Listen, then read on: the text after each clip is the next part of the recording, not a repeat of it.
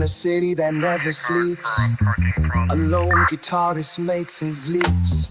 Fingers dance, strings sing a tale of a dream that feels so frail.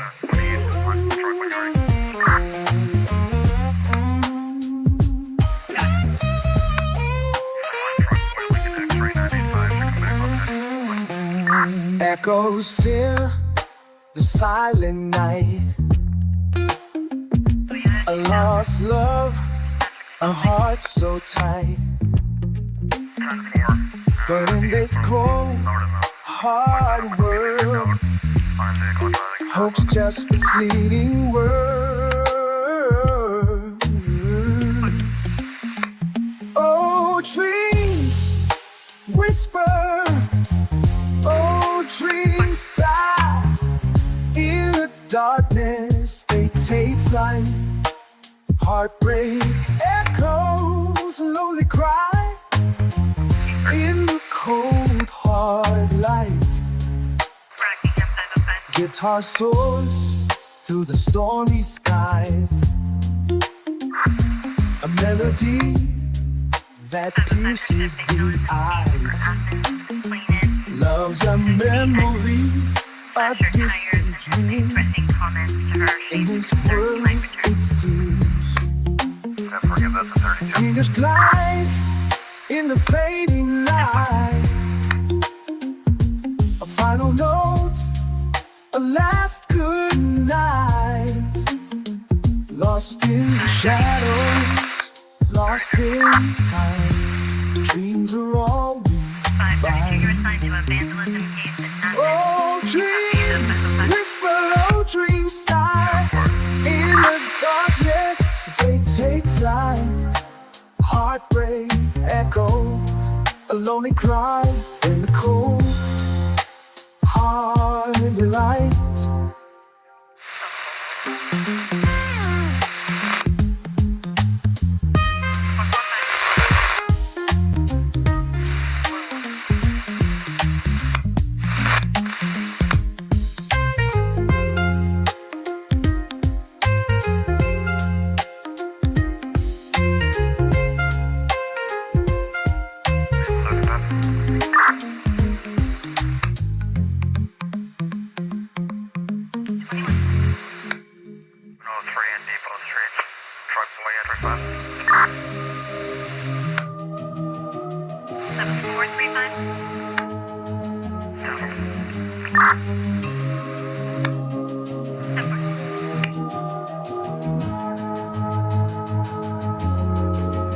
In the shadows where whispers dwell,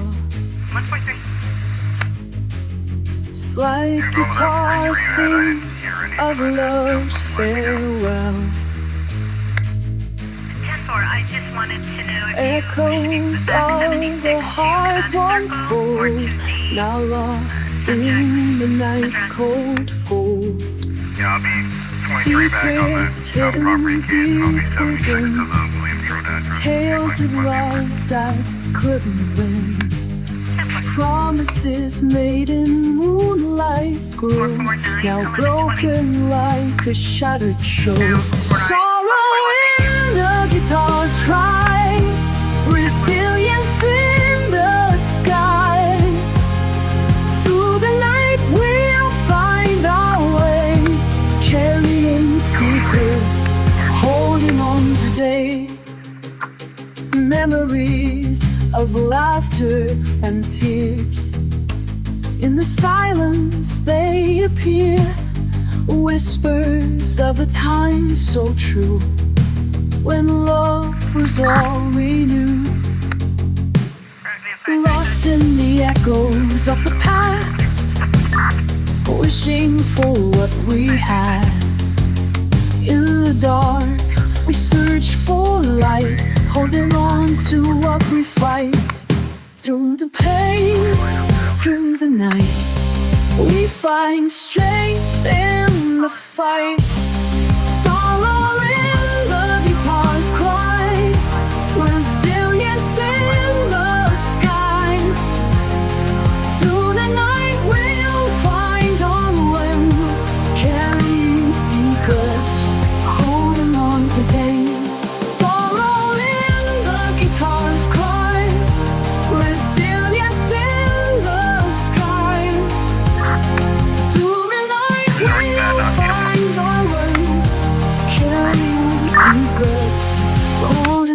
to do. 521. Give me a card for a parking problem.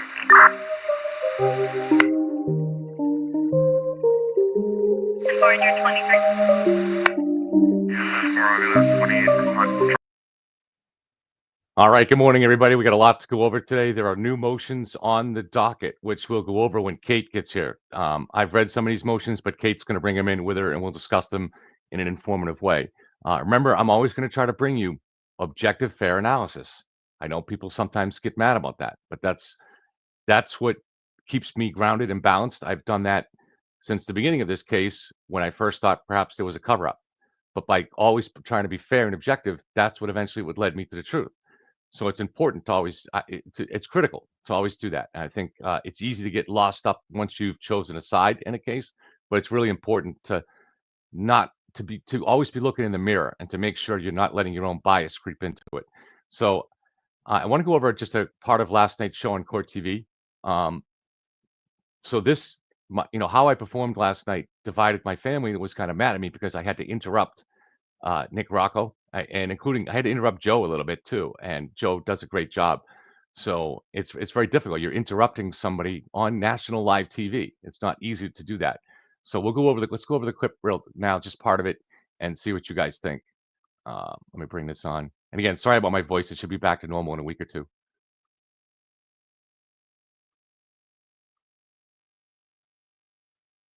All right. So I don't remember exactly what the question is here, but we'll be able to pick it up from the context of it. What are your thoughts here? How did this all turn out today? So Joe's doing what Hank did, and that's why Bob Alessi got on the stand and actually read the report of Dr. Walsh, and he said there was not enough information to determine what. So this was about, we learned that the feds hired a military specialist, Dr. Walsh, who opined on John's injuries. What this was caused from. He didn't say it wasn't from a dog bite, but he also didn't say it was from a car. So he was kind of stuck in the middle there. And thankfully, Robert Alessi did read that out loud for the truth to come out. But now this is the third person. You have Dr. Scotty Bello, you have Dr. Marie Russell, and Dr. Walsh, all saying that this isn't from a car or there isn't enough information. This is just inaccurate. Dr. Scotty Bello never said this is not from a car. What Dr. Scotty Bello is the medical examiner who did the autopsy. Now, she had limited evidence. She doesn't get to look at the debris field. She doesn't get to look at the tech stream data. She's just looking at the body, and she has a little bit of information that the troopers would have told her about how the body was found. So she knows that the body was found outside, and had been likely outside for several hours, contributing to the hypothermia that she found evidence of inside. Now, she did testify that this was, and I don't have the exact quotes in front of me. I did put the quotes in my book. I studied this extensively and put it I quoted it in the book. She did testify that the injuries that were seen on John are not typical of what you would see in a pedestrian strike, but they're not. Nobody would question that because it's very unusual to have somebody back up at 24 miles an hour in reverse and then sideswipe somebody, knocking them backwards so they'd fall on their head. So normally in a pedestrian strike, the vehicle is going forwards and it's going to be a more direct impact, especially since if you're doing an autopsy, that means the impact likely killed that person. These were just shallow, kind of more or less shallow wounds other than the head injury. So what Dr. Scotty Bello testified is exactly correct. Looking at the autopsy, you're not going to see what you would typically see in an autopsy on a hit and run victim. That's just common sense. But for Nick to say that Dr. Scotty Bello said she was not struck by a vehicle, that John was not struck by a vehicle, that's just not accurate. And this is the problem with this case. These people to continue to inject things into the public conversation that just aren't true. Information to say that this is from a car and that it could be from something else, which is spelled out reasonable doubt. The common. That does not spell out reasonable doubt. I've been hammering this over and over again. These people don't understand what reasonable doubt is. Frankly, I don't think Vinny does either. They look at something in isolation, particular piece of evidence, and then they say reasonable doubt. All right, and actually, anonymous. If I have time, I'm going to get into the latest article by anonymous mass lawyer. It's a good article, but he gave the perfect example last week when he said So an autopsy is performed on someone who died of a gunshot wound to the head. And the medical examiner can't say whether the wound was self-inflicted or whether the person was murdered. They can't say it. But then when you look at the totality of the evidence that comes out as part of the investigation, there's a witness that saw the defendant moments before the victim was killed in the vicinity with a gun in his hand. And that gun residue is found on the hand of the defendant. And there's other evidence that can be brought in too, ballistics and stuff like that. Those are pieces of evidence that the medical examiner would not have access to. So to say that that's reasonable doubt because the medical examiner couldn't determine whether this was a self-inflicted gun wound or whether the person got shot is ridiculous. And this is one of the things that I tried to get into in the book is people just don't know how to weigh evidence, including 80% of the lawyers that I see on court TV. Wayne is the nicest guy in the world, but he will do this too. He'll pick on an isolated piece of evidence instead of looking at the totality of the evidence. And don't even bring up Peter Ellison. I mean, this guy doesn't. I don't understand how this guy weighs evidence. I mean, it's just unbelievable. I thank God he's not a cop. Thank God he's not a juror. It bothers me the way these guys do this. All right, let's get back to the question. Well, the same That's why Karen you Reed look at struggled with the the other vehicle. evidence. But listen, See, that's where I had to interrupt there, and I hate doing that because you're doing it on national TV. It's bad form, right? And at some point, court TV will say, if I keep doing that, they won't have me back. But this is why I explained to Nick, you have to look at the totality of the evidence. enough information to say that this is from a car and that it could be from something else, which is spelled out, reasonable doubt. The Commonwealth is saying That's why Karen you Reed look at struggled with the the other vehicle. evidence. But Why you look at listen, the other evidence, man? Okay, and Arca hasn't testified yet. So you guys are all stuck on this blue paint. Last trial, Arca was I'm not stuck on blue paint. I've never talked about blue paint. I've never heard Joe Krowski talk about blue paint. I don't hear anybody talk about blue paint. I'm a little disappointed that Aperture was not able to give a more detailed explanation about how those wounds were caused. But what they were able to do, and the blue tape experiment did do, was show that if John's arm was in a bent position, which it would be if it's holding a glass or he's turning and reacting to something about to hit him, that the taillight striking in the elbow would create injuries just above and below the elbow, as we see on John's arm. And the blue paint was effective at demonstrating that. wasn't allowed to show any of their videos or their testing. This time around, it's going to be different. The jury wants to see what it looks like to be hit at 24 miles per hour, and they're going to see it from true experts that were hired by the feds that confirmed Karen Reed did not strike John O'Keefe with the vehicle, and there's only one other option if he wasn't struck by. So it sounds like Nick Rocco, who is not a lawyer, has seen this video. Is that proper? We know that he's advised very closely by Karen and her lawyers. But is it appropriate that Nick Rocco has seen the video put together by Arca? It sounds like it here, right? I don't know if he's actually seen it or just been told that that's what's going to be in it. By the vehicle. So we'll leave it at that.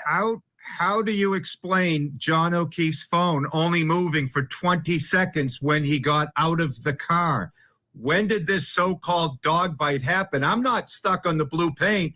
I'm stuck on the debris field of taillight debris from Karen Reed's car and her admissions and all of this other data in the search. Now, as you guys know, I don't really care about the admissions part of it, but Joe is absolutely right on the rest of it. You're looking at the other evidence, the totality of the evidence. So you have a debris field that is found in the vicinity of where John was found. You can't just ignore that because there was no time to plant that evidence. Circumstantial evidence that corroborates irrefutable data. supports it. If they were admissions, she would have been arrested on the spot because other witnesses were claiming that she said I hit him.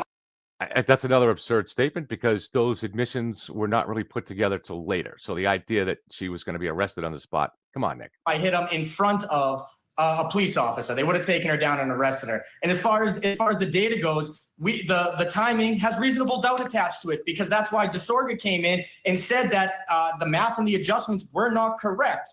And that's why he was brought in, just to go over what they had done. And again, whether you believe it or not, those jury members, 18 of them sitting there, have thoughts in their head of, well, do I believe this one or do I believe that one? And reasonable doubt means you cannot find someone guilty. All right.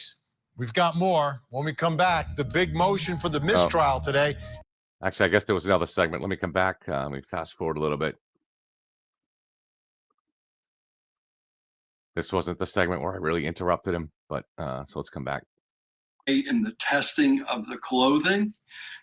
That said, I didn't really understand the vigor of Mr. Lessie's motion for mistrial.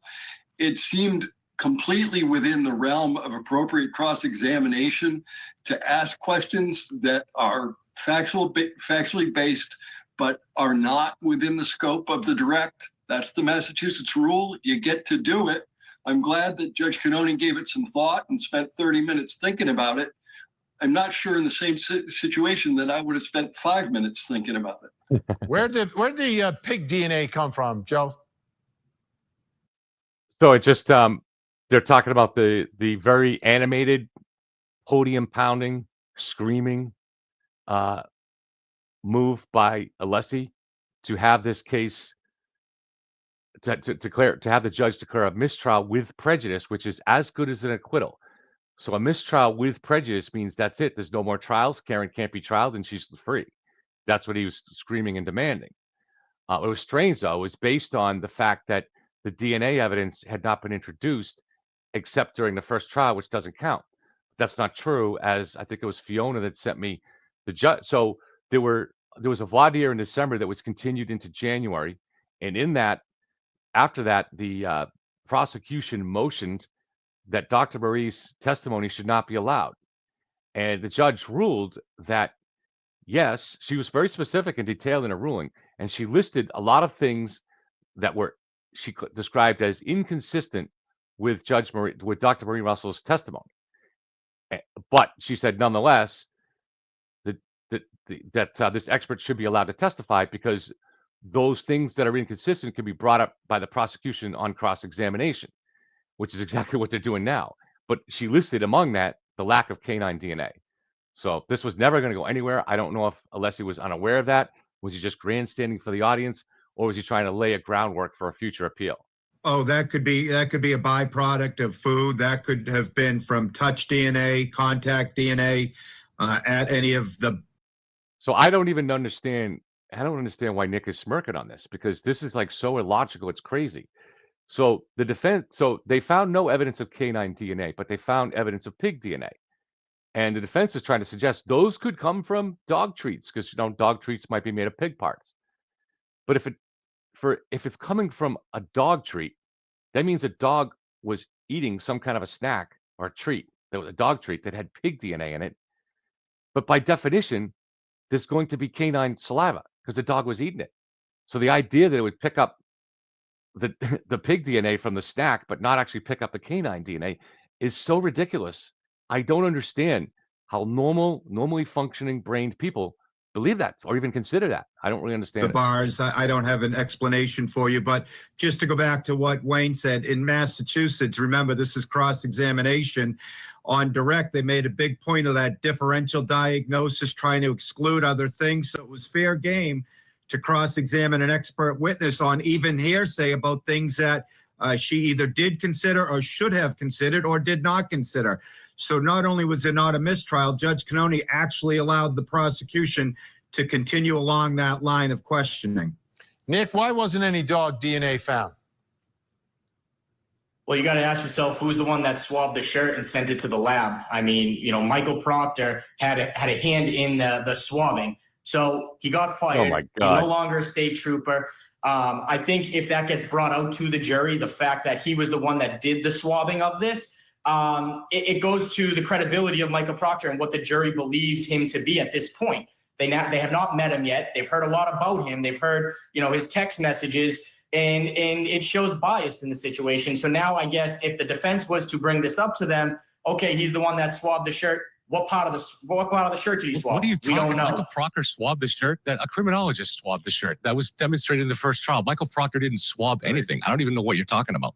This is just fiction at this point. So then what swabs was it that Michael Proctor had sent into the lab that the lab did not have access to? What product was that?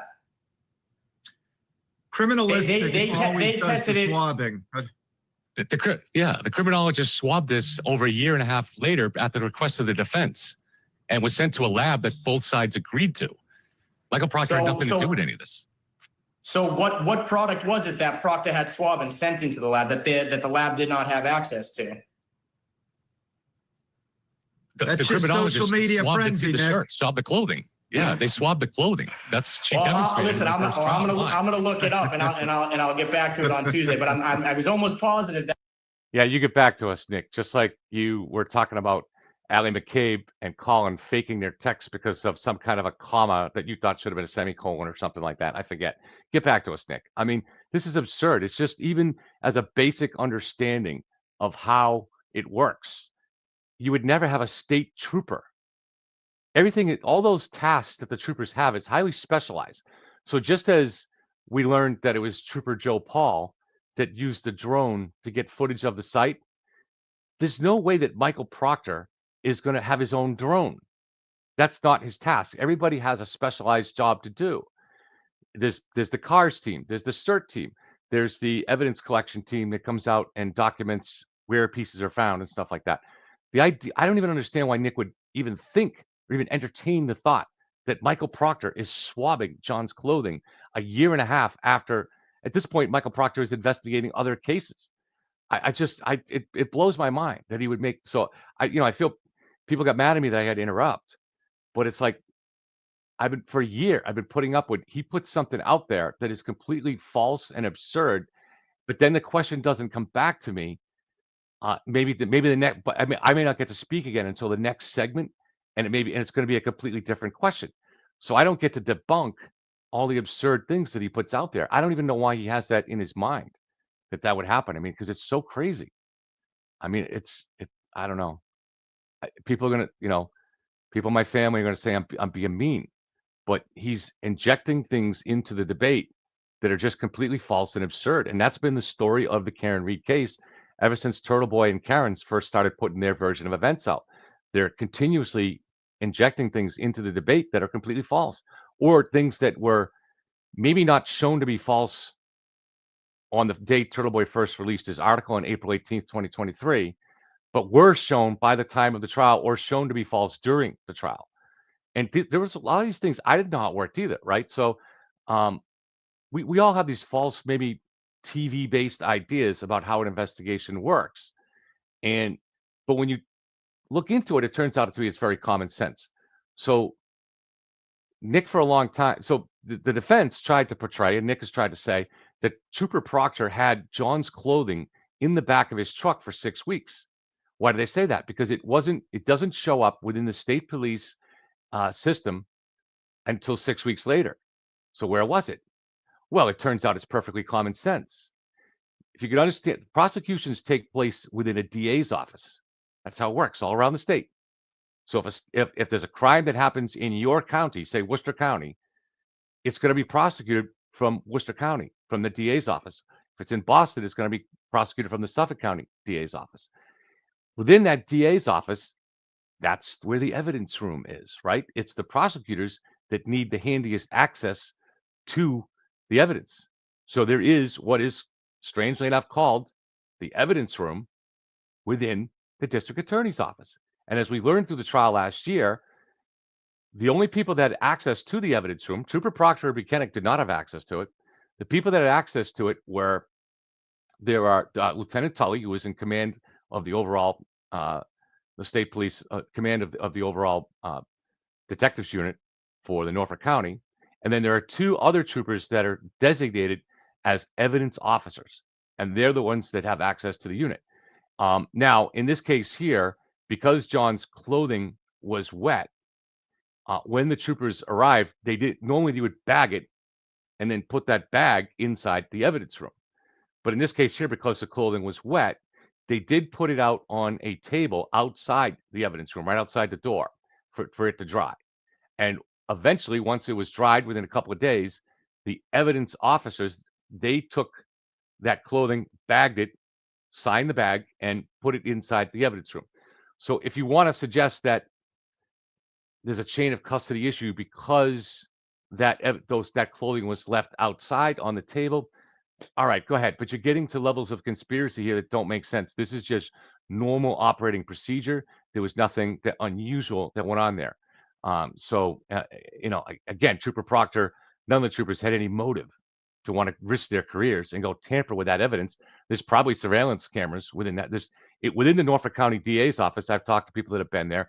There's a camera in every room. There's surveillance coverage everywhere.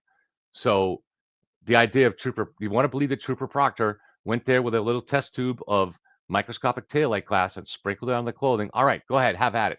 But that's what you're required to believe. Stranger and stranger things like this. And apparently Nick believes a lot of these things.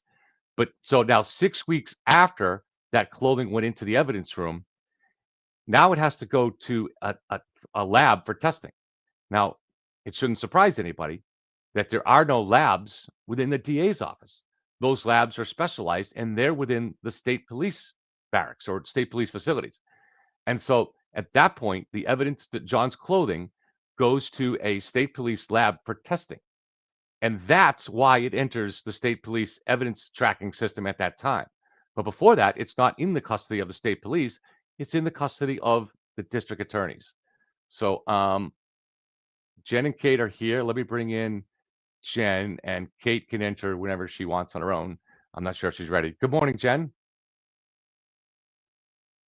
We'll see. She'll come in when Good morning. Good morning, Jen. How are you doing? Thank the Lord you were on Court TV last night. Nick is absolutely has no idea what's going on in this trial. How or with this case. He really doesn't. He is a walking propaganda machine full of malarkey. It's so shocking to me that Court TV has him on. I'm going to say it. And I love Court TV. I'm a friend of the program, if you will. Wow. It must stun you to hear him saying that a trooper, the lead investigator, who's really just a case manager here, was actually swabbing clothing. That must just stun you to hear that. It's stunning to hear that. He wouldn't back down on it. You corrected him. I finally watched the replay, and you corrected him, and then he stammered. I'll go look it up. Like, where are you gonna look it up, Nick? Where you go on Google so that you can pull up all these ridiculous YouTube videos and blogs full of people equally as full of, he's given a script. I guarantee that. Maybe not again, not line by line what he's going to say, but he's told ahead of time by Karen and her team what to say. He probably gets the topics and then immediately calls them and gets the input. And then he just regurgitates whatever self-serving or Karen serving statements. My frustration with them having him on, and I've said this before, is I feel like it's inviting on, a scientist, like a doctor hired by Philip Morris to tell you about how smoking is not going to kill you, right? You should probably disclose who hired that person that's going to tell you smoking isn't going to kill you because they have a vested interest in it. Court TV, they call him a Karen Reed supporter, but they've never fully disclosed the depth of his involvement with Karen Reed, the crimes that he's willing to commit to support Karen Reed. And I'm just going by what he and Jenna's lawyer told them. I'm not saying that there's a crime their lawyer did according to their messages. There's just a lot of information there that's being left out that would really help the audience weigh what Nick is saying, because it's not neutral and obviously it's not factual a lot of the time. Well, they call him an insider, and I think that's understood that he's getting his information directly from Karen and her team. I think it's kind of understood on there. So you think it's understood to the audience or understood with yeah. I don't know if it's understood in every episode, but he's been on 100 times. I think if you watch the over time, you'll understand that's why they call us. Now they call me an insider, but I don't think that's really accurate either. I'm just someone that I don't have any access to inside information on the prosecution, and nobody should, Correct. So it's kind of a different rule there. So it's more, they've brought me on to represent the prosecution side, but in reality, I'm just trying to represent I'm giving you my analysis of the evidence, which is I'm never going to pretend to be for one side or the other. I'm just always going to try to give what I think is fair and objective analysis. But we all know the evidence is mountainous at this point, pointing at Karen. So I sent you a motion overnight, Kevin. Have you talked about that? Yeah. So let's go over this motion. If you can if you want to bring them up on the screen, go ahead. Whatever you got. Yeah, hold on. I got them on my phone. You know how I am with that kind of stuff. It's not always easy. I know. I'm sorry. I gotta log in to my Dropbox. Bear with me. Sorry. So Jen, we didn't get to. We only saw you yesterday morning. What did you think of yesterday's witness, particularly Barrows, who seemed to suddenly be? I know, it was definitely at least. Now Hank cleaned it up on cross quite a bit, very effectively, but nonetheless, he did come out and say that the taillight that he saw that he sees in the image from the Sally Port is absolutely not the image that he saw in the driveway. What did you think about that?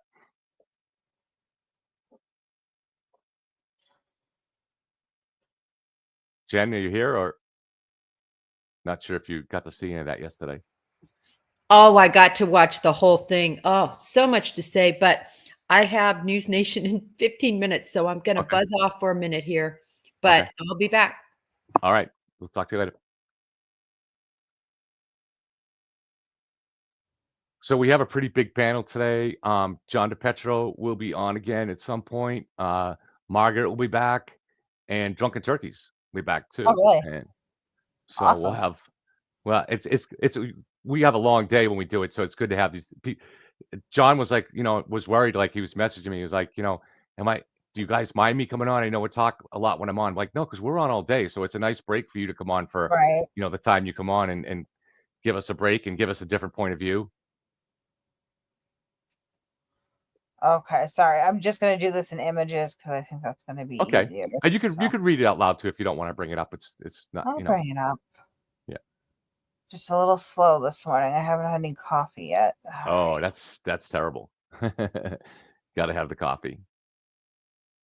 I had to go like 3 weeks without it when I was going through those issues, and that was definitely. I was so glad to have it back and when I was able to drink it again. Coffee is my drug. That's my drug of choice. But I do think that Barrows did do. Oh, Boomer's here too. I do think that until Hank cleaned it up on cross, but at least initially, that Barrows did do some damage to the prosecution. I would agree till he just ended up washing himself out by just agreeing with everyone. Right. Yeah.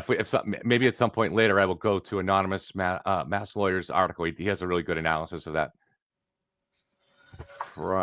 So this is the motion to preclude new opinion testimony by defense expert Derek Ellington. So I had heard that Richard Reed was going to get called through the grapevine, but I'm wondering now if there is a chance that he is not, because they have this guy, Derek Ellington, who apparently is dealing with some data. So I'm going to read this. On June 1st, 2025, the defense produced to the Commonwealth a new report from defense expert Derek Ellington.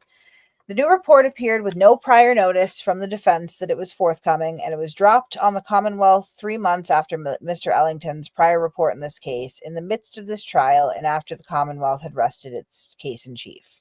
Mr. Ellington now offers new opinions on entirely different issues that were not set forth in his prior report.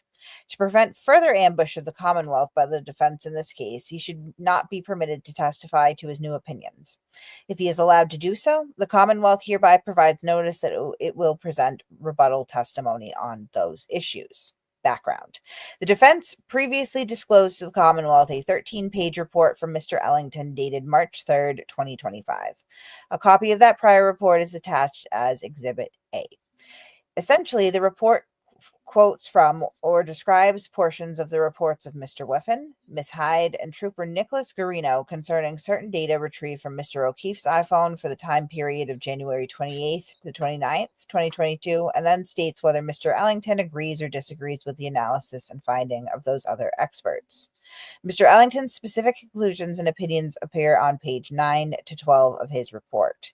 His report did not address, much less offer any. Hold on, let's get to the next page.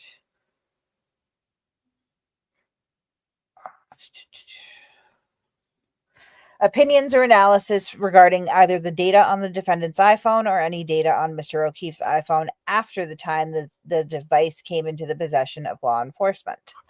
On June 1st, 2025, the defense produced to the Commonwealth a new 16-page report from Mr. Ellington dated that same day.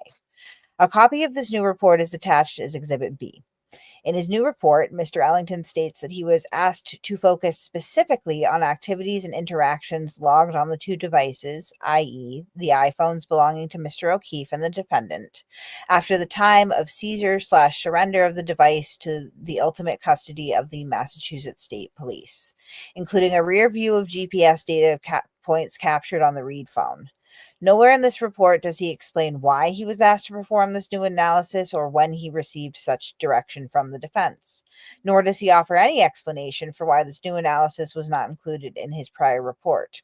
Indeed, Mr. Ellington identifies the materials that he relied on for his new report, all of which were available to him at the time of his prior report. Accompanying his new report were several new spreadsheets of information that he created and that were not previously disclosed to the Commonwealth. On June 2nd, 2025, the defense provided a one-page amendment to the June 1st, 2025 report, clarifying a notification on John O'Keefe's cell phone. A copy of the amended is attached as Exhibit C. Mr. Ellington now purports to discuss and opine on industry standard best practices for handling seized devices, investigate the timeline and circumstance surrounding the seizure and forensic imaging of the two iPhones by law enforcement, and concludes that there is no evidence to support that the devices were handled properly by law enforcement, and thus, allegedly, there is and will always be a high level of uncertainty regarding the validity and accuracy of the O'Keefe and Reed mobile device data. Analysis? Nope. Just data. No, your analysis. Your analysis. Hold on, we're not done yet. We're not done yet. What is the rear view? We're not done yet. We're not done yet. I got one more. I'm sorry. Page. I'm sorry. Yeah. Always wait for the signature page, Kevin. Yeah. Mr. Ellington's June 1st, 2025 report presents opinions and analysis that are entirely new and beyond the scope of his prior March 3rd, 2025 report. His new opinions and analysis could and should have been addressed in his prior report if the defense intended to raise those issues. It is far too late to do so now after the Commonwealth has completed its case in chief and its digital forensic experts have already testified. Moreover, the defense has indicated that they intend to call Mr. Ellington tomorrow. The Commonwealth has not had and will not have sufficient time to prepare for these new opinions before he testifies, even if the defense should be permitted to present these opinions in violation of their discovery obligations. In the interest of basic fairness, the defendant should be recluded, blah, blah, blah. Okay, that's the end of that. Okay. So your analysis. I mean, I think it's, again, I think we saw that the motion for a mistrial yesterday was sort of like pulling the emergency emergency brake here and being like, well, we want to, maybe find a way out of this, and they could. And so I think this is just the next step. What's really got Karen dead to rights here is the data. So John's phone. Me that they are desperately trying to do anything that discredits that. And I mean, what a ridiculously there is a strong likelihood that all of the data is no good because this guy feels like the phones were. It's so strange that they feel like Jen McCabe's phone was handled appropriately, huh? Right. And the thing is it's one thing that, let's say you mishandled a phone and data became corrupted. Now, corrupted data is not likely to produce something that is specific, such as, for instance, the battery information on John's phone or what time his phone that shows that it last moved. Jumbled data, and maybe Boomer knows more about this stuff, but it's definitely not going to produce something that specific like that. Are you here, Boomer? I am. Good morning. I'm on my first coffee. I'm trying to catch up to you guys here. Yeah. I don't know to the state of what the data would. I'm not quite sure what they're inferring. I don't know. Like if they did, for instance, if Proctor didn't put it in one of those little bags, I forget what they call it. You put it in the Faraday bags. Okay. So in theory, that could lead to corrupted data, but it's not going to lead to weirdly specific false data, right? That shows what time his phone last moved. Okay. Yeah. Well, it's like airplane mode. Like the Faraday bag is supposed to see all incoming and outgoing right messages and data from stacking up, puts it basically like puts it in stasis, right? Right. So I don't know how that would corrupt data. It would just add data. You would just have more GPS. It's not even. I mean, I think that what they're trying to do is get at tampering, right? That's what they want. And Right, you yeah. notice that this came right on the heels of a desperate motion to consider Michael Easter's testimony, right? Because what they want to do is they want to get people in and essentially say, here, borrow our expertise, borrow our titles, and we're going to say that the Commonwealth is wrong. We can't specifically show you exactly why we're wrong, and we're not really going after the data. We're just, they're just wrong. And so this is another example of like, this guy obviously can't come in and testify that this data was altered, tampered with, corrupted, Right. anything of the sort, because of those hash values that are intact, right? So Right. like there's a fail safe in place for that. So the only thing he can do is come in and say, I am a digital forensics expert, and there's no evidence that they handled these phones properly. Therefore, you can't trust anything on them. Right. Like this is sheer man. desperation at this point. It really is, because the okay. data really is slam dunk against them, and if they don't debunk that data, they're screwed. Right. Yeah, It's no, exactly they wanted Michael Easter to come in to say, I was an FBI agent and they didn't handle this investigation right, which is like completely improper and clearly not happening. Because anybody, I mean, not for nothing, but I'm not going to throw out names right now, but I've seen some former law enforcement involved in this that look like absolute buffoons. I wouldn't trust them to give me directions to Walmart. You know what I mean? Tyler says it was refreshing to hear from an honest cop yesterday, but this baffles me because Tyler has been in the past every single minute discrepancy between any other police officers or any other person's testimony, he's quick to say they're lying.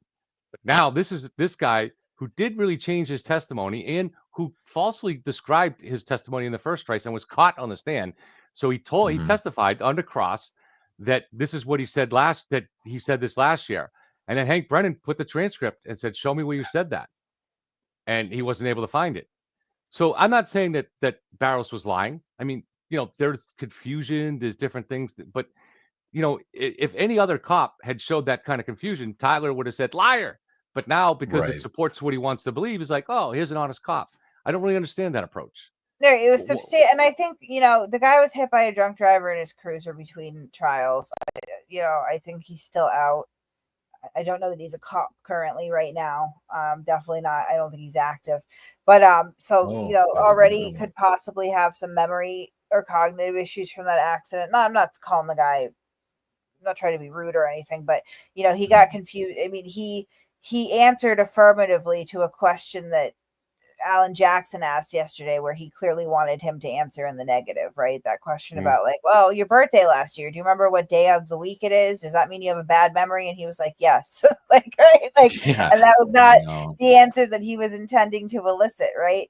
But the guy was just confused. And I think it's easy enough. Like, that car was covered in snow. You look at the dash cam photo that he agreed, the one from the wellness check at 8:23 a.m. and it is the same exact image. Actually, I can put that up right now. Hold on. Because I think I have it on my computer right now. But if you look at the image, it's exactly the same as the Sally part. Exactly the same. Like, look at that, right? Okay. Right. The damage is identical. And you can clearly see that red piece on the corner missing, and it's not dollar bill sized. It's much bigger than a dollar bill size. Right. And so that the one on the left is what Barrows agreed was accurate. And then you can compare it. It's the exact same damage on the Sally port. But obviously, this is more in line with the clean, thawed out SUV in the Sally port, where the damage is more pronounced because you can actually see where the red stops. But if you look on this, you can see where it's packed with snow. And you can see on the left tail light in the dash cam that it's intact. Therefore, there's no snow packed in, because that's a smooth surface that the snow is not going to pack inside of. It's not hollow. Right. So Barrows was just, I think, confused and understandable enough, I guess, that oh wait, how do I get rid of the just to be, I've been very consistent on this. This is my approach for you. If you follow me for a long time, Tyler, because I've said this many, many times. This is why I put things like any eyewitness testimony pretty low on the scale for how I weigh evidence, because especially in high profile cases like this. Now, I'm not accusing Officer Barros of this. I'm not accusing Kelly Devers of this, but I've said for 2 years on this channel that these high profile cases draw into them a certain amount of people. Peter Murphy, retired Canton police officer, who just want, this is the most meaningful event of their lives. We all tend to live rather mundane lives. We're not part of big events. And now here's the big event of your life. It's something that's in global attention, national media. There's documentaries about it. And there's a tendency to want to be a witness or want to play some part in those events, to be connected to it. It's just a natural human tendency. Not everybody feels that draw, but a certain percentage of the public will. And you have to be careful. So it's going to draw forth unreliable eyewitness testimony. It does in every case. And that includes police officers. And so, did Kelly Devers, it seems like she may have been talking to, did she reach out to the FBI, or did she talk to someone else who went to the FBI and said, hey, you got to talk to this Kelly Devers person? But she seemed to have got swept up in events and said, I saw something inside the Sally Port. And it looks like, I don't want to say she made it up, but she certainly didn't see what she said she saw. And now she's embarrassed about that. But it's a human thing to want to get swept into these, to want to play. I mentioned the Lizzie Borden thing yesterday. This pharmacist, Eli Bentz, who suddenly remembered seeing Lizzie Borden come into the store and try to buy prussic acid. This is a human thing, and it's been going on for a long time. This is why police don't give out, they withhold details of a crime scene, because there's always all kinds of false witnesses come forward. So sorry, I was on too long there. Go ahead, guys. I still think with Devers, it was one of those deals where the FBI, they're putting their probe into the case. It may have even started from a rumor that she had said she saw so-and-so in the Sally Port. And a year and 8 months later, the FBI probe extends. They interview her. She goes, yeah, I'm pretty sure that's what I saw. Right.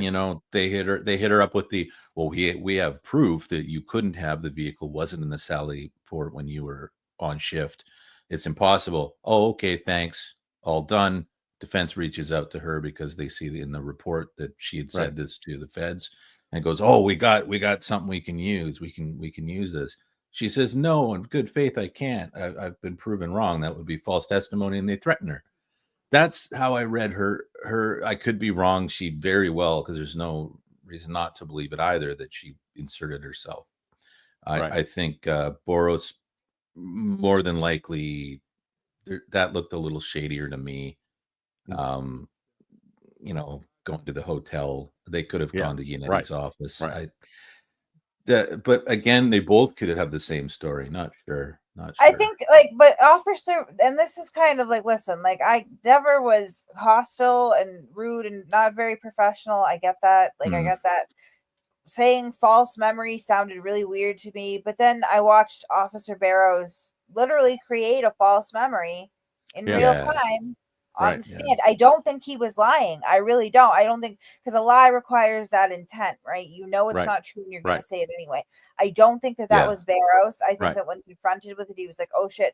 And from what I understand, there is video of, at some point in that day, Chief Berkowitz in the Sally Port. And so, she probably remembered him going in and is in the context of this, case, when everybody's talking about it, buzzing, oh my God, you know what? I remember them in there, but I don't even remember them, because she said, I never even saw them to exit to the Sally Port. Right.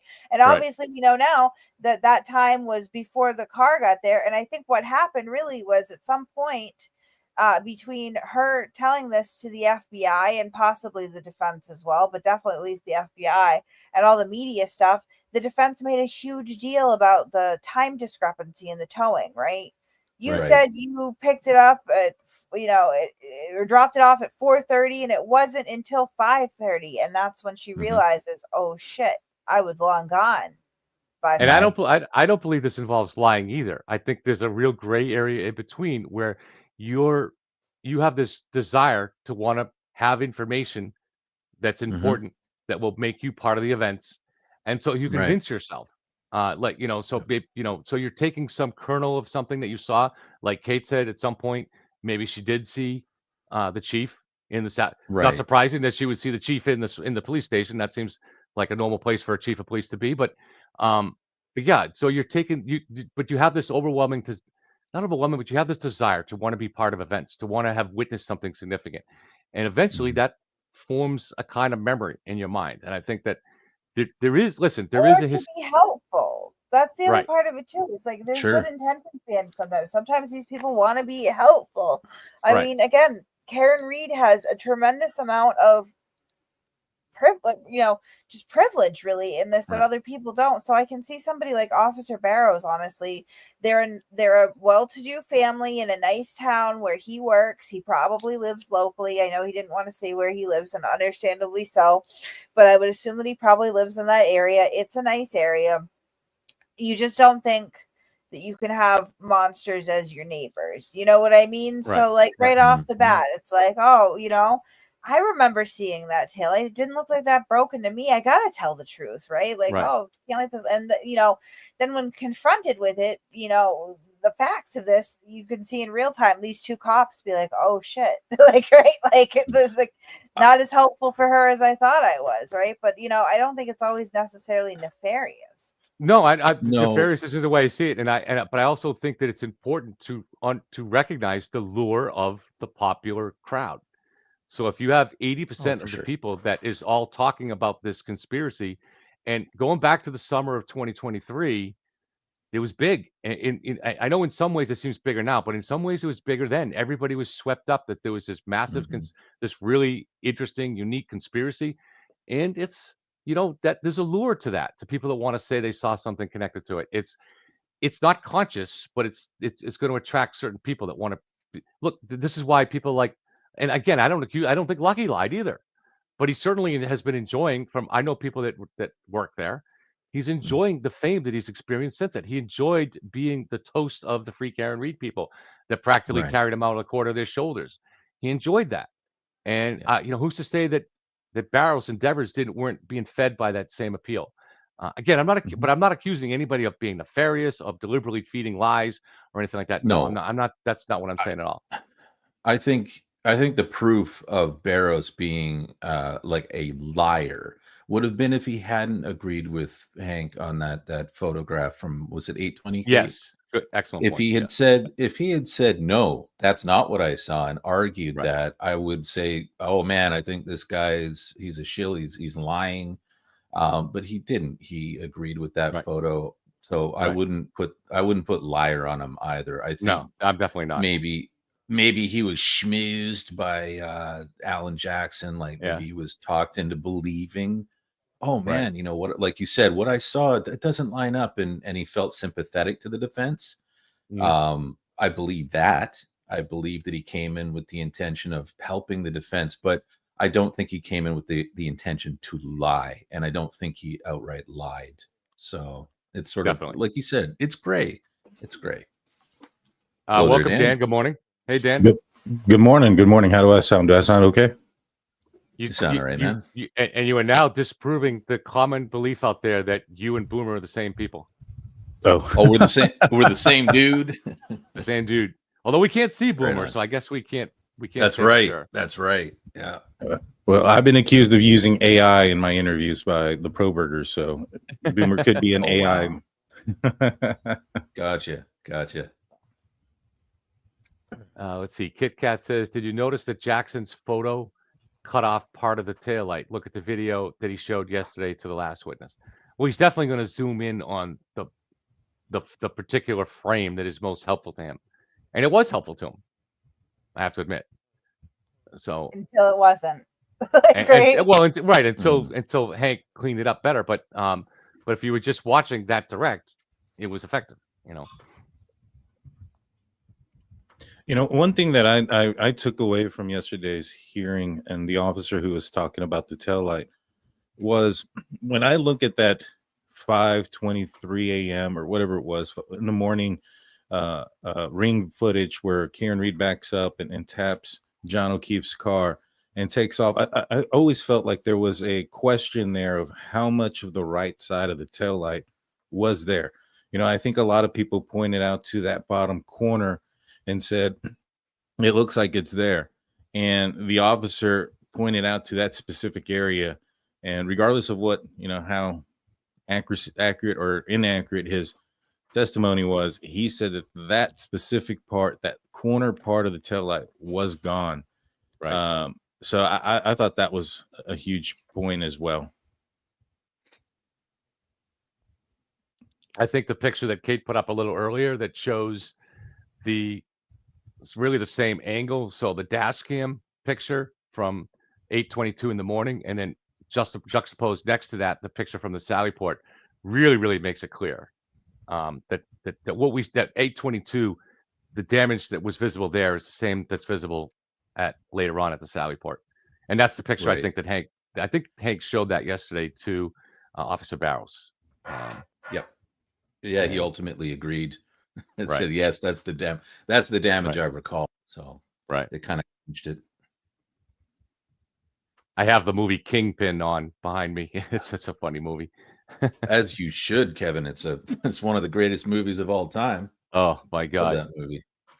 I've seen that thing like thousands, well, hundreds. I've probably seen it at least 100 times. I love it. There's a scene where Woody's pretending to be an Amish person, and he's sitting at the picnic table eating with all the Yeah. Amish, and the elder says, "How many children do you have?" And he goes, "Well, none that I know of." Yeah. You don't want to get Munson. Oh yeah, man. Bill You got to Murray's laugh greatest sometimes, roles. especially covering this case, because it's easy to get sometimes mad. So, Oh hell yeah. Yeah. It's a must. So what you been up to, Dan? Anything new? Yeah. I was just about to ask you guys. So I was supposed to do a show last night with a friend of my show who supports Kieran Reed, and man, I had no idea of the conspiracy theories that are still around. Yeah. She was like, well, I have all these thoughts and theories, and I'm like, hey, let's break them down. Let's look at them one step at a time. I was not aware that some of the Free Kieran Reed folk think that, which is confusing because it was hard for me to understand it. But according to their theory, that they went into the house, John went into the house, and what was going to happen was that Brian Albert and Brian Higgins were going to talk to John. They were going to tell him that, and these were her words. So they were going to tell him how much of a hoe his girlfriend is, I guess, because of the communication or whatever. And they led him into the basement, and that this happened at 1:24. That mentioned a glitch, that Apple had a glitch, and that the timing is all wrong. That this happened at 1:24 when the flight of stairs were happening, and that they go downstairs into the basement. They tell him, he gets mad, he leaves. They get mad that he's leaving. They pull him back down the stairs by his back pocket, causing the tear, and that he falls, hits his head, gets bit by the dog apparently, and then Kieran Reed goes into, not Kieran Reed, Jen McCabe goes into like conspiracy mode. All of them do. And what she does next is she uses John's phone and her phone to call each other back and forth, so it makes it appear as if John never went in the house. Mm-hmm. And I was like, well, what about the temperature and how did the phone get back outside? She didn't want to come on the show, but she left me I wish she would have, but she left me her whole list of what it was that they think. Is that something that you guys have heard before? I have a hard time buying that. I've not heard that one. No, that's new to me. Gotcha. Yeah, not that specific one, but this is where, you get to the whole Occam's razor thing. And I've seen this on our side too, where this is in my private Discord, where people that are speculating about certain things because they're trying to make sense of certain pieces of evidence or data and they're not sure. So for instance, people would say that on my side, debating 6 months ago, whether Karen, after getting back to John's house at 12:36, did she return to the crime scene in those minutes after that? And I'd say, well, then that would show that the phone connected and disconnected and then reconnected to John's Wi-Fi, wouldn't it? And they said, well, maybe she was smart enough to leave her phone in the garage. But now you're getting more and more complicated theories. And this is where the Occam's razor comes in. Occam's razor is not like EMC squared. It's not a rule of law.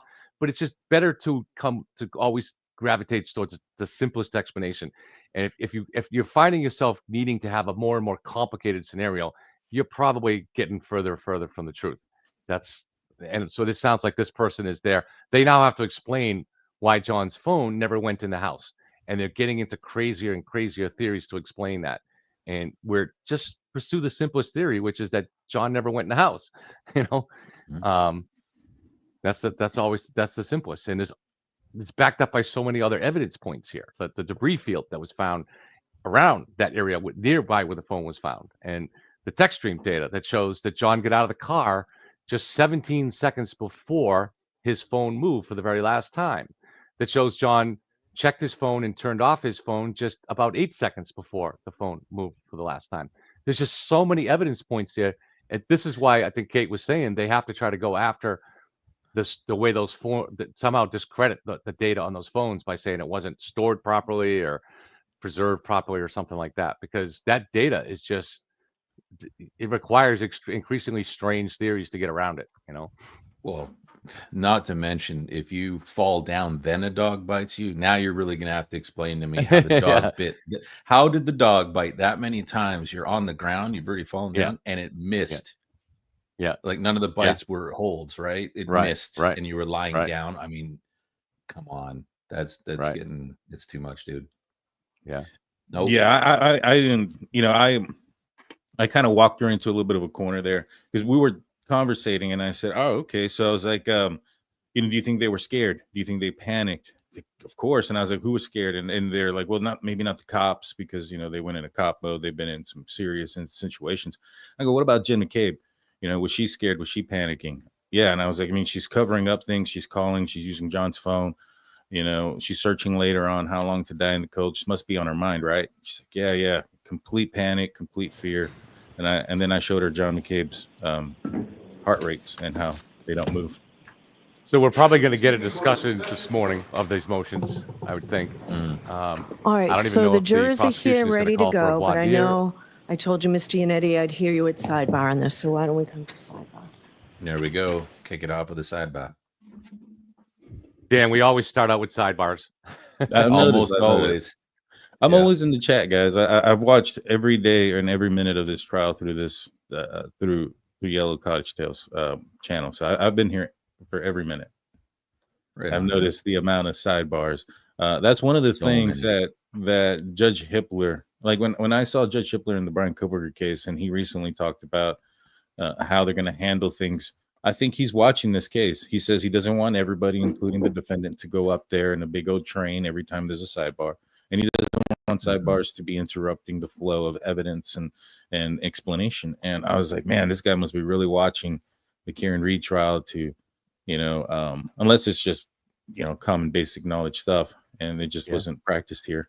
But, I think he was watching this because I find it weird that they all go up there all the time. It's annoying. Right. She has a right to, but it's not probably normal that a defendant will do that, but she does have a right to do it, so she does do it. And she's extremely involved with this case here. You'll even see her walking up to hand Alessi a document when he's at the podium and stuff like that. If you were just watching this, you wouldn't know she was the defendant. You would think she was part of the legal team.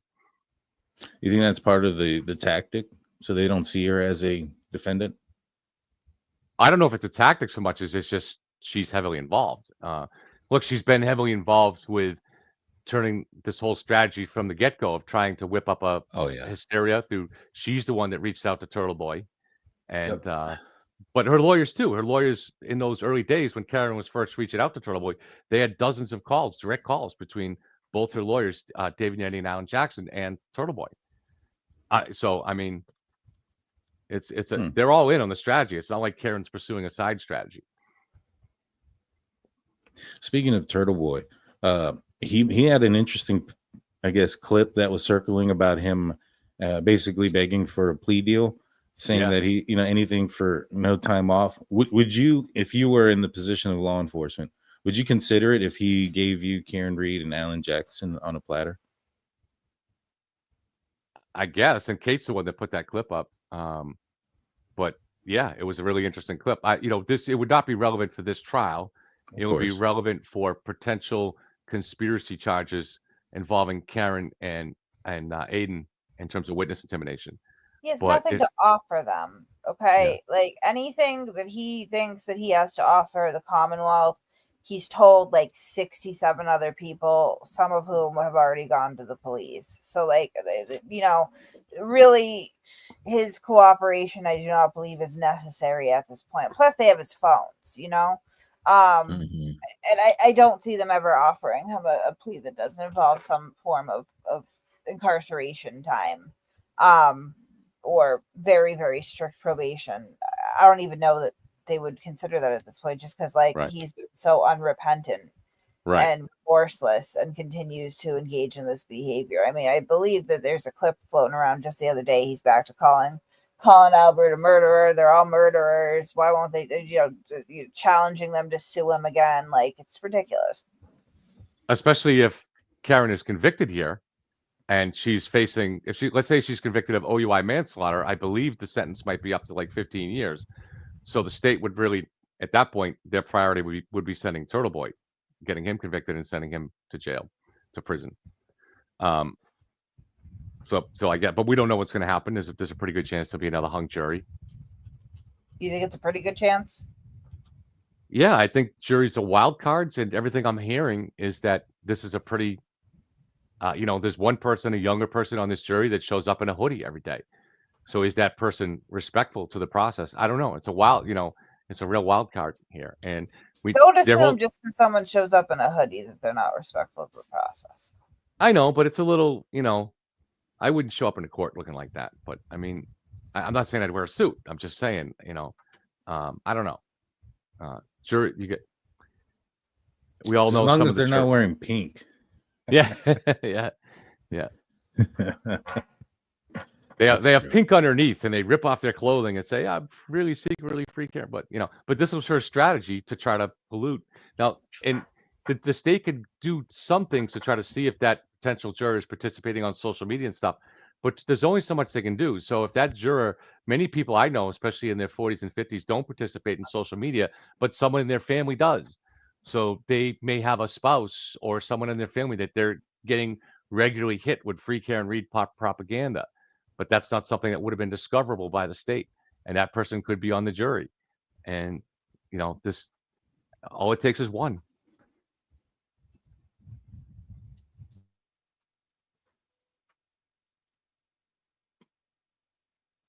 Yeah, I know there's only two options here, mistrial or conviction. I know that much. This woman will never be convicted. There's too much evidence against. I'm not not convicted. They're gonna clip that. No, she'll never be acquitted. Like there's just too much evidence against her. Right. But I don't know. I don't even think, as I said, I don't even think they have an acquittal strategy. I don't even think they know that. They're not aiming for acquittal. And this is why I believe David Yeti got that story planted in the Globe in January, but also Nick Rocco has said the quiet part out loud right before the trial began. When it emerged that the federal investigation was closed, he basically, Vinny asked him, how does this weaken your confidence here or something like that? And basically Nick said no, because we feel we've got our message out there, and there's no way you're going to get 12 jurors to convict. So that was saying you, at the very least, you're going to get a mistrial. You're going to get one. They've managed to get their message out, is the way you put it. So there's going to be one juror that they got to. I hope not. Hopefully not. Hope. I mean, you hope that every juror approaches it as kind of a sacred duty to tell the truth and not follow in the media. But I mean, I don't think that happened last trial. So.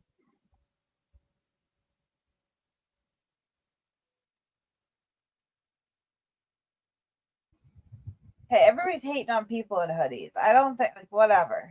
They're on jury. What? I got one on now. Who's hating on people with hoodies, man? I wear a hoodie. What the hell? I got one on now, but I'm not in court. So I don't. Oh, yeah. But I probably would wear mine in court. It's really cool. I mean, if you're on this jury and you're afraid of some of the people attacking you, maybe you might want to wear a hoodie to protect yourself from being identified to a certain extent. Yeah, you know what I'm saying? Yeah. That's just a joke. I don't think it's proper in court to wear one. So everybody that's out there, just please consider subscribing to the various channels connected here. Dan's joining us today from the D&T show. I don't know if you search for Drunken Turkeys, if you can also find them on YouTube that way. And obviously, Kate is Masshole Mafia, and Jen Coffernaffer's channel is Breaking the Case with Jen Coffernaffer. And we usually have Boundless Millennial here too. He hasn't been in yet this morning. We'll have Margaret in later. She has her own channel, and people in the audience are trying to talk Boomer into starting his own channel. He has a lot of fans.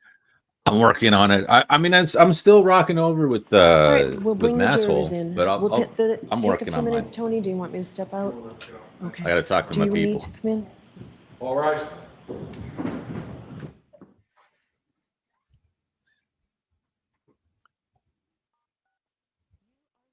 And my channel is Yellow Cottage Tales. I would love to be able to, it's going to be close, but somehow hit 10K subscribers by the end of this trial. It's going up like 10 a day or something like that. It's just kind of creeping up. So it'll be, I'm not like one of the conspiracy channels where it just overnight you just shoot up. It's not going to be like that here, but 10K feels like a good number. Absolutely. And good numbers allow you to get better guests. People look, if you invite someone on your show, they look and they say, "Oh, 10,000, maybe I'll go on."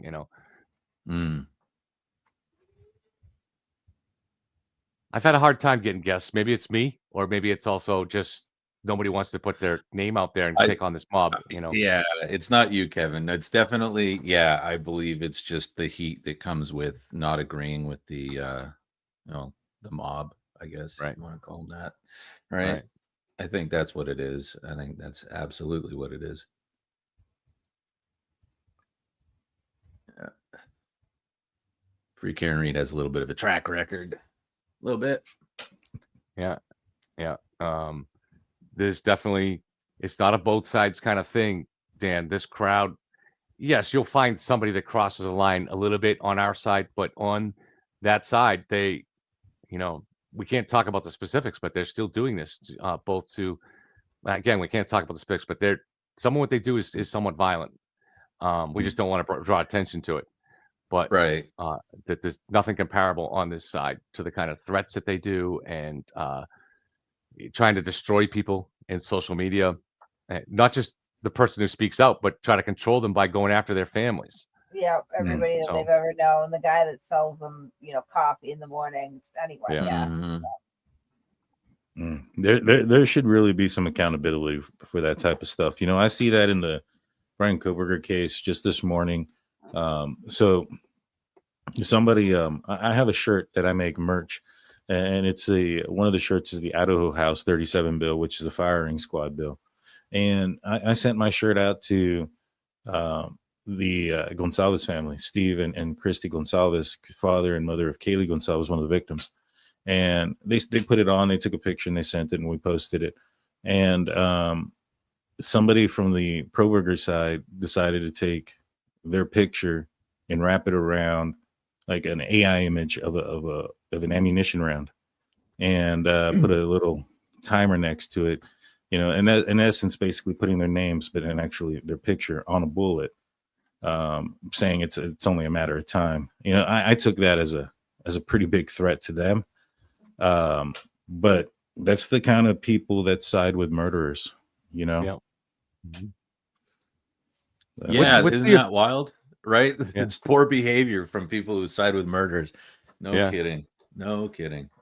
What's the appeal? Is it just the bad boy image? Is it something more? What's the appeal to that? To me, I just think it's people trying to be different, thinking they're smarter than everybody else and that they know something that nobody else does when they have the least amount of information. It's complete ignorance, to be honest with you. Mm-hmm.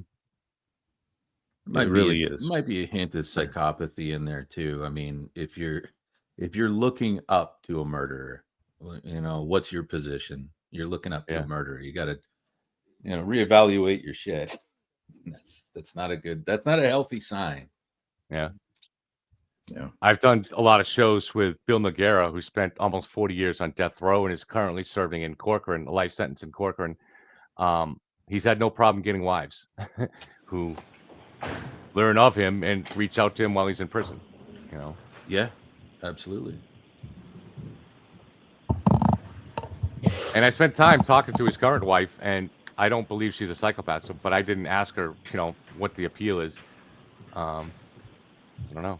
Hear ye, hear ye, hear ye. All persons having anything to do before the Honorable Beverly Cannoni, the Justice of the Superior Court, holding in Dedham, within and for the County of Norfolk. Draw near, give your attendance, and you shall be heard. God save the Commonwealth of Massachusetts. This court is in session. Please be seated. Good morning again, counsel. Good morning. Good morning, jurors. Good morning. Thank you. So I do have to ask you those 3 questions. Were you all able to follow my instructions and refrain from discussing this case with anyone since we left yesterday? Everyone said yes or nodded affirmatively. Were you also able to follow the instructions and refrain from doing any independent research or investigation into this case? Everyone said yes or nodded affirmatively. Did anyone happen to see, hear, or read anything about this case since we left yesterday? No. Okay. Thank you very much. So is there a new witness this morning? Yes. Good morning, Your Honor. Morning. The defense calls Brian Laughlin. Okay.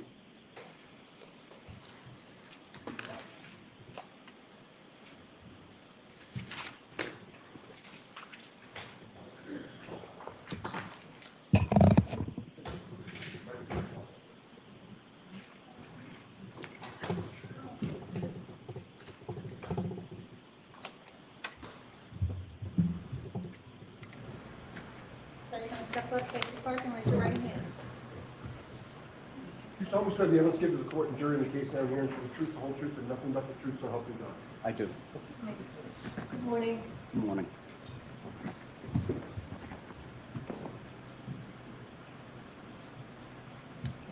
May I proceed, Your Honor? Yes. Good morning, sir. In a good loud voice, would you please state your name and spell your last name? Sure, it's Brian Loughran, Loughran. In what town do you live, sir? I live in Canton. Where did you grow up? In Canton, How long have you lived in Canton? all my life. Did you attend Canton Public Schools? Yes, I did. Through which grade? I graduated from Canton High School, What year did you graduate? 1990. Do you have brothers and sisters? Yes, How many? I have 2 brothers, 1 sister. What are their names? Christopher, Michelle, and Michael. And where do you fit in the order? I fit in between Michelle and Michael. You're the second youngest. Correct. How old is your brother Michael? Michael is 53. What does he do for work? He owns his own driving school, and he was a member of the select board. And you say he owns his own driving school. In which town? Canton, And you mentioned that he's a member of the select board for which town? town of Canton. And what is the select board in Canton? It's the governing body for the town. Having grown up in Canton, are you familiar with the Albert brothers? Yes, I am. Which ones? All of them. Can you name them? Brian, Chris, Brendan, Keith, Kevin, and Tim. Of those Albert brothers, whom do you know the best? Chris. How close in age are Chris and you? Very close. I believe I'm 2 years older than Chris. How did you become familiar with Chris?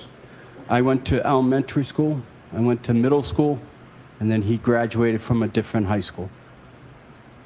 Was there any other relationship between the two of you beyond being classmates? Yes, eventually I ended up working for Chris, delivering pizzas. How old were you approximately when you started delivering pizzas for Chris Albert? About 26. Do you remember the name of his pizza establishment? Yes, D&E Pizza, Where is that located? Canton Center. How many years did you deliver pizzas for D&E Pizza and Chris Albert? About 8 years.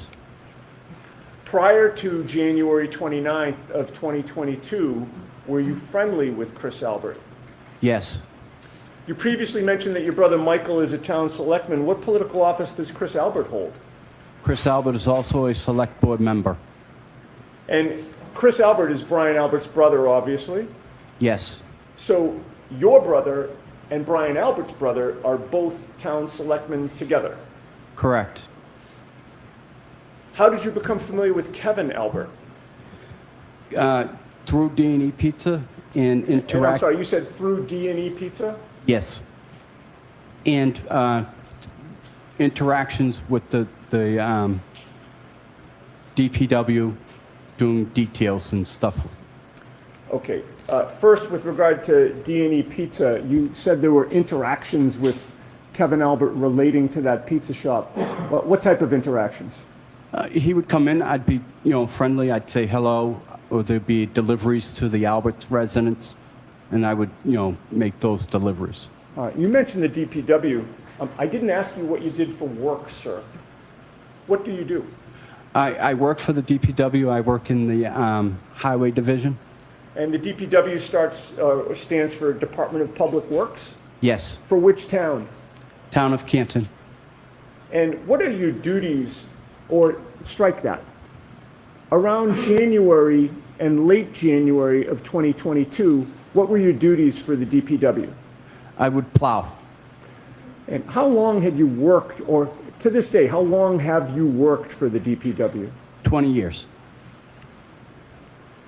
Now, as a DPW employee, how much contact do you have with the police department? We have varying jobs that require police details. So you're doing work, and there has to be a police officer there to oversee and direct traffic and things of that nature? Correct.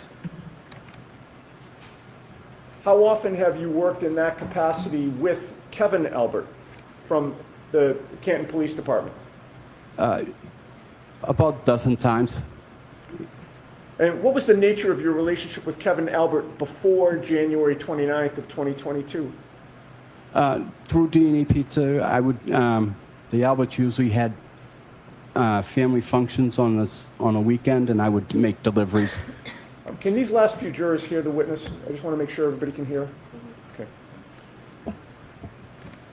Now, what was how did you become familiar with Brian Albert? Again, through D&E Pizzas and deliveries. Deliveries where? To his residence. Do you know what his residence is, or what the address is? I do. What is it? 34 Fairview Drive. What was your understanding of what Brian Albert did for a living? My understanding, he was a police officer for the city of Boston. Now, you say that you made deliveries to 34 Fairview Road. How often, and was there a particular day of the week that you delivered more than others? It's usually once a week, and it was usually on Sundays. And that was to 34 Fairview Road? Correct. As of January of 2022, how many decades had the Albert family lived at that address, if you know? As far as I couldn't give you a year, but I know as long as I've been in Canton, they've lived at that residence. All right. Now, directing your attention to January 28th and 29th of 2022, were you on duty as a snowplow driver that night and early morning? Yes. When did you learn that you would be on duty? Early January 28th, we were notified that we had a 2:30 start time. And that would be 2:30 a.m.? A.m. On January 29th? Yes. How did you learn that you would be on duty? Our supervisors for the DPW would notify us. Who was your supervisor? William Walsh. And what instructions were you given in terms of when you were to report? We were to report at 2:30 in the morning and prepare our trucks for plowing. What time did you actually get to the DPW that morning? I got there about 2:15. And when you say you got there, where did you go? 160 Bolivar Street. And is that Bolivar? Yes. What is 160 Bolivar Street? It is the DPW garage. And when you go there, is there a requirement that you punch in? Yes. Did you punch in those early morning hours? Yes. Who was there when you got there? Other DPW employees and William Walsh. William Walsh being your supervisor? Yes. Were you assigned a specific route those early morning hours? Yes. What route was that? Route 11. What streets does Route 11 encompass? Route 11 encompasses Cedar Crest from Dedham Street to the end. It encompasses everything from Kings Road to Chapman Street. And streets in between as well? Yes. And what street is in between Cedar Crest and Chapman? There would be Spring Lane and Fairview. What truck or snowplow were you assigned in those early morning hours? I was assigned Truck 30. And does that have a particular nickname? Yes, it's considered a Franken truck. You said Franken truck, Yes. like Frankenstein. Yes. Why was it nicknamed Franken truck? It was a very uncomfortable truck, and it had a lot of mismatch of parts to make it more convenient for the drivers. I'd like to show you some photos, sir. Okay.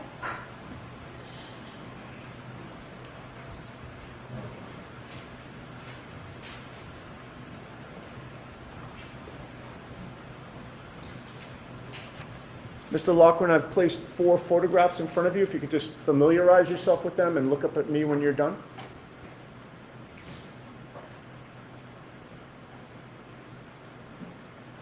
Do you recognize what is depicted in those photos? Yes, I do. And did you take those photos I did. at my request? Yes. What do those photos depict? They depict the inside of Truck 30 or Franken truck. And is there one that actually depicts the outside from the front as well? Yes. Do Yes. those photos fairly and accurately depict Franken truck as it looked on or about January 29th of 2022? Yes. I would offer those, Your Honor. I have no objection to any of the photos. All right, thank you. Perhaps they could be marked with the next exhibit number A through D. Yes.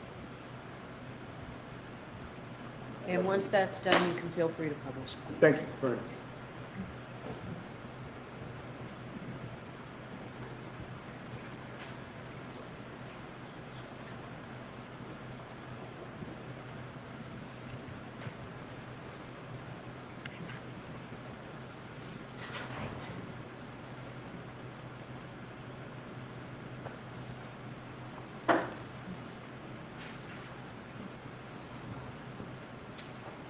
Exhibits 211A through 211D. Thank you. And with the court's permission, Mr. Wolf, if you would publish them one at a time in the order we discussed. I imagine that is 211A, Madam Court Reporter? Ms. Gianetti, why don't you take the photos so you'll know what Oh, they are? great idea.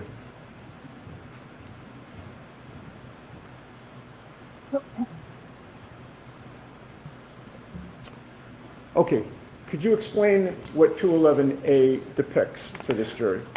That is the front of Truck 30, Franken truck, and it's depicting the 2 mirrors on the right and left side of the fenders. Okay. What about the next one, please, Mr. Wolf? Can you identify, this is 211B, sir. Yes, that's the inside of the Franken truck looking out the windshield. As if you were seated in the driver's seat? Correct. Next photo, please. This is 211C. What does this depict? This is depicting on the range that I would see seated in the front seat, looking out the windshield, and depicting how much I'll be able to see. Okay, and this would be more toward the left side in front of you as you're seated in the driver's seat? Correct. All right, next photo, please. This is 211D. Could you explain this to the jury?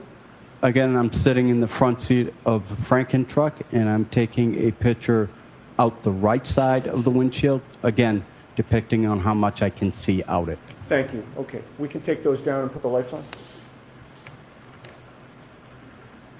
Okay, so you previously testified that you got to the garage about 2:15 a.m. on January 29th. Could you explain to the jury what do you do when you get there at 2:15 a.m.? So at 2:15, we do a simple circle check to make sure that there are no defects with the truck. We go ahead and we make sure it has plenty of diesel.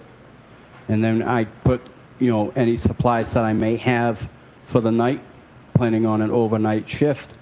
And then I get in the truck and I proceed to my route. And what type of supplies are you talking about, sir? Any types of drinks, food, anything, snacks. Preparing for a long night? Yes. The circle check, does that mean what it sounds like, where you sort of take a circle around the vehicle? Yes, we're trying to make sure that the truck is safe, that there is no defects that would hinder the job ahead of it of being able to plow. And when you did the circle check in those early morning hours, was there anything unusual that you found? None. Were you comfortable driving the snowplow that night? Yes. And you mentioned that you make sure it's filled with diesel fuel so you're good for the night. Correct. Now, what lighting is there on the truck facing outward? I have 4 lights. I have the initial headlights, and then I have 2 plow lights that are on either side of the fenders.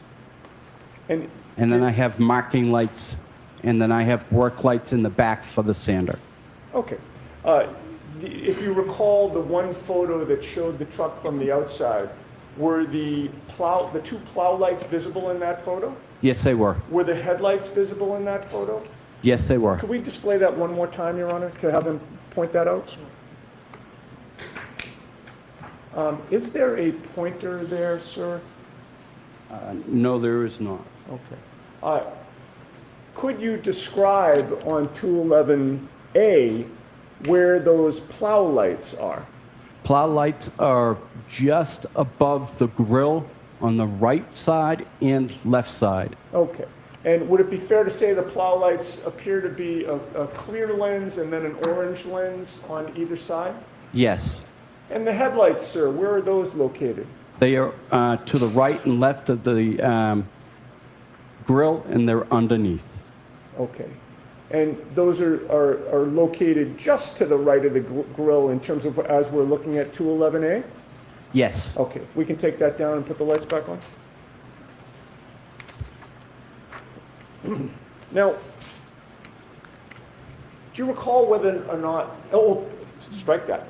You also mentioned marking lights. Where are those? Marking lights are on the top of my truck, along with the beacon light on top of the truck. And what is a beacon light? Beacon light is exactly what it looks like. It's a light that just illuminates and it goes around in circles. And the marking lights, what do they do? They're similar to driving without your headlights. They're just there to mark the truck so that it's more visible for residents who may be driving and not paying attention. And where does the lighting face those marking lights? Front. Okay, so in terms of the light that strictly goes toward the front, you have marking lights, plow lights, and headlights, correct? Correct. Do you recall whether, when you did your circle check, you checked out whether those lights were all working? Correct. And were they working? Yes. When all of those lights are on, how bright is it in front of your truck?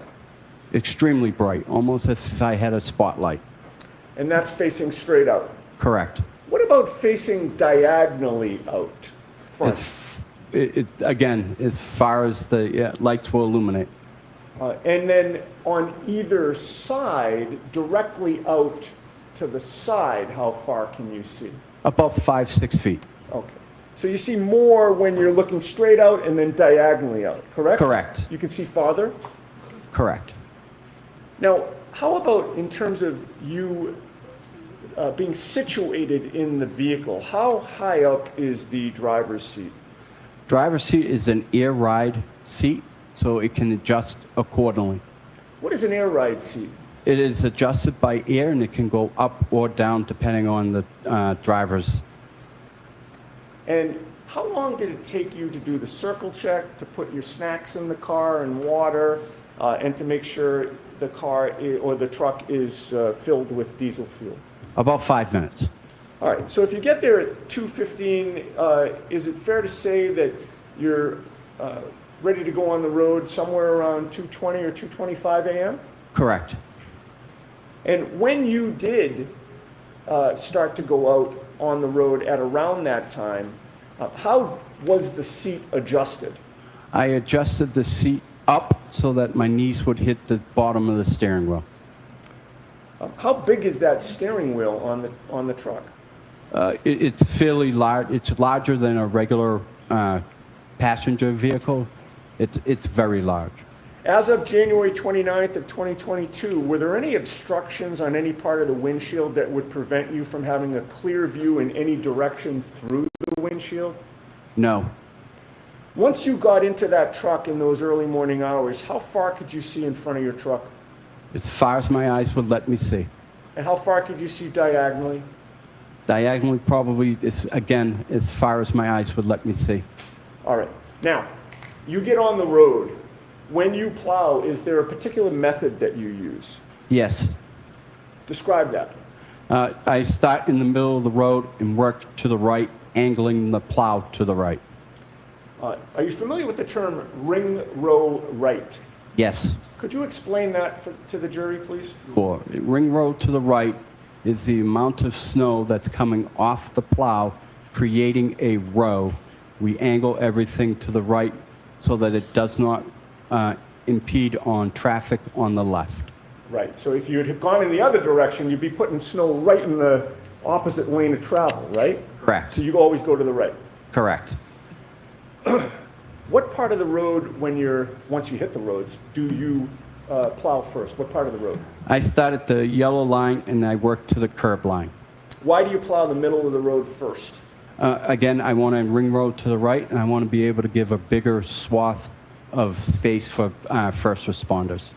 And generally, after going up a street or a road that you plow, when do you come back down the same street? Immediately after I'm done. Now, you mentioned Route 11, your route that night. You mentioned that it takes you to Cedar Crest. Correct. Once you leave the DPW garage to go on your route, Route 11, how long does it take you to get to any part of Cedar Crest? About 10 minutes. May we display actually, it's Exhibit 49. Do we have access to Exhibit 49? What is it? It's just a map. Okay. And if we can't put our hands on it quickly, I can just display it on the screen. Is it in evidence? It is. You can put it Okay, on the thank you, Ron. If you put up Exhibit 49 and maybe zoom in so we just see, well, I think it is as zoomed in as it's going to go. Is that true, Mr. Wilk, to get okay. Maybe zoom in on the top part of the map, if you would. Perfect. All right. So are you able to see that map from where you are? Yes, I can. And by the way, do you wear corrective lenses? Yes, I do. What do you wear? I wear glasses, and when it's inclement weather, I wear contacts. So on the night in question, when you went out on your route that night, were you wearing glasses or contacts? Contacts. What are you wearing today? Contacts. You've testified in a prior proceeding regarding this matter last year, correct? Yes. What did you show up with that day? Glasses. And what's your difference? What is the difference in your ability to see the screen with your glasses or your contacts? My contacts makes things a little bit more brighter, allowing my eyes to see better. You have with more the difficulty contacts. seeing distances with your glasses? Correct. All right. Any problem seeing that screen here today? None. All right. What does that depict? That depicts my route. Cedar Crest, Dew Lane, Spring Lane, and I'm not able to read the one underneath Spring Lane. Certainly it's a portion of your route, correct? Yes. All right. Now, you see where it says Cedar Crest, right? Yes. And you see the red dot there? Yes. Does that red dot refresh your memory or orient you, I should say, as to what road that red dot is on? Yes. And what road is that? That would be Fairview. All right. Now, when you hit Cedar Crest Road, are you in that area of Cedar Crest or are you in a different area of Cedar Crest when you first come upon Cedar Crest Road? When I first come on, I'm coming in at the beginning of Cedar Crest, which is at Dedham Street in Cedar Crest. Okay. And how long a road is Cedar Crest before you get to the area of Exhibit 49? I would say that's about a mile and a half. And how long does it take you to plow Cedar Crest before you get to this area on January 29th of 2022? About 10 minutes. All right. How much of that mile and a half or so stretch of road did you plow when you first encountered it? I plowed the entire street. If we could zoom out, please. All right. And when you're driving on Cedar Crest Road, are you driving toward that red, Fairview Road that you've identified? Yep. Coming in from the right portion of the map or the left portion of the map? I'm coming from the right side of the map. All right. And so you start about a mile and a half down the road to the right, which is off this map, correct? Correct. And you say it takes you about 10 minutes to get to the area of Fairview? Yes. So would Fairview be on your right or your left when you first encounter it? On my left. Okay. Oh, that's okay. And when you hit yeah, Fairview Road that first time, what do you The only do? thing that rings. I go all the way to the very end of Cedar Crest, turn around in the cul-de-sac, and then head back up towards Fairview. Okay, so you're passing Fairview on your left? Yes. So the Plowing problem would've been further that, like, and then Matt turning around and plowing back? Yes. to the app that morning, probably just to look at it. And I don't know that they could specifically when say you it was came Master back to the Police, but intersection they have of Cedar Crest and Fairview, what did you do? I take a right. And how familiar were you with 34 Fairview Road on that day? Very, very familiar. Having delivered pizzas there for years? And then having grown up in that neighborhood. Were you friendly with the Alberts growing up? Mostly with Chris, but I was cordial with the boys. All right. And when you entered Fairview Road from Cedar Crest for the first time on your route, would 34 Fairview be on your right or your left? On my right.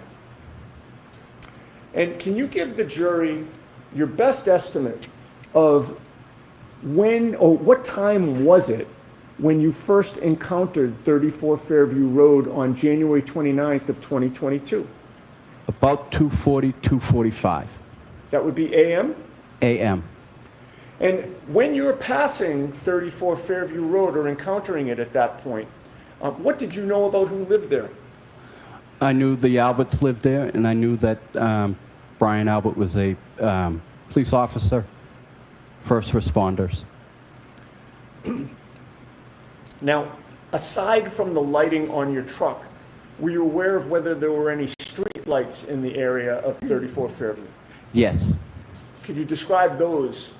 Sure. There's one before you get to 34 Fairview driveway, and there's one after Fairview's driveway. Do you have a memory as to whether or not those street lights were working on January 29th of 2022? I do not have a memory of that. All right. But in any case, how much of the lighting of your Franken truck was illuminated at that time? All my lights were working. So you're now driving up Fairview Road, and 34 Fairview's on your right. Taking into account the lighting conditions that existed, especially on your truck, how much of the front lawn of 34 Fairview could you see? I could see all the way to the front door.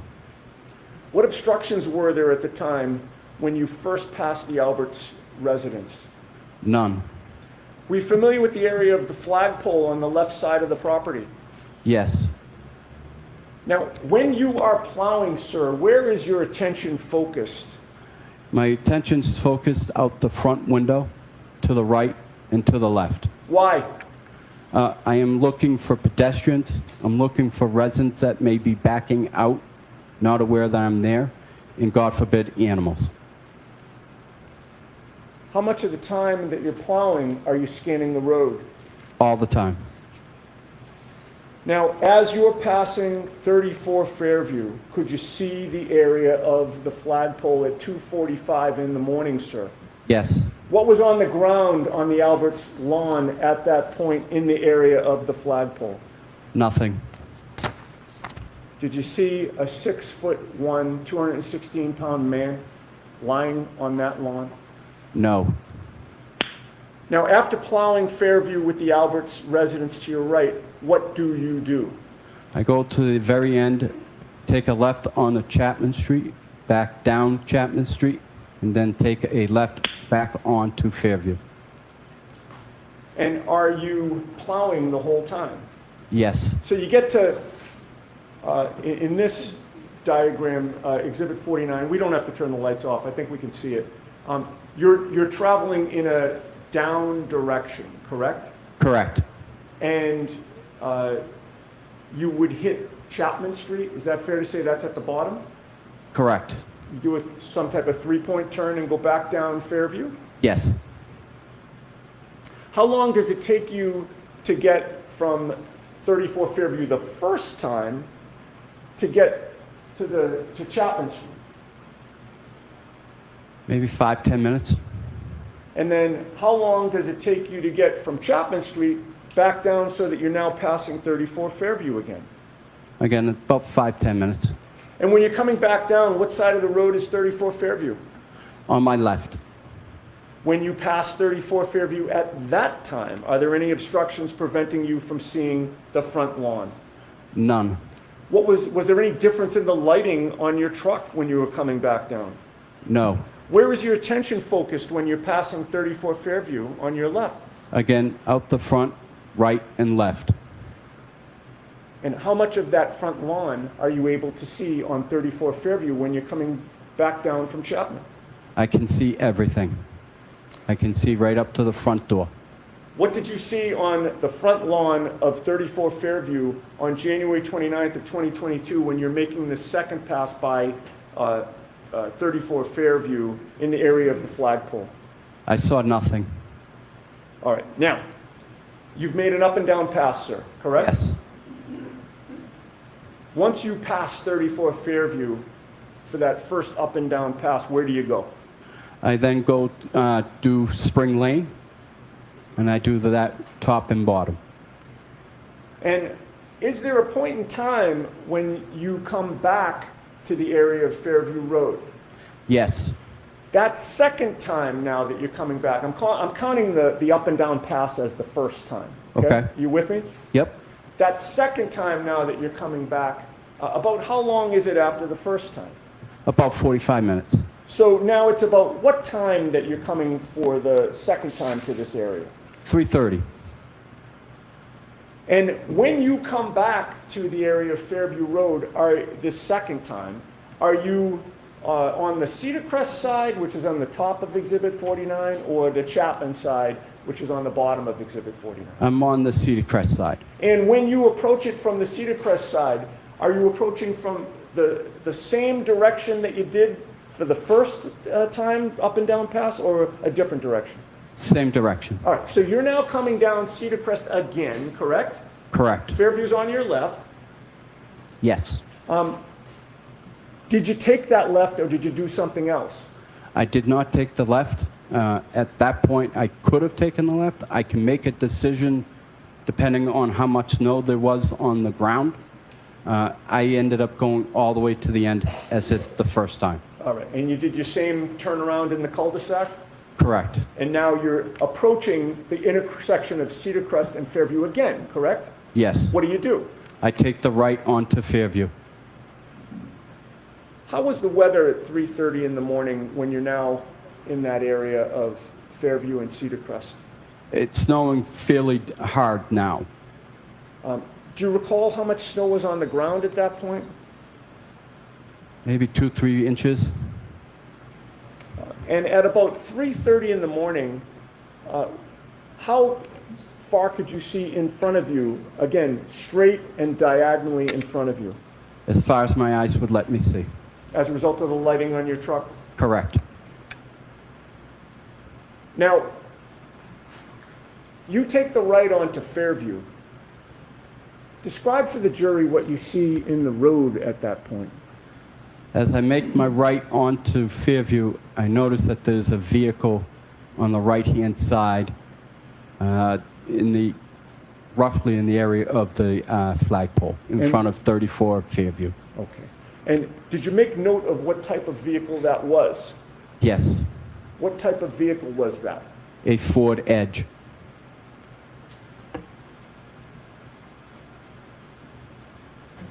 What direction was that vehicle parked when you saw it?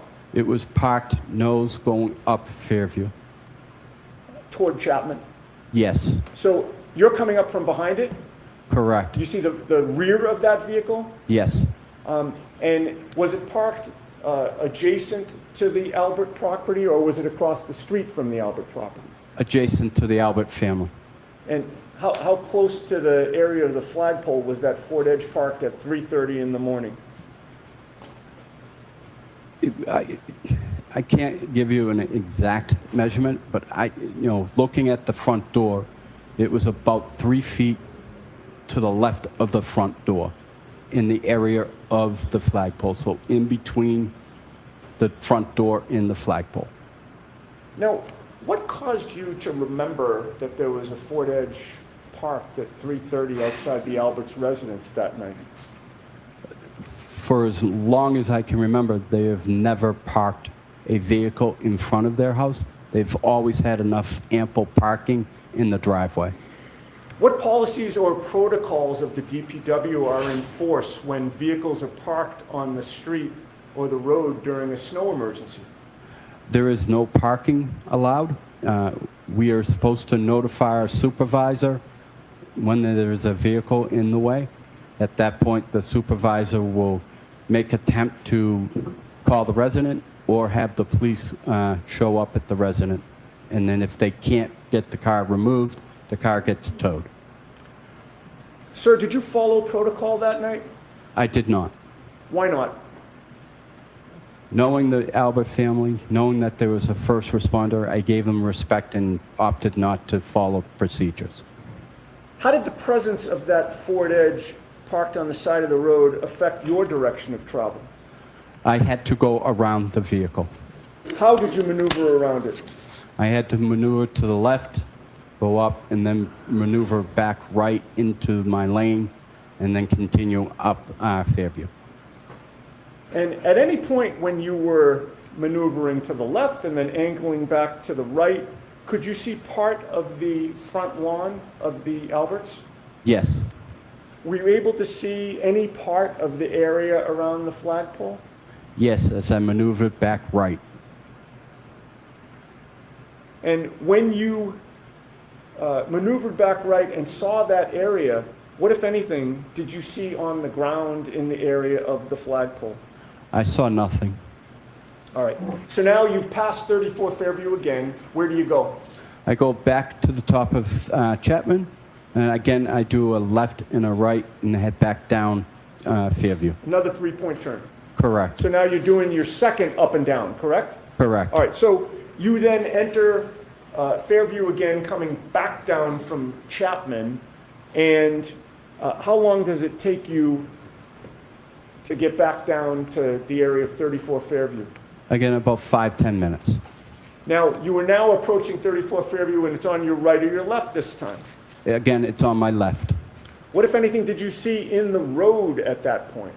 Again, I saw the Ford Edge in the road. Now it's on your left side? Yes, Did it appear to be in the identical position as when you came up the street toward Chapman?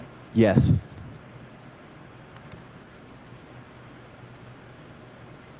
How much of the area of the flagpole were you able to see this time as you're coming back down from Chapman? I was able, it was obstructed, so I wasn't able to see as much as the first time, but I was still able to see the flagpole. What did you see on the ground in the area of the flagpole at now 3:35, 3:40 in the morning?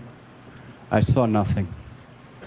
All right, so now you've done your second up and down pass, correct? Correct. Where do you go? I go back out on the Cedar Crest and I continue to do the rest of my route. Now, at this point in time, did you do more of your route or spend more time away than you did between the first and second time? I did more of my route staying away from Fairview. And about how long did it take you before you came back to the area of Fairview Road? About 3 hours. So what is your best estimate of this third time that you're now approaching Fairview Road? About 6:15 And that'd be AM? a.m. On January 29th? Yes. Now, this time when you approached Fairview Road, did you come from the Cedar Crest side or the Chapman side? I came from Chapman Street side. And when you turned, did you turn left or right from Chapman Street to get down to Fairview? I turned right. And once you turned right, did something unusual happen? Yes, I noticed there were blue lights behind me, forcing me to pull over to the side of the road. Did you recognize the vehicles that had, or vehicle? I didn't ask you if there was more than one, but did you recognize what type of vehicle or vehicles there were? Yes, they were police vehicles. Which vehicle was traveling more quickly, the police vehicle or Franken truck? The police vehicles. What were you doing with your snowplow after the police passed you? I continued down Fairview. Coming down Fairview, did you actually lose sight of the police cruiser that had passed Yes, I did. you? How many side streets are there when you're coming down Fairview from Chapman Street? 3. What are they? Wyndham, Old Ridge Hill, and then Carriage Lane. Now, you're now coming down Fairview Road. What did you notice ultimately in front of you in the road? I noticed the police cars had the road blocked off and preventing me from going to Cedar Crest. And with regard to the lighting on those police...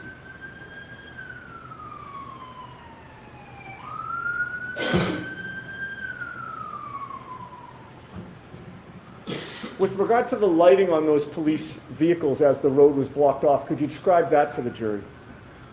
Sure, they had all their blue lights on and they were parked blocking the road, the entire road. I couldn't get through. How well lit was it in the area where the police were? Very well lit. So you're now confronted with a blocked road. What do you do? I turn around at Carriage Lane and I continue to do that road, and then I exit Carriage Lane and go to the left. All right, and going to the left would send you back toward Chapman Street, correct? Correct. And once you leave the area of Fairview Road, how long does it take you to come back down to Fairview Road to finish the plowing that you didn't do the first time? As soon as the police were able to leave the area, I was able to finish that area. Do you recall what time you finished your shift on January 29th? I honestly don't know. I don't know. Okay. I don't remember. I'm sorry. No worries. Do you remember if it was daylight out at that time? It was daylight. Okay. Now, sir, in the aftermath of that storm, when was the first time you were approached by anybody connected within this investigation on either side, if you recall? About 2 weeks. Who was it that approached you at that time? First name is Paul, and he described himself as a private investigator for the defense team. Prior to hearing from the defense private investigator, had you ever heard from anybody from any police department whatsoever? No. Do you know who Michael Proctor is? I do. Objection. I'll allow that. And did Michael Proctor ever call you or contact you at all in those 2 weeks? No. Where did the defense investigator approach you, if you recall? He approached me at my place of work, which was at the Canton Ice Rink, Metropolis Ice Rink. And what were you doing at the ice rink? I was operating the Zamboni. Now, without telling us what you told him, did you speak to the defense investigator? Yes, I did. And at some point, did you do something with the defense investigator? Yes, I met him for a second time at the Kennedy School, and then we both drove my route. Skipping ahead to the next year, sir, 2023, were you approached by law enforcement officers who were not Canton Police or Massachusetts State Police? Yes. Without telling us what you told them, did you speak to them? Yes. Before speaking to them in 2023, had you ever heard from former Trooper Michael Proctor or anybody from this investigation from the State Police or Canton Police? No.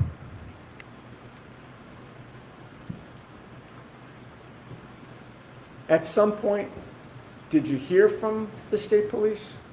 Yes. That was after you'd already talked to the defense and to these other law enforcement officers who were not State Police or Canton Police? Yes.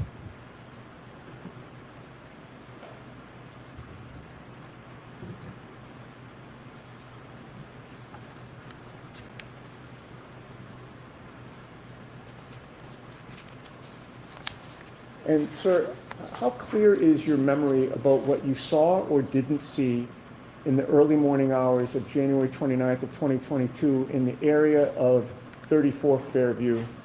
The first up and down pass, the second up and down pass, and then the third time you came. Very strong. I have no further questions. Thank you, sir. All right, thank you very much. The exhibit. Oh, I'm sorry. Exhibits.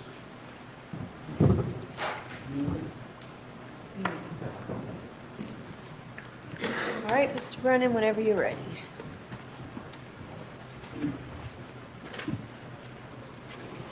Good morning, sir. Good morning. Have you and I met before? No, sir. This is our first time speaking? Yes, sir.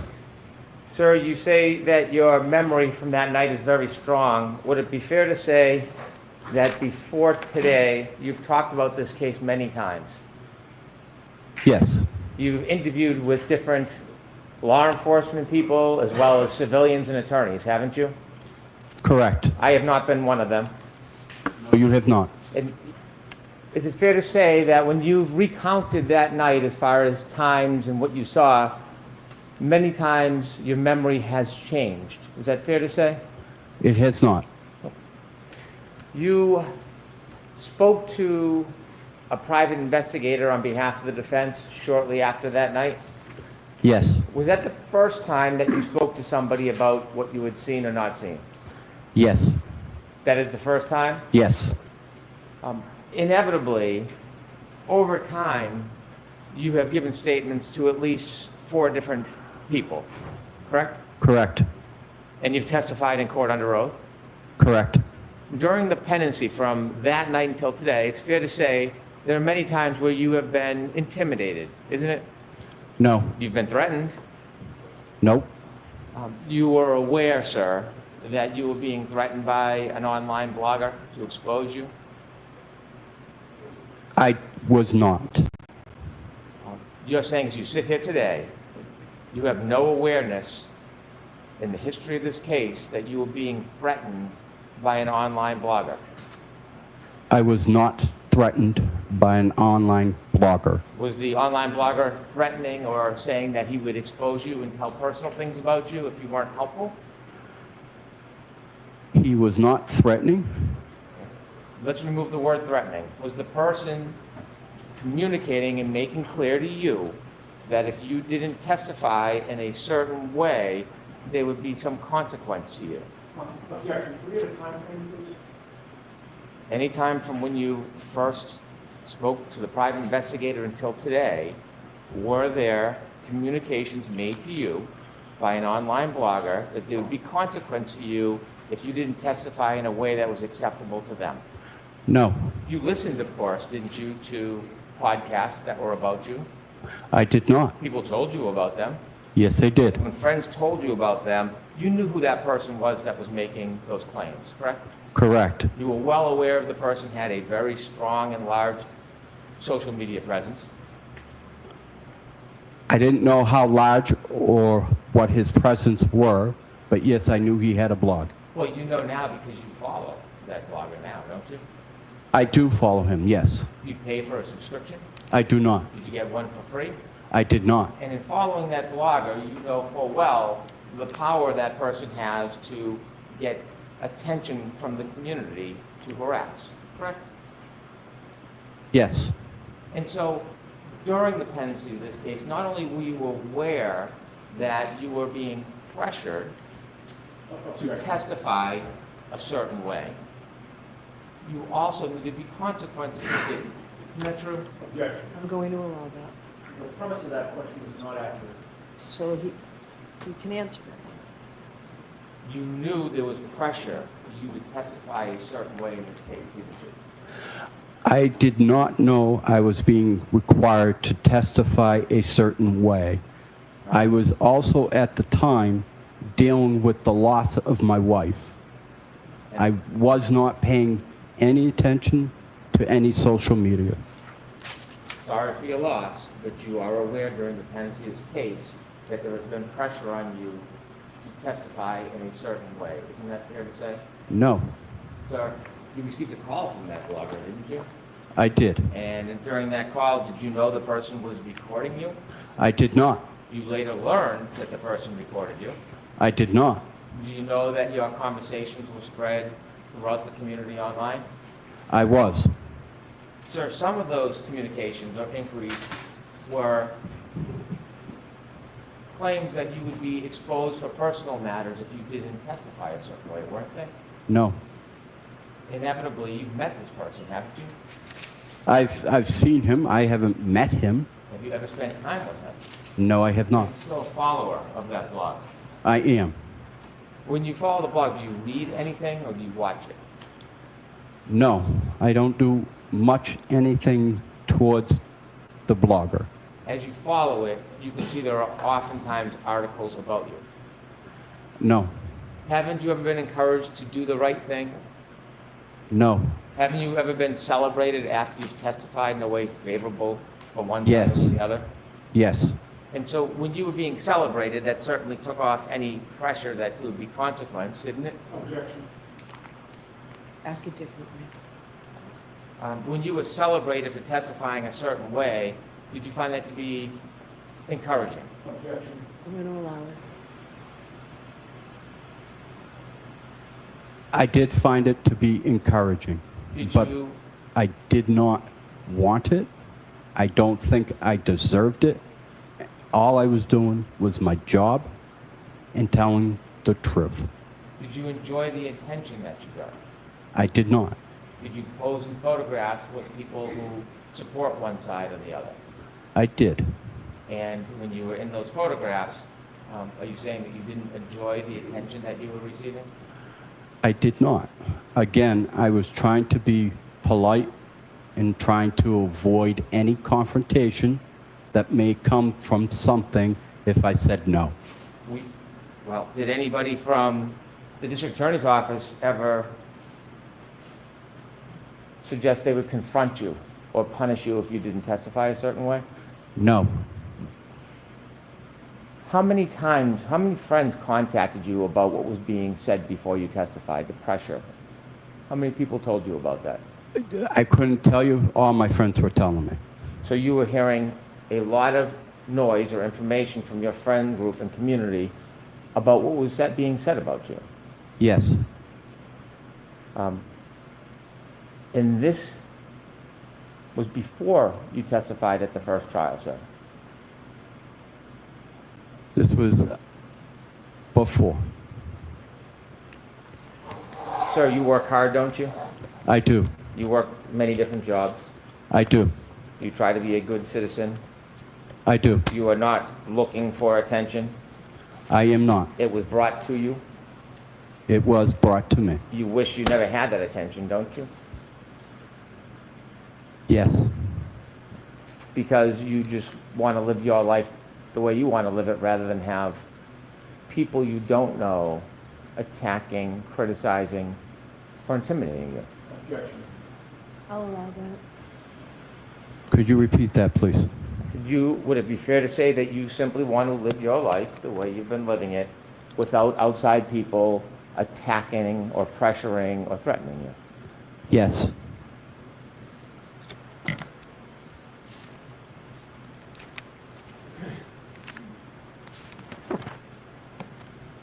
On June 15, June 5th, 2023, you were contacted by the defense private investigator, weren't you?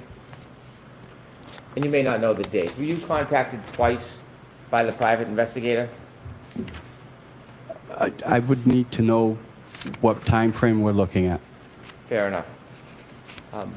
By the way, the blogger that I speak of, do you know if he is friendly or supports one side over the other? I know he is friendly towards one side, yes. Okay. The side sitting in the back of the room? I would say the defense team. You've interacted with a private investigator hired by the defense? Yes. Have you also interacted with any of the attorneys? Yes. Which attorneys have you interacted with? Mr. Yannetti. Have you contacted or have you spoken to any other attorneys other than Mr. Yannetti? Just Mr. Yannetti. How many times have you spoken to Mr. Yannetti? Again, what are we talking? First trial, this trial? The entire time, from that night until today. Can you remember how many times that you've spoken? About 5 times. How many times have you gone in to be interviewed by him? 4 times? During those interviews, were they spaced out over the course of this case? Yes.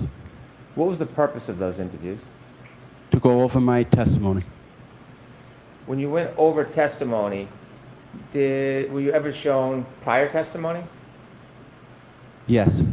Were you shown prior reports? No. Were you shown a prior investigator's report? Yes. Were you shown a prior report by a law enforcement agency that is not the state police and not Canton? Not by Mr. Yannetti. I saw that first document for the first time during the first trial. When you were discussing your testimony,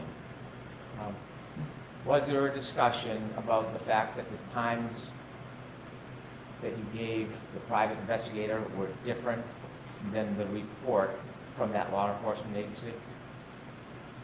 Could you repeat that question, please? When you were preparing the trial in those meetings, was it brought up, did you discuss that there was a difference in your memory, or at least in the reports, between what you told the defense private investigator and what you told that other law enforcement agency? No. Were you aware that there was a difference between the different statements attributing your memory as to time? The first trial, yes. When you were with the defense preparing for trial, did you go over your testimony? Yes. Did you go over questions and answers? Yes. Were you ever subjected to a make-pretend cross-examination about issues that were important in this case? No.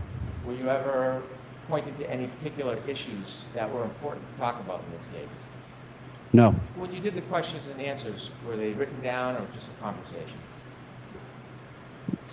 Can you repeat that one, please? I'm sorry.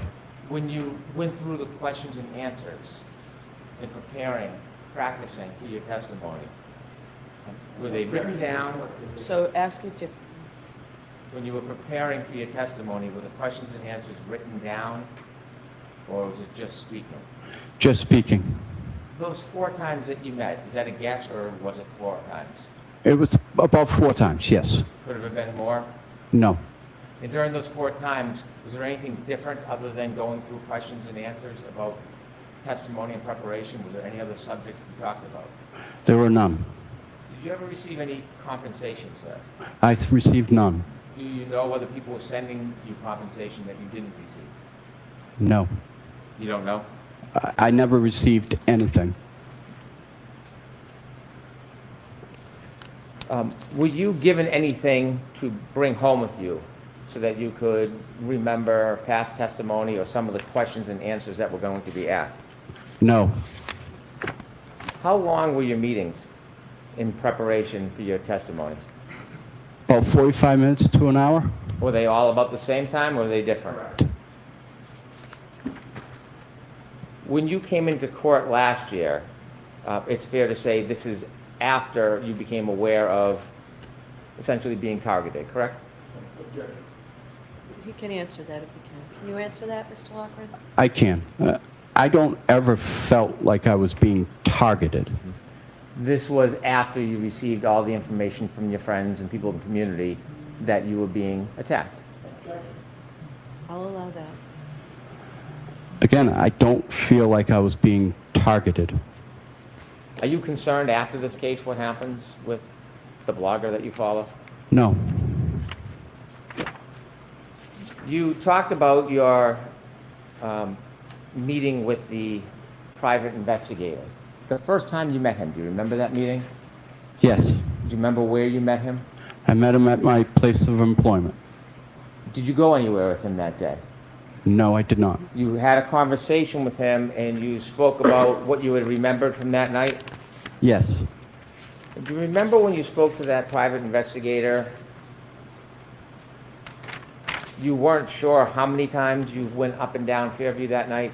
That you had said 2 or 3? No, I told him I went up at 2:30 at 2. I told him at 3:30 I went up 2. Went up and down. And I told him about 3 hours later I went up and down. Excuse me, I went down and wasn't able to go around the police cruisers and had to turn around at Carriage Lane. You mentioned that you believe you told the private investigator that you went up and down at 2:30. Do you remember when you spoke to the private investigator, you actually said 3 o'clock? I don't remember the 3 o'clock.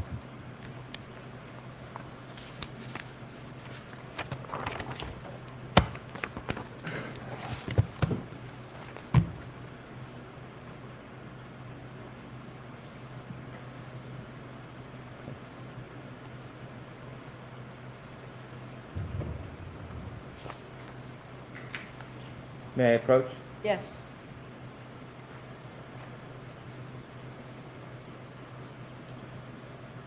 And before I do you remember you said that when you went on your second pass, it was around 3:15?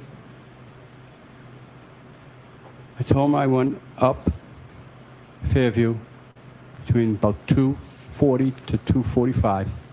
And I said about 45 minutes later, I went for the second time. Okay. Now you had said 2:30, and you just now said 2:40 to 2:45, and then you said 45 minutes later. Yep. Okay. Do you remember telling the private investigator that when you think, or you said you saw a Ford Edge, you were actually still on Cedar Brook, not on Fairview passing by it, but you saw it from the street at Cedar Brook? Do you remember telling him that? I sorry, don't remember. Cedar Crest. Secret. I don't remember ever saying that. Okay. May I approach? Yes.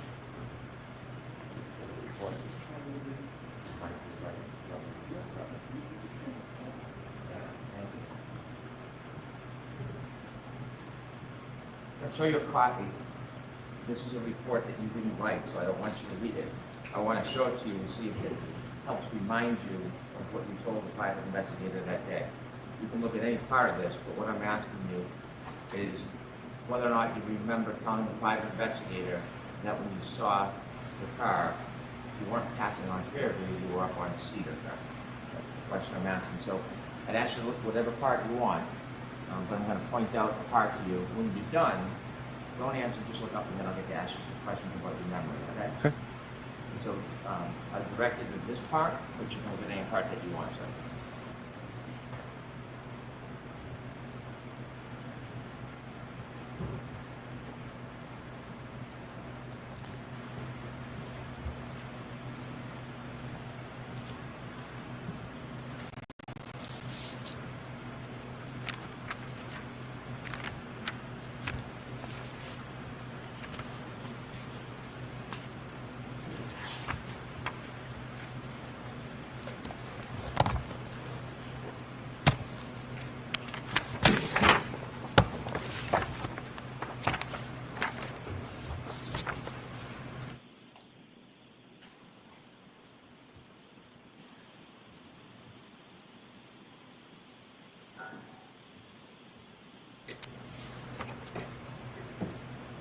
Are you done, sir? Yes. May I approach, Your Honor? Yes.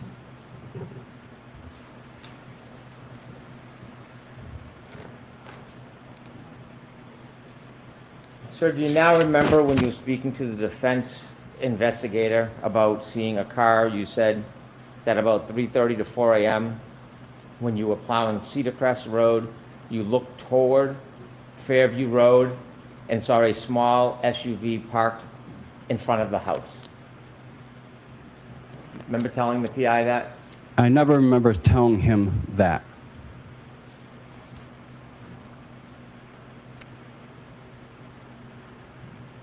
When you spoke to law enforcement, not the Canton Police or the state police, you understood it was important to be as accurate as possible? Yes. And you understood, at least with that law enforcement agency, if you misled them in any way, it could be up to a 10-year penalty? Yes. When you spoke to them, did you take that interview very seriously? Yes. Try to be as precise and accurate as you could? Yes. And when you spoke to them, obviously, like anybody, you had in mind that there could be serious consequences if they felt misled. Yes. You try to be honest with them, Yes. provide them your best memory in good faith. Yes. And this was shortly before, well, actually, this was May 24th, 2023, correct? Correct. When you met, there was more than one person there from this agency? I believe so.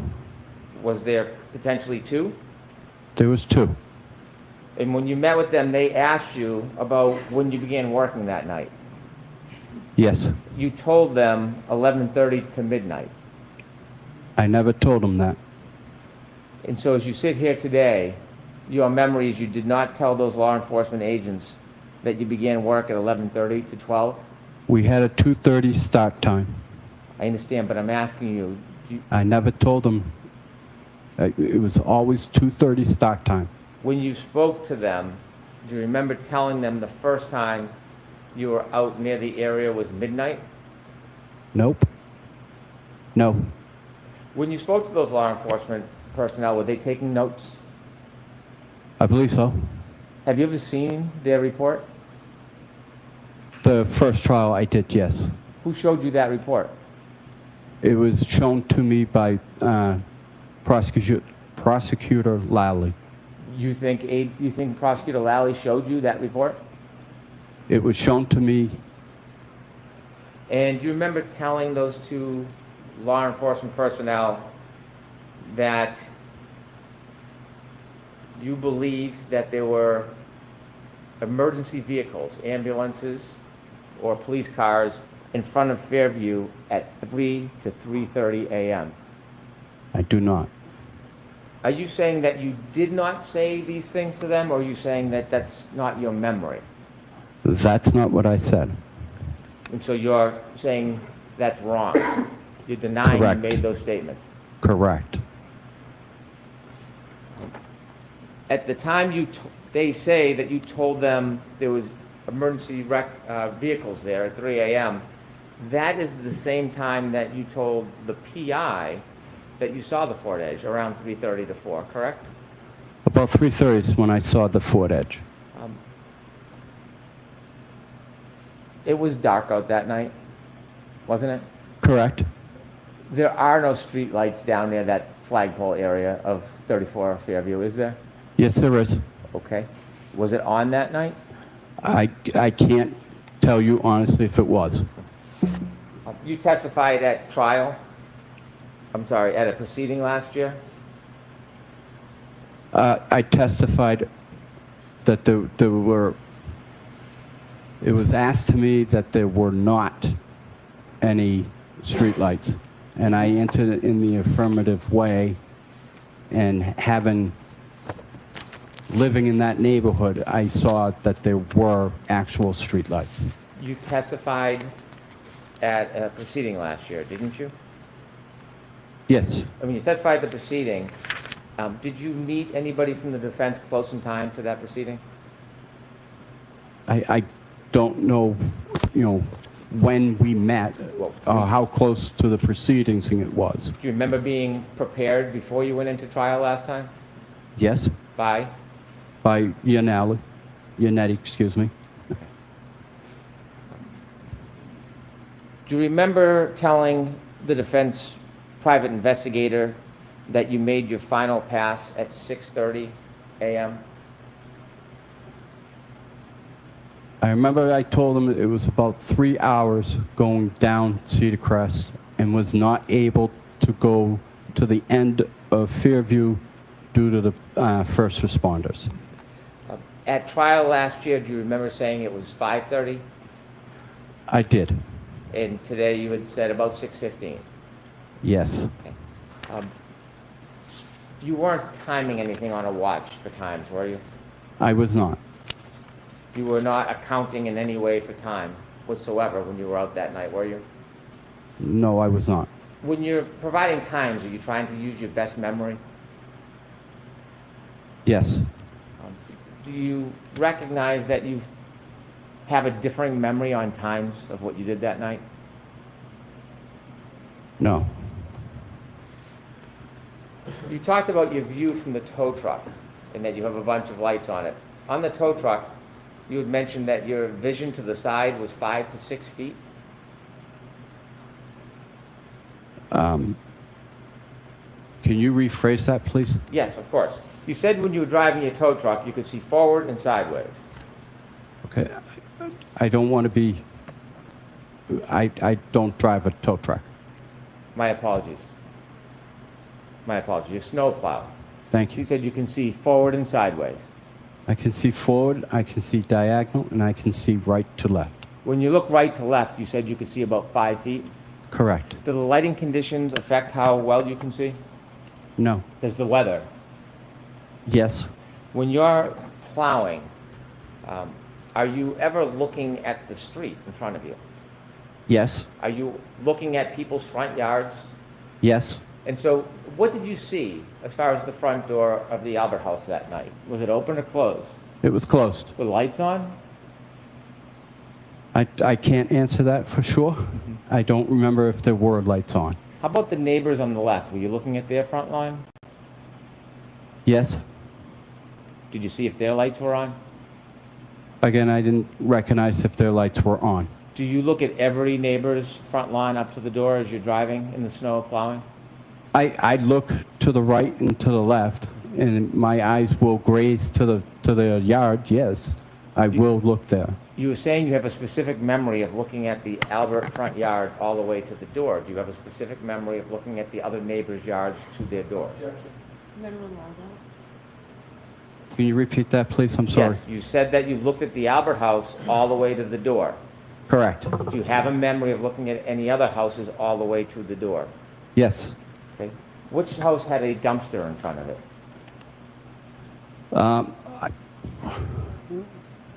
I don't know. I wasn't paying attention to a dumpster. Dumpster wouldn't be in the front yard. Are you sure on your route there was no dumpsters in anybody's front yard? I can tell you there was a dumpster this week. No. I'm more interested in January 29, 2020. I can't answer to that. I don't remember. A dumpster, a 15 by 20 foot dumpster, that would be bigger than a man's body, wouldn't it? Yes, it would be. And so you have no really specific memory of the other homes in the neighborhood that night? I mean, I looked. Okay. I saw. I didn't see a dumpster. That would have definitely stuck out. Okay. You said you had vision as far as your eyes could see. Correct. What does that mean? It means if there were, my eyes were, as long as they're open, I can see as far as they will let me see. Is that dependent on lighting conditions, darkness, snow? Correct. That night, did you have any difficulty paying attention or driving? I did not. Did you have a small accident that night? I did. Okay, what did you hit? I hit a portable basketball net. Was that part because of the weather conditions? You didn't have a good opportunity to see it? No. I definitely saw it and just did not judge enough. You said that you went up and down the road a couple of times. When you were asked to describe the car that you said you saw, when you first spoke to the defendant's private investigator, you didn't give any detail about the type of car, did you? I told her it was a Ford Edge. When you first spoke to the investigator, you used the words Ford Edge? I did. Did they bring you to a parking lot at some point? They did. And when they brought you to a parking lot, did they have you go out in the parking lot and look at a Ford Edge? They did. And when they had you go out and look at the Ford Edge, did they have you identify that as the type of car? Yes, they did. And when you did that, how many cars were in the parking lot? We had a hockey game, so there were several, at least 100, 150. Who pointed you to the Ford Edge? I pointed to it. Did the investigator take you to the Ford Edge? No, he did not. It was just an open parking lot and he asked you to look around to see if there happened to be a similar car? No, I told him a Ford Edge. He wanted to make sure I knew what a Ford Edge looked like. I pointed to the Ford Edge, and he was satisfied. So after you said a Ford Edge, he brought you to a parking lot to point out a car? We were at my place of business. We just walked out the door. Where was that? At the Metropolis ice rink. The rink? Ice rink, yes. Did you then meet the investigator later on at a school? Yes, I did. And who did you meet at the school? I met Paul again. And what was the purpose of that? He wanted to go through my route. You wanted to go through your route? Correct. And then, did you choose to meet at the school? I did. You did? I did. And why did you choose the school? It was an easier landmark for the gentleman to get to, and it was minutes from my route. Did you know that former Trooper Proctor's sister worked there? I had no idea.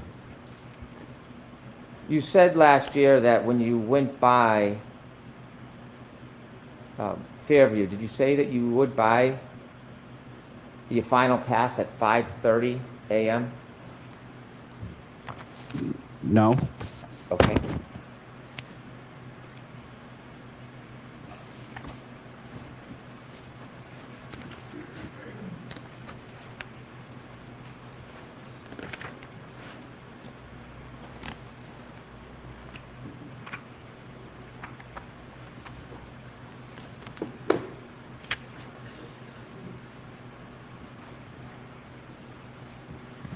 May I approach? Yes.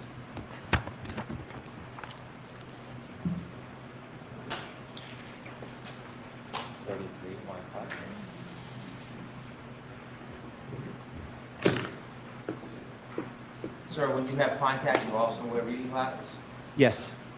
I can't read things up close. Understood. This is trial testimony,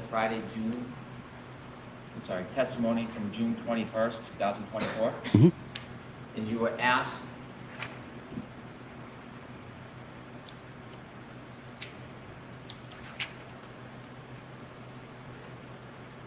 do you recall what time it was that you wound up back on Fairview? You said, I don't honestly recall what specific time. Yes? Yes. And then you were asked, sure. Approximately, if it was 3:15 to 3:30, that second time, what would be your best estimate of the time when you came back? And what did you say? Say about 5:30.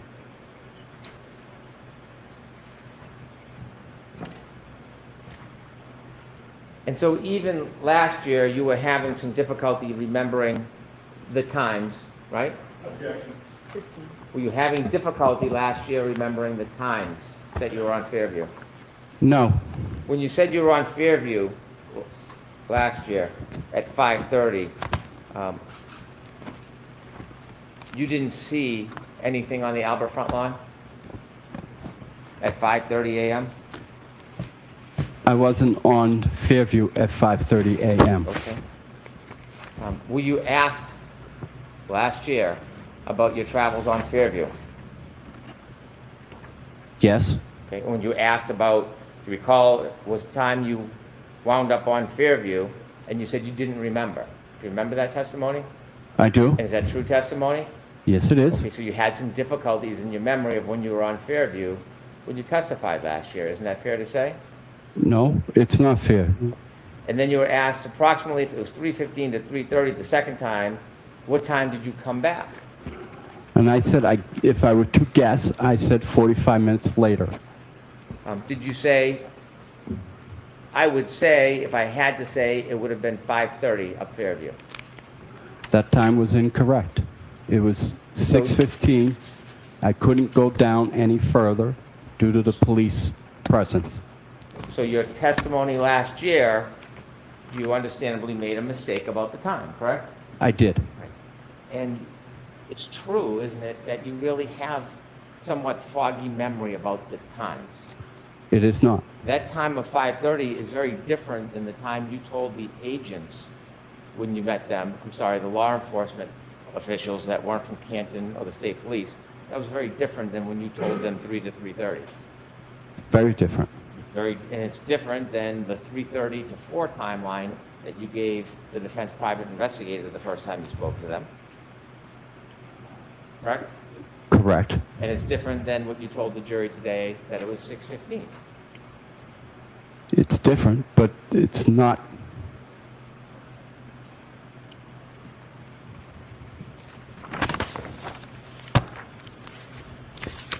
When you plowed that night, did you have any reason to look for somebody who was lying on the side of a yard? No. Did you have any expectation somebody would be lying helpless on the side of a yard that night? No. If you had seen somebody, certainly you would have helped. Correct.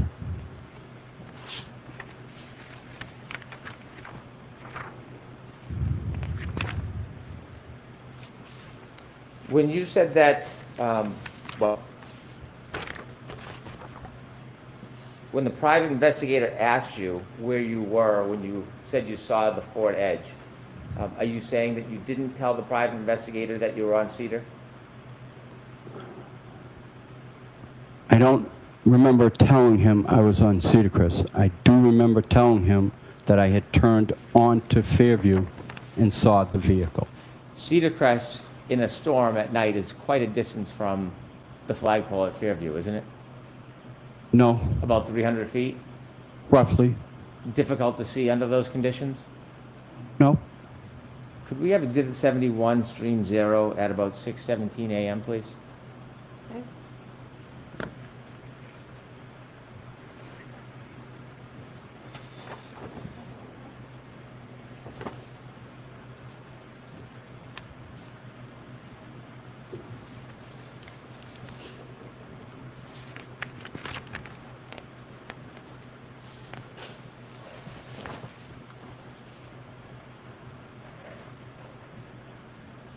Could you stop it there? Do you see that street light? I do. Okay.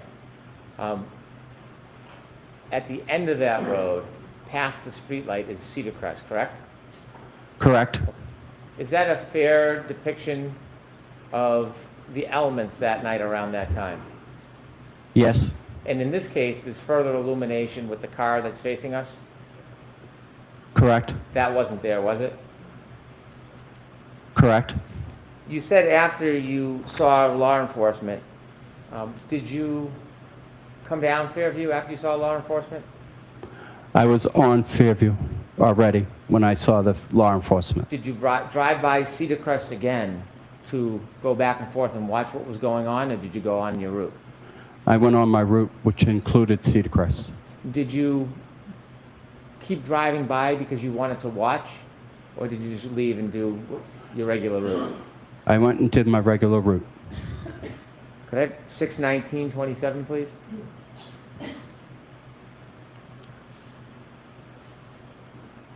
And could you play it?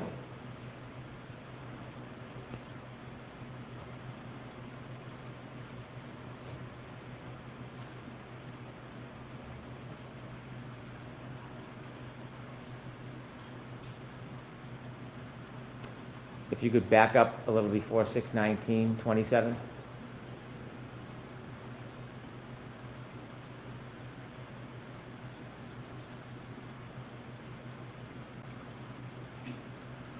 Is that weather consistent with what it looked like to you? Yes. Is that you there? I don't know if that's me. Yes, that's me. That is me. Could we go to 6:32:45, please?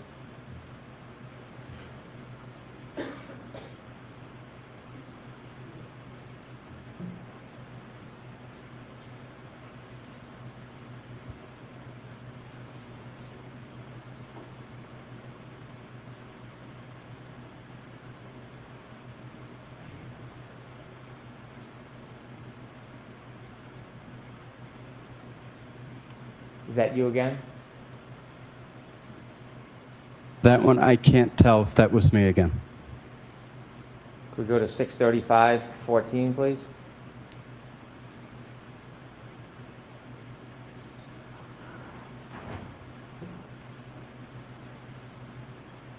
Was that you?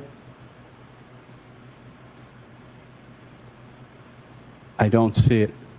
I don't see the truck. I'm sorry. It's okay. Could we go back to 6:35:12?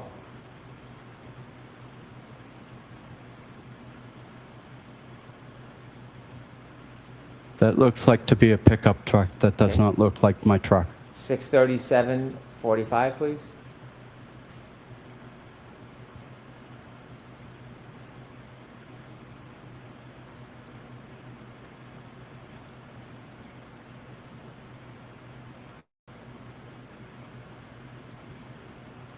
And that's you again, right? Again, I can't tell you for sure if that was me. Those were not your red and orange lights consistent with the earlier ones that went by? What I saw the first time was the reflecting tape off the body of my truck. Could we go to I have 7? a plow guy that is a contractor that we work tandem together. And was he out there that night as well, going by Fairview? Correct. Okay. Did you ever tell the private investigator about him? Yes, I did. 7:22, please.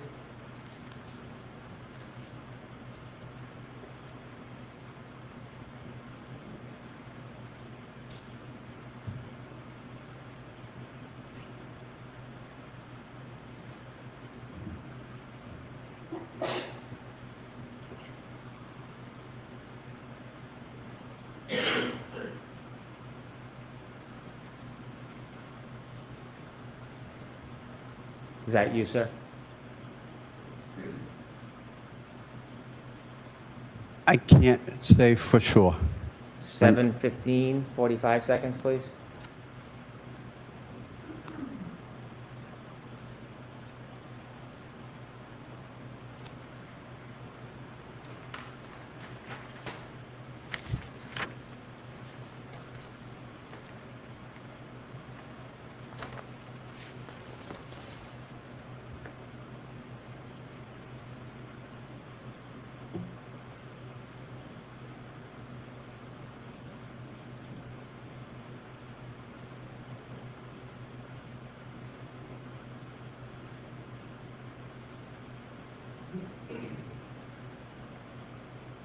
Do you recognize that plow? I do not. 7:19:55, please.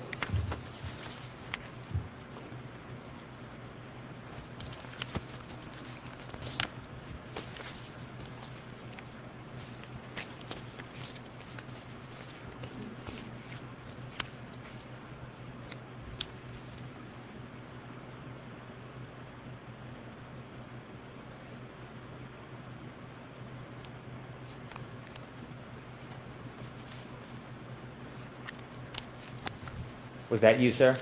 That was me. How long does your route take? It's hard to say. I mean, as long as it's snowing, it can take as long as it takes. Well, if you're going to do a pass, how long does an entire pass take? If I were to do from Cedar Crest to the end, it would take probably 10 minutes. If I were to do the entire route, I'm not cleaning up, I'm just giving it a pass so people can get through. Could take about 3 hours, could take 4 hours. When you mentioned Brian Albert on your direct examination, Had you talked to the defense about Brian Albert in your preparation for testimony? No. You knew some of the Albert family, I know the entire Albert family. and you know Brian Albert as a police officer? Yes, I do.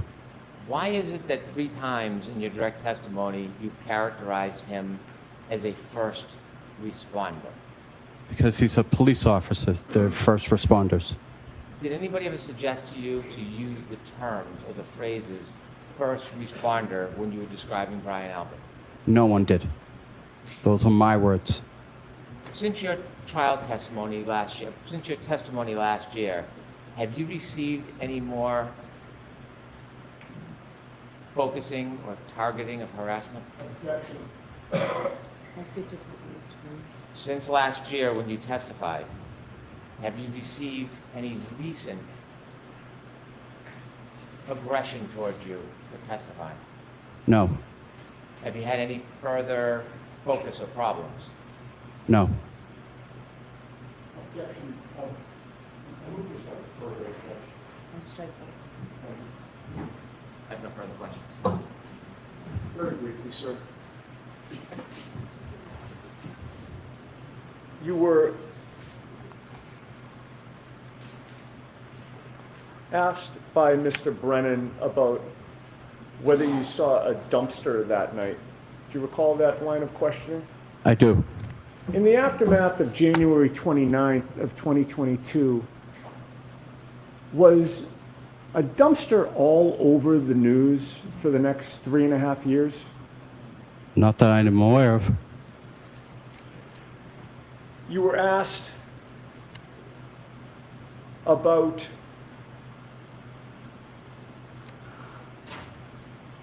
going through your route with the defense investigator and giving a statement to the defense investigator. Yes. How soon after January 29th of 2022 was that? 2 weeks. Were the events fresh in your mind at that time? Yes. Finally, actually not finally, I've got 2 more points, but they're both brief. You had mentioned that that night you actually misjudged and hit a net. Yes. Can you describe the basketball apparatus that, and I'm going to ask you what part of it you hit, but describe what that looks like. It's got a base with wheels on it. It's portable, so you can move it in and out. And it's got the basketball frame, and it's got the backboard and then rim. Okay. So this is not a pole that was cemented into the ground. Correct. But perhaps we're all familiar with it, the black base that maybe you put sandbags on. Correct. That type of thing to keep it in place, but it does have wheels? Correct. All right. And you mentioned the net. The net is the rope netting that comes down, correct? Correct. There's also a hoop that keeps the net in place? Yes. And the pole? Correct. And the base? Correct. Of all those things, what part did your Franken truck actually catch? It caught the net in the little bit part of the frame, of the frame where the net was. Something that you saw from the beginning, you just misjudged the distance. Correct. Now, finally, with regard to the 5:30 testimony that you gave last year. Yes. Did you also testify that the last pass that you tried to make when the police were blocking the scene was about 3 hours after that 3:30 second up and down? Yes. So why is it last year that you testified that it was 3 hours later, but you came up with the time of 5:30 as the final time? As he's asking me these questions, I'm trying to do the math in my head. I'm sorry, math is not my strong suit. What time was it when you made that final pass, sir? 6:15, 6:30. I have nothing further.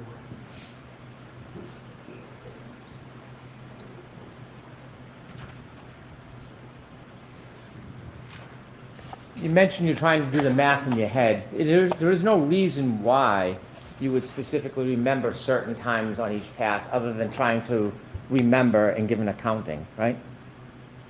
Could you rephrase that, please? Sure. You don't have your watch out on a certain schedule that you have to pass a certain street at a certain time.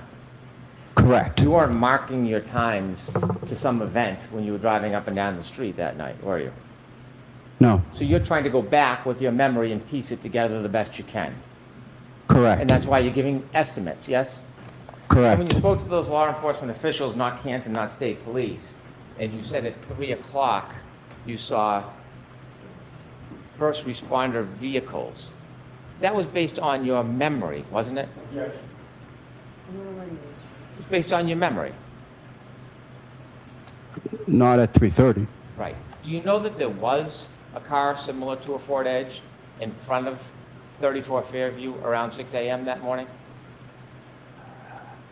I wasn't able to get in front of Fairview Drive, 34 Fairview, at 6 o'clock in the morning. Have you ever met Kerry Roberts before? I have not. Counsel just asked you if there was a lot of media about this case, and you said that there was. Did he just ask you a question about whether there was a lot of attention on this case? Objection. Did he just talk to you about everything that happened after this case, all the attention on this case? Objection. You remember his question about all the attention after this case? He asked specifically a question about the dumpsters. And he said that wasn't subject to a lot of attention, was it? Correct. Right. But this case was. The case itself, yes. The people involved in this case were subject to a lot of attention. Correct. And you spoke to the defense investigator after this case as far as attention is concerned. Do you remember speaking to the investigator on June 5th, 2023? Yes. And do you know, coincidentally, that is the day that the blogger put out the articles on you, accusing you of not doing the right thing? Objection. May I approach? Yes.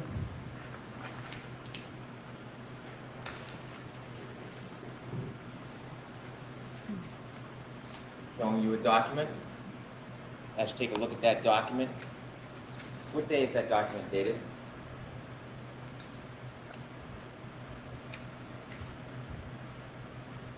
June 5th, 2023. Without reading it, that document talks about you. Correct. And your friends and people in the community talked to you about this article, didn't they?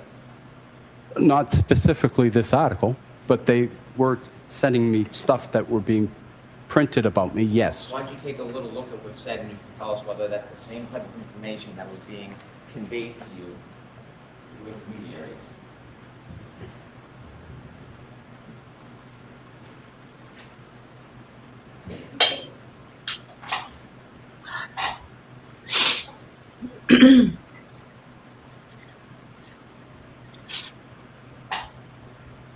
Can you ask that question again, please? Okay, sir.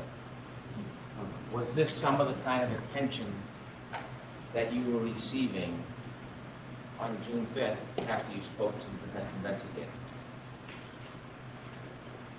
Yes. Come on, Harry. Like come sidebar? Okay.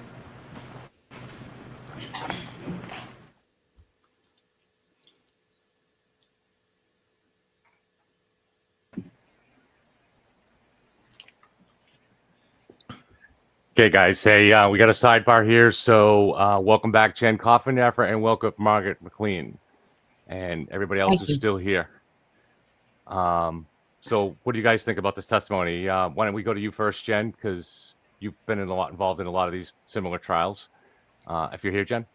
Yeah, I think his testimony, I think Hank did a pretty good job, but I will say he really tried to stick with the story. I think it's deplorable with all the information we know. I just posted on Twitter 3 of the videos where he intimidated, or at least I think attempted to intimidate Lucky. He's sitting there staring at him. I mean, the picture of him outside the court, you know, with the Lucky t-shirts and all of that, he got caught up in it, as you would say. Right. Margaret, what'd you think? I thought Hank did a decent job, and I really like how he went into, you know, I echo the same sentiment, how he really went into being pressured by the blogger. I'd actually like to see those articles and pictures for my own. I've got to do a YouTube on it. I've got the clips. I've got the. Oh, good. I'd love to see those in and particular. But I'm hoping, because I think he really got him when he's like, wait a minute, the same day that this article was published, you reached out to the investigator. So I'm hoping that he opened the door there and is able to get in. If they play what was said for the jury, Lucky's insistence that he wasn't being intimidated is going to melt. Absolutely melt away because it was highly intimidating what was said I think about so him. too. Yeah. And it just it hurts his credibility for sure. So maybe the jury will not. I mean, I've said all along that he wasn't looking for a body line in the side of the road. I don't think the lighting conditions were very good, and I think it's a big deal that he hit that basketball thing, whether it's not that has wheels or not. All rise for the court, please. I think they're going into the break now. Oh, good. So we'll be able to talk about it for about 15 minutes, probably. Oh, that would be awesome. And I won't talk the whole time. Sorry. Boomer, what'd you think? Did you have any reaction?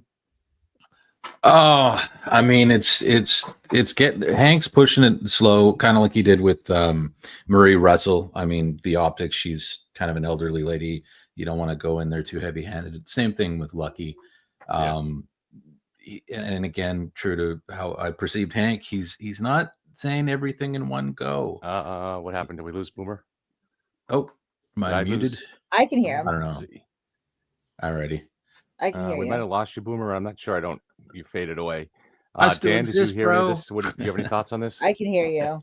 I hear him. And I don't I think think it's Matt's you. actually here. Oh, I think John it's Pedro's you. here too.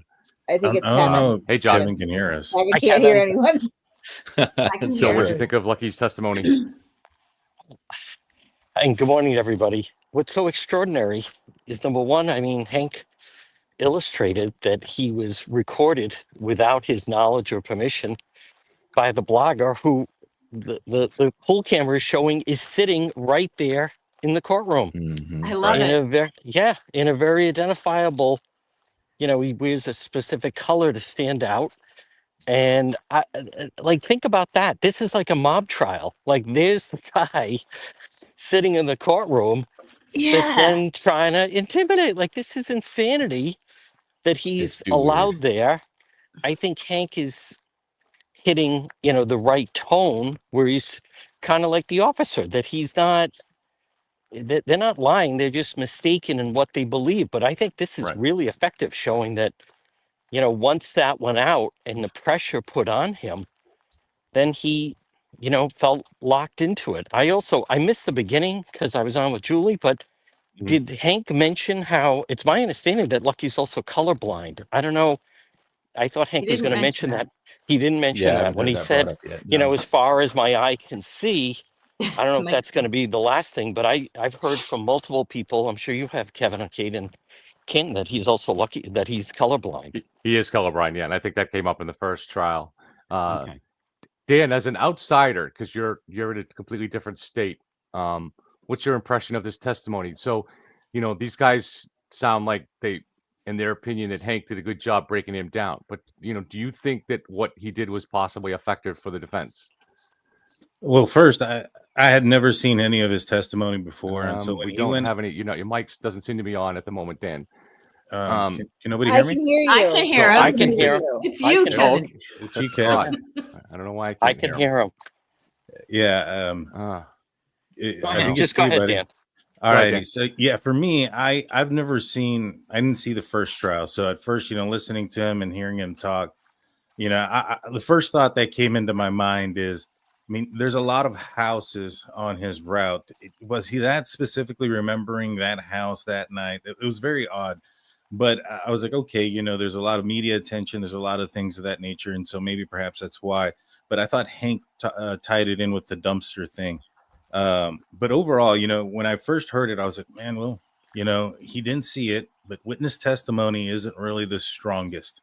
It's always been kind of, it's been very weak. Somebody's going to have to give me a heads up when Dan's done talking, because I don't know what's going on. I don't hear any volume. Kevin, we'll tell you when we'll tell you when he finishes. Go ahead, Dan. Yeah, He's making a good point.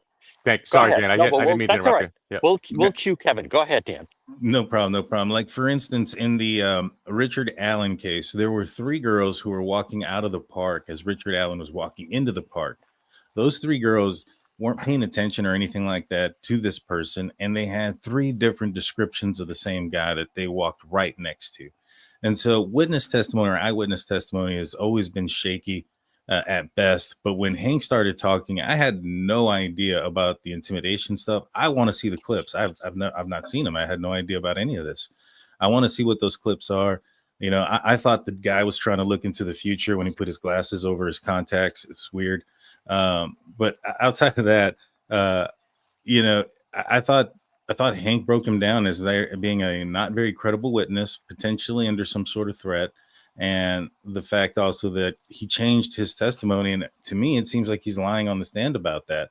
And so I kind of question all of his intentions. I hope they also bring in the pictures that of him with the Free Karen Reed folks and, you know, Turtle Boy and stuff like that. I think that'll be effective as well. Yeah. Kevin, he completed. I'm just curious hey, Margaret, with him mentioning the intimidation, could that be Hank opening the door for the conscience of guilt to show or start to go down that path to show that he was instrumental with Turtle in trying to intimidate some of these people? It sounds like it. I'm not sure how far the judge is going to let him go with that. I mean, remember last trial, we had more intimidation with Jen McCabe's testimony, but not so much this time around, if you recall. So it's really interesting to see what's going to happen next with this. What do you all think about do you think that it's going to be, we're going to get into the witness intimidation a little bit? Are they dangerous territory? John, did he finish his recross with Lawford, No. or are they're still going? John, just thank you for helping out, John. I can't hear. You're apparently the only one I can hear, so it may just be that I have, it may be just the stream can't handle because I have too many guests in here. You're having a worse day than Alan Jackson, then, Kevin. Yeah, you are. I don't know, but I'm just going to make one quick point, and then I'm going to jump out. So because I don't want to interfere with this. What's you guys apparently having a good conversation that I can't hear. I just want to make my point is this. So my approach to this has always been consistent, and that is to discount eyewitness testimony that is not backed up by other eyewitnesses or other hard evidence or physical evidence or data. And so I think that approach kind of bears fruit a little bit here. You focus on the hard evidence. This is why I've discounted things like I hit him, and the mortally wounded stuff and stuff like that, where here I don't know, some of these witnesses that come out of the woodwork here, you know, like Barrows and have suspect testimony or Kelly Devers. And same thing with Lucky here too. Were they influenced? Nobody's accusing anybody of lying, but this is the problem with eyewitness testimony that is just not backed by any other evidence. And this is why I prefer to focus on things that aren't open to interpretation, like the physical evidence, the debris field found at the scene, the microscopic pieces found inside Judd's clothing, and the data. And so I'm going to jump out now and try to reboot or something. I don't know why my computer's not handling this. So thank you guys. I'm no body language expert by any stretch, but I'm going to go out on a limb and take a stab in the dark at this. Turtle Boy doesn't look like he's all that chill right now. I'm seeing a lot of nervous energy. Dude can't sit still. He's moved positions about 6 times. Yeah. I'm wondering if it's dawning on the little pinhead. Maybe he might be in a little bit of shit. He doesn't care. He doesn't care. Well, he loves it. I think he loves the attention. He loves the He attention. loves the intention. He does, but he's squirreling out up there.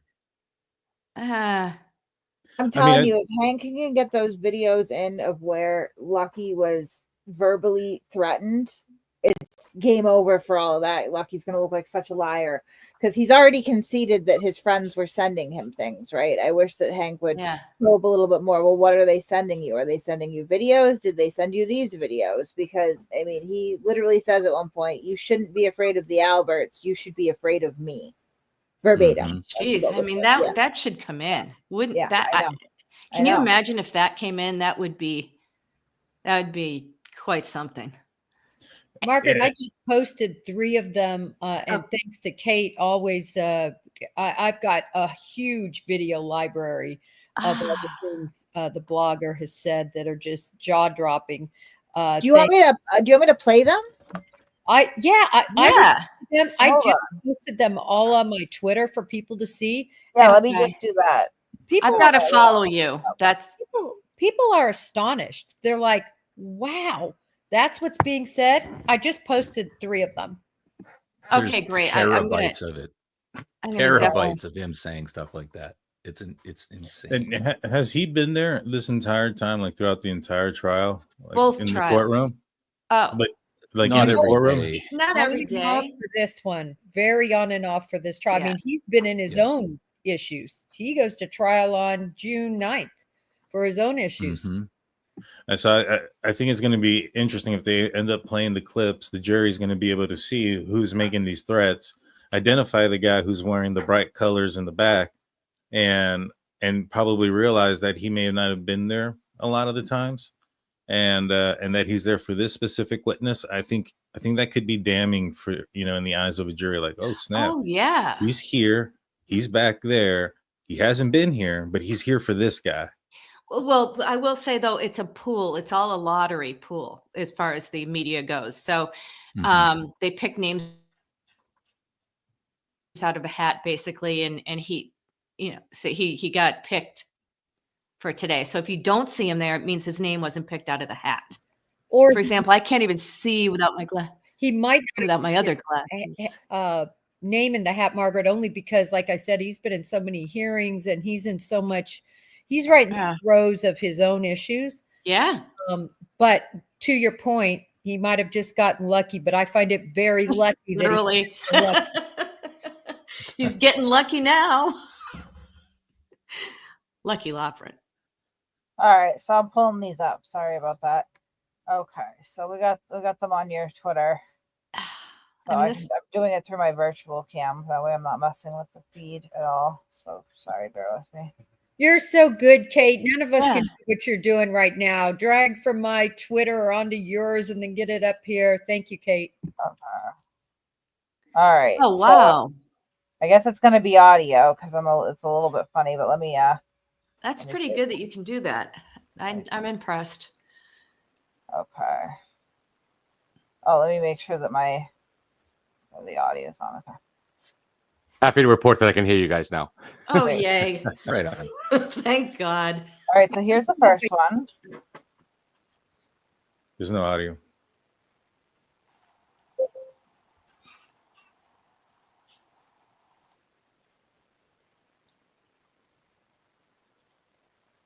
And John, you're back in the room now if you're still listening.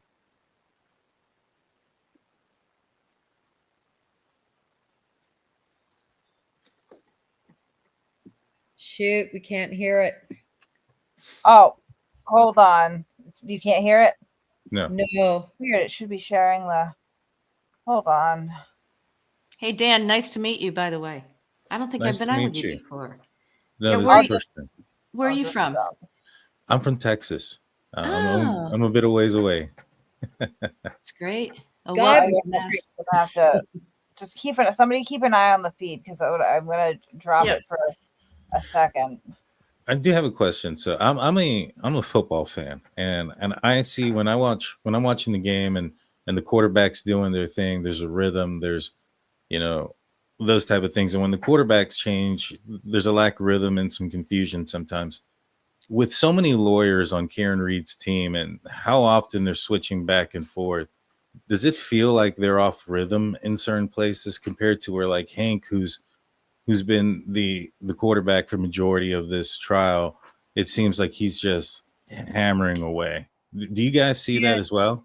Dan, I've been pointing that out probably on a daily basis, that the fact that the face of this game is Hank Brennan and the back seat that Alan Jackson has taken is stunning to me, that he would relinquish to Alessi. I mean, it's going seconds. All right, so you should be able to hear this now. Because he's a big, lucky pussy. That's a Yep. he is. I He's heard a that big loud and clear. fucking pussy. And he's a lying piece of shit who knows about the fact that John O'Keefe was not there. He can testify to it, and he's choosing not to. So fuck every single person out there defending this useless fucking maggot, Lucky Lofgren. He can burn in hell with the rest of them. And by the Wow. way, this is the most important witness in this whole fucking thing, is Lucky Lofgren. And So fuck all these people. Like, oh, his wife died. Okay, I'm sorry, your wife died. Sorry, but you don't get to play the victim card and obstruct justice, because Lucky Loughran is a useless fucking county piece of shit who is covering up a murder. This is the most All right. So I didn't cover a couple things earlier in the first thing I want to get to is the Lucky Loughran thing, because I saw people in the comments feeling bad for this guy. I fucking hate this piece of shit. This guy's an asshole. Fuck Lucky Loughran. So his name is Brian Loughran. That's not even all of them. No, it's not. No, it's That's not even all real of them. subtle, hey? Yeah, How subtle is that? It's not even the worst of them, honestly. No. The worst of them Right. where he says, "Lucky, I'm you should be afraid of me, not afraid of the Alberts." Blah blah Right. blah. Like, I'd yeah. love to have that one because I have to talk about this case tonight on Canton Confidential. Yeah, I'll get So, those to you. Just yeah. I'm sure Kevin has your email. I'll email them over. Yeah. And I do have the feed open, and it's just ceiling fan, so just to Okay. I got it back. ease people's anxiety in that. But yeah, what is? Are they going to get to play this in court? Is this what they're arguing about now? I don't know. I would assume so, since they're broaching in that direction. I mean, you play this in court, and then Sue O'Connell's still going to be cozying up to Turtle Boy during lunch. I mean, it's just Yep. Of course you will. Unbelievable. Business is business, Kevin. Of course. Yeah. Yeah. Unfortunately, I don't think we're going to get to see those and others. I wish we were, but I don't think he's even going to go for it.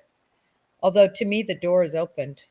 Yeah, I think the judge might. I think she wants people to see this. She's well aware of this has been going on, and I think she's upset about it. And I think if there's a legal way for her to let this, Margaret, what do you think? Discuss the law on this about what are the considerations about letting this in? Well, the consideration would be it would be unduly prejudicial to the defendant, Karen Reed. Well, it's not about Karen. It's just about the I intimidation know, of the witness. but so. it is. I understand that, but it's still. It might be considered unduly prejudicial. That's I'm trying to think of it as an appealable issue down the road. Right. Only if they mention the communications between Karen and Turtle Boy. But if they don't mention that and they just show this clip to show that the context of Lucky might have been intimidated, which is what Hank was focusing on. In his That would be great if they could get it in. That would be. I'm just trying to think of what the judge will do with it. Right. I don't know. Kevin and Margaret, to your point, it's like when murder, photos are not allowed in, even though they so speak to the truth of the matter. If some judges will decide they're just too prejudicial and won't allow them in, and it seems so unfair. Yeah. And Good so point. it's kind Very of good that point. situation. It is. It's very similar, but it does go to it goes to the credibility of witnesses for the defense. It even goes back to Barros. Was he pressured at any time by the blogger? So I think it is important for the jurors to see that, gee, there might be some witness intimidation going on behind the scenes. We'll see. It would be very interesting if they allow that in. That it would be. I mean, that's quite intimidating. Yeah. And I mean, then Lucky Loughran also seems like on the surface when he was testifying on direct, he seems like he comes across as, I thought, a credible somebody who's trying to do the right thing. He's dressed nicely for the court. He has respect for the court. So this would, if that could come in, it would really undermine his credibility. I think he was an effective witness in terms of being articulate. Hank did the best he could to kind of undermine him, but I thought he was an effective witness for the defense, to be honest about it. So yeah, I don't know what degree it causes a problem, but because you're asking the jury to buy into something pretty absurd, the idea that and they haven't even presented any theory on that through any of their witnesses that John was in the house, but we know at some point we're going to hear about data saying he went up and down 3 flights of stairs. Yeah. So I just had a horrible thought. So Karen is very dialed into local rumors in Canton. I think some of her early defense strategies and theories were based off, the grapevine, what she heard about people in the neighborhood, specifically conflating an issue with a local youth with Colin, right? Right. Right. So I'm going to assume that she was aware of Lucky. And when she said maybe he was hit by a plow, do you think one of her initial thoughts was hanging it on Lucky? Interesting. Like if she knew there was a guy with maybe cognitive issues and nearsighted or farsighted, he said, that she doesn't seem to have limits on who she attacks. She has no problem sending, bloggers and more after families, their children. I mean, I don't think she has limits. So that's goddamn. I Another always thing is, thought don't be she'd go surprised. after Higgins. Oh, sorry, Dan. I always thought she'd go after Higgins because he has that plow attachment on the front. I thought they would try to twist this for him hitting him. Ah. Right. Another thing, as far as the intimidation thing here, so at the time that clip that Kate just played from Turtle Boy, by that time, the state police still had not interviewed Lucky. They didn't interview him until September of 2023, so very late in the game. So it would be a factor if what he was going to say to the troopers might have been affected by what he was afraid of because of the blogger and the mob that was well underway at that point. Well, and to Proctor's, side of why he didn't talk to Lucky, he spoke to a supervisor who said nobody plowed Fairview. Remember, Right. they're worried about main thoroughfares. That is not Right. a main thoroughfare. And that's why he wasn't interviewed. And everybody made a big deal about that. But it really was a snafu in their department. Right. And just seeing Jeff's comment here asking, do I see any danger in playing the Turtle Boy clips because Evie Hemmentley is defending Karen Reed? Turtle Boy is claiming she's in it. I think it would do far more damage to Karen than anything. I agree. I agree. Yeah, that would be devastating. Absolutely devastating. Huge. That would be, if he could get this in, it would be a game changer. Mm-hmm. If Hank could get it in. It would definitely draw the attention of the jury. I mean, it's jarring to hear what he's saying there and to realize, and then I don't know if the jury be aware of it if they're just hearing it, but to realize that man is sitting there in court with the jury, that he's sitting there possibly intimidating this witness right now as we speak.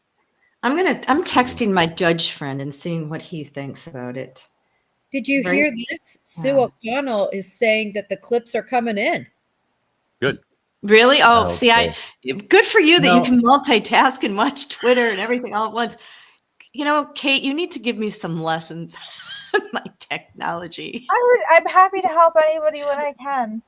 It'll be a lot easier once this trial wraps up. My estimation is that the defense will rest sometime early next week. Yeah. And then, of course, there's the rebuttal. But right now, unfortunately, I'm like round the clock, workload at night, streaming during the day. Yeah. Jen knows she's been very patient with me as I slide by deadlines all the time. But it'll be a lot better once this is over, I think. Hey, did you all talk about it? I might have missed it yesterday. All I did was watch the testimony and fast forward through some of the combo. Sorry, I normally love to listen. But what did you guys think of the Alessi meltdown? Margaret, I can't wait to hear your opinion. Well, everybody's opinion on it. I thought it was straight out of a scene of A Few Good Men. I object. No, I strenuously object. I really object. Oh God! When he turned into anybody- Scary Mason, yeah, it was just more of the same. If he's not screaming about his weird little hands, he's pounding the table, and it's to be expected. If I hadn't seen it before, maybe I'd be more sensitive to it. But that's Alessi doing his thing. Yeah. Really quick. Now, again, I'm multitasking with what people are saying, and now somebody's saying, no, it's not been in yet, according to Sue O'Connell. So they seem to be going back. So rumors might be running amok. So we'll see what really is happening. I'm texting my friend, the judge friend, quickly just to see. Sue O'Connell is a terrible source of information. Well, that was the Yeah, other I'm going on with her tonight now. Oh, I'm sorry. Hey, she's cozied I up to actually a like her. guy. I mean, Hold it. personally. I was just gonna say she cozied up to a guy we just saw vehemently threatening a man with True. disabilities. I know. Just Right. saying, not somebody Right. I'd be stoked to be in public with, but you know. I distrust the Yeah. media by default, especially after this case, and I have a very dim view of some people there. I just think, like, I understand that television is, it's driven by ratings, and ratings mean money and blah, blah, and all that, but I just feel like there's a responsible way to do this that I don't feel like is being done very often. Mhm. This is infotainment at this point. I would not call it news any longer. Yep. Agreed. So the article was let in. We don't know about any clips. We don't even know if he has clips. I'm sure he does, but like, Who, just don't Hank? know. Hank must have those clips. Hank has clips, baby. I mean, is how it bad worth- is the article? What's that? How bad is the article? I've not heard of the article either. It's a Turtle Boy article. So it's bad. Like, that's the answer. Yeah, there are no good ones. No, not that I've seen. Yeah. Well, I mean, I understand him being live and emotional and saying things. He might be a little bit more extravagant in his choice of words versus his articles. Are his articles as vulgar as well? Yeah. Okay. I truly don't know. I've never seen anything of This is his. not a drill. This is not him performing. He really is a No. sociopath. Like, it's real. Yeah, that's just who he is as a person. So whether he can sit and think on it for an hour, or if he's just spurting off at the mouth, you're always going to get the same level of just toxic garbage because he is a rotten human being. I thought it was interesting that he brought out that Lucky follows the blogger. Yes. It kind of Right. got covered up, they went on to other things, but that was to me, that was a big moment. I don't know if it landed. It landed on me. Probably for me. afraid not to. Well, he claims that he follows him, but he doesn't watch or read anything. Right. Yeah, how could that be? Ethan, I don't believe Lucky 1 minute. I'm sorry. He just was too all over the place, but that's not to say that in watching him, I know I probably shouldn't feel this way, but I do have some sympathy for the guy. I feel like he's just been so manipulated by the mob. That's how it feels to me.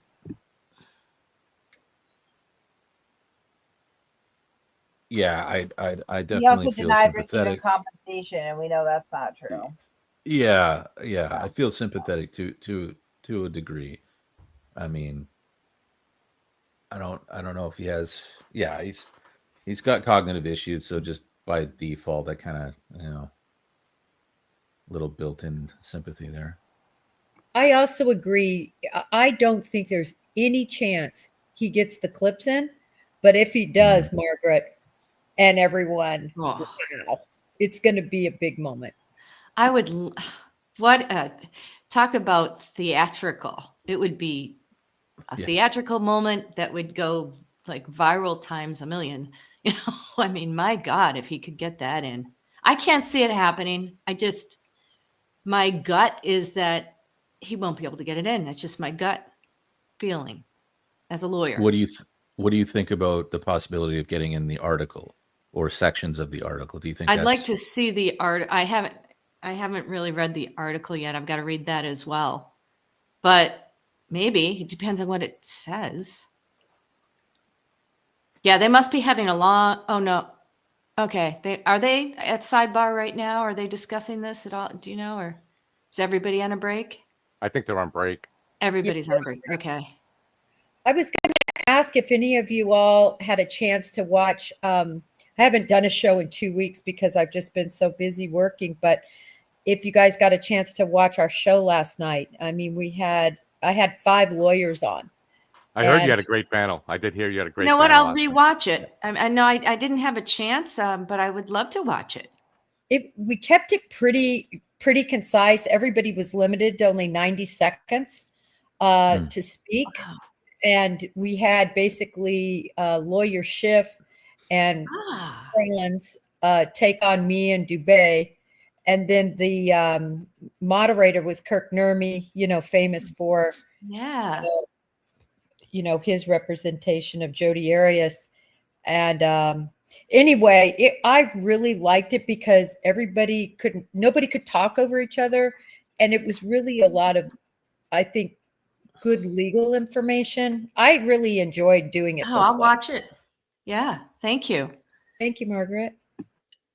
I love watching great shows where they have a lot of debate, but people aren't talking over each other. Remember the Vinny Live? That was when I first did it. That was hard to get a word in, at least for me. No, I hear you. Sometimes it's tough too because the delay. Like I'm all the way in the West Coast, right? So there's an added. I gotta watch my pauses and everything. It can be tough with the best intentions. Yeah. Court TV was trying to play around over the last several months with a different format where they would send us an email saying they want to go with a looser format where anybody can just jump in. But it's really hard to do that virtually. Yeah. You could maybe do that. People are all in the same studio, but even then it's tough. But they were trying around with it and it wasn't really working too well. Everybody would just kind of sit there like wanting to be prompted by questions because they didn't want to interrupt somebody else. And it was it's hard that way.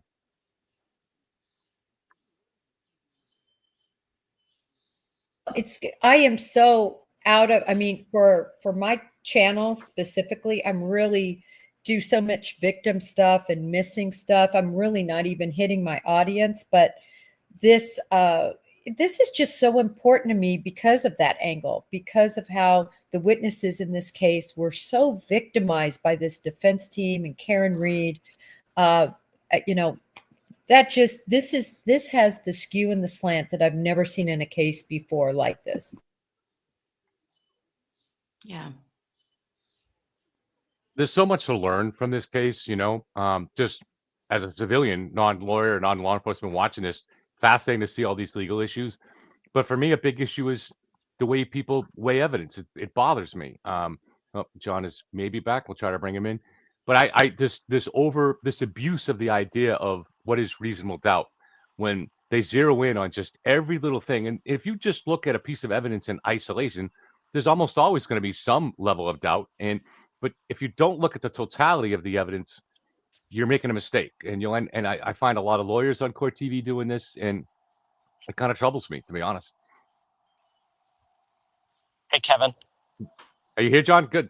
Sorry, I can hear you. I can hear everybody now. Okay. You know what? The fact that Turtle is even in the courtroom, it reminds me of Godfather 2 when Frank Italia is I love it. on Capitol Hill and they bring in his brother from Italy. And right there, with the guy doesn't even have to say anything. And he starts changing his testimony. I also, I just wonder, could Hank play these clips to impeach because Lucky opened the door saying that he was not in any way influenced or intimidated by the blogger. So he did say that he goes on his blog. He did say that people were contacting him. So did he open the door so he could play it and say, so you mean to tell me you were not intimidated when you saw that? It's a close call, John, I would say, because he claims he wasn't intimidated and it's all personal, right? So it would be personal to Lucky. He could claim, oh, nothing intimidates me. So I don't know. The issue we were discussing is it going to be too prejudicial for the defendant in this case? To introduce it. Too inflammatory, prejudicial. It would be fireworks. Oh man, but I don't know. We want to see it. Kevin, could I just also mention your moment on Court TV last night with Nick Rocco? So I had posted that I had heard that Karen herself sends talking points, and some of these people may not realize talking points are it's very common when you see someone making the rounds on the Sunday morning political talk shows, whether it's Meet the Press, Face the Nation, and it's the same person. They're given talking points, and this is what they're going to say represent the Democrat Party or the White House or whoever it may be. So when I mentioned, Nick Rocco got really defensive when I mentioned that I believed, like other people, and have heard that that's what she's doing when she's on a phone or on a computer. She's sending talking points in real time to certain people. And last night, Kevin, on Court TV, when you went after him, rightfully so, where he then started talking about Proctor swabbed Unbelievable. John's, hoodie, right? And then he said, well, I'll have to go back and check my notes. Well, to me, that's a perfect example that he didn't fully comprehend the talking points that were sent to him. And he was just regurgitating, because if that was his original work, he would be able to cite, no, this is where this came from. I just curious what everybody thought. To me, that was a perfect example that, he's given a script to say and then regurgitate. And if there's any pushback, he has nowhere to go because it's not his original work. Yeah, I felt bad to what Jen was just talking about, the interruptions. I don't like to do it, and I don't like to do it on national TV. I'm sure Court TV isn't thrilled about it. But the way that it works is Nick puts out a lot of false claims like that, and then it doesn't come back to me until the next segment. And by then the topic has changed, the question has changed, so I don't get to debunk them.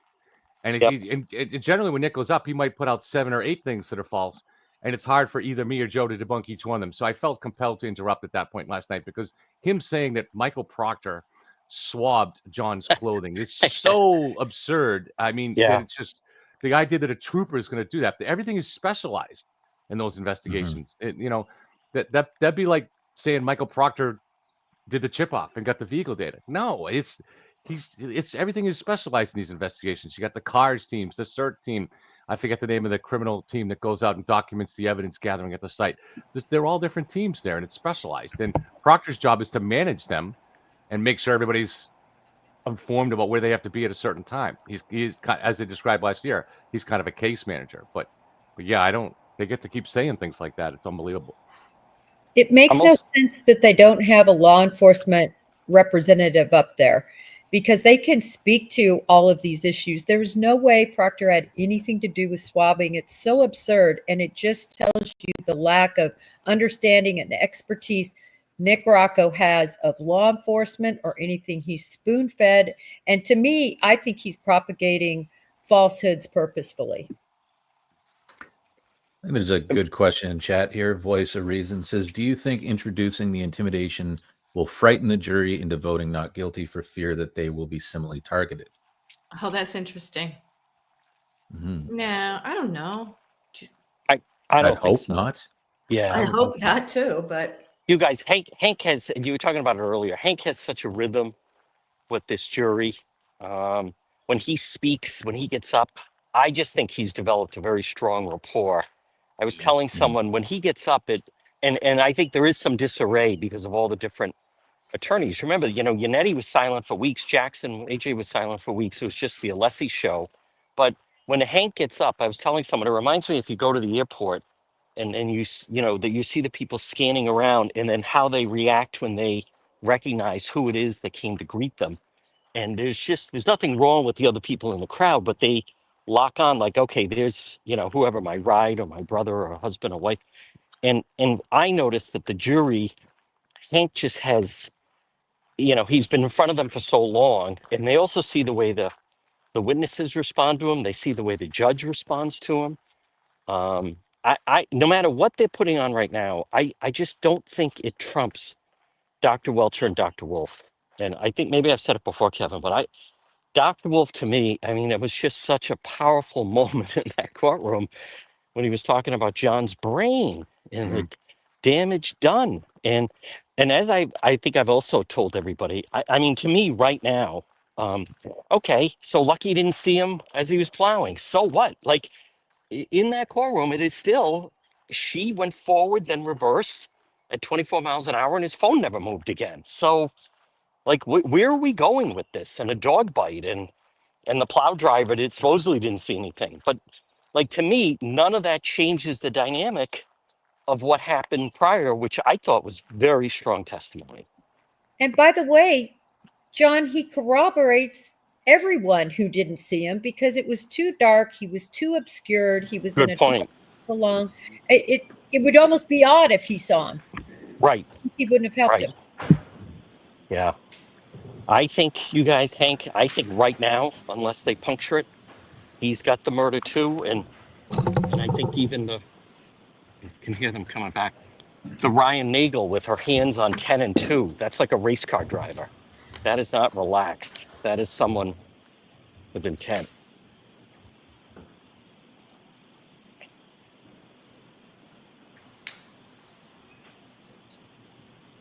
All right, so hopefully we'll get to see this clip. All right, Mr. Brennan.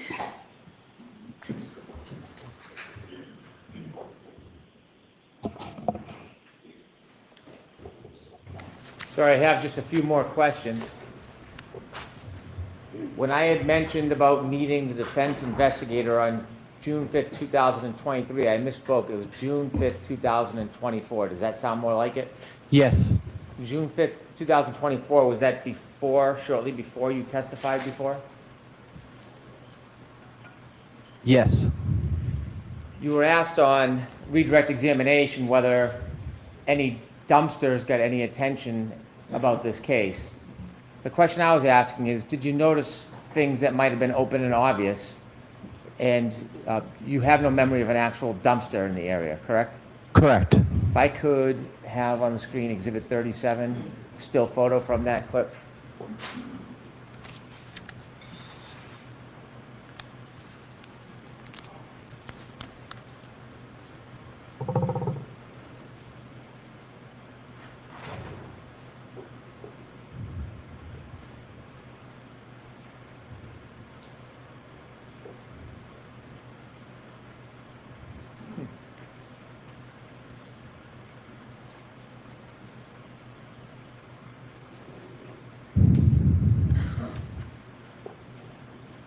May I have a moment, Your Honor? Sure.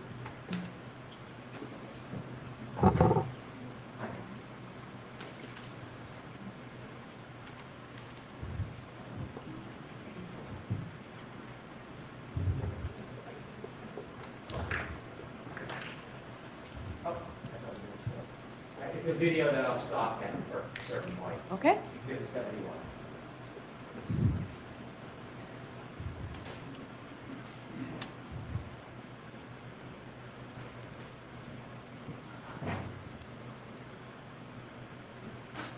And sir, do you notice the big red dumpster to the right side across from Fairview?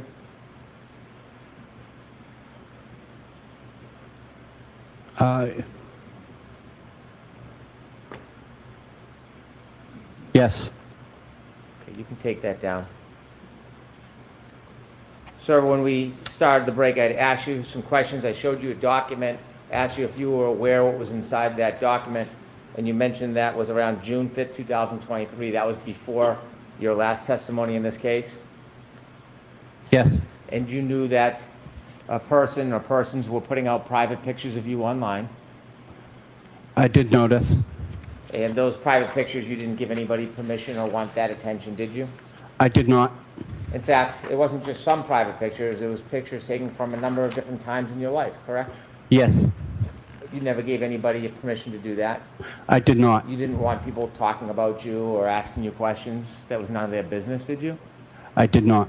And it was embarrassing that you were being made this public spectacle when you had done nothing wrong, correct? Ask it differently. Was it embarrassing what they were doing to you? I wouldn't say embarrassing, as more as aggravating. In fact, they were calling your boss. Yes? I'm going to allow that. Yes. And you mentioned how hard you work. Yes. Plow, you even deliver peaches to 8 years. Yes. Zamboni, anytime you can work, you try hard, don't you? I do. And when someone's calling your boss, giving undue attention to you, didn't it create some concern it could affect your livelihood? I did not think it was going to affect me in that manner. In addition to dragging you into this, because of you, your brother was dragged into this, wasn't he? Ask it differently. When you were getting this information about what was happening, you learned that they were also dragging your brother into this because of you, correct? I'll sustain that. Did you learn that information was coming out about your brother? I knew my brother was dealing with other issues regarding this case. And certainly, you're close with your brother. Yes. You care for your brother. Yes. You did not want to upset anybody and have more attention brought onto your brother, did you? I did not. And there was an attempt to link your brother to one of the Alberts, in fact, correct? Yes. As well as you. I don't know if I was being linked. Did you know the information of trying to so-called out you about the fact that you work for Chris Albert? I'm going to sustain that the way it's phrased. Were you aware when your friends and family were telling you about what was going on, about an attempt to draw a relationship between you and the Alberts? No. And were you aware when people were telling you what was happening, that there was attacks on you personally, like finances and things like that? Yes, I was aware of that. And certainly, that is pretty discouraging when that is happening and you've done nothing wrong, isn't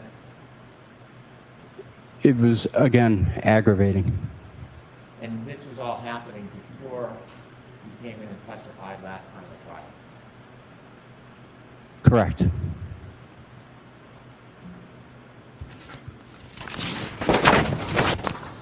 After you testified, things got better? I wouldn't say better. It's gotten a little more easily manageable.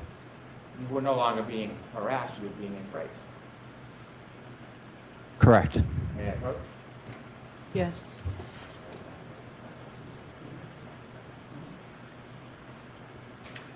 Showing you a photograph, do you recognize that? I do. Is that part of the embracing process after you testified a certain way at the last time? It was after I testified, yes. With redactions, I'm going to introduce a select portion of this. So I need to see what that is. I'm just sidebar and make this very brief, please.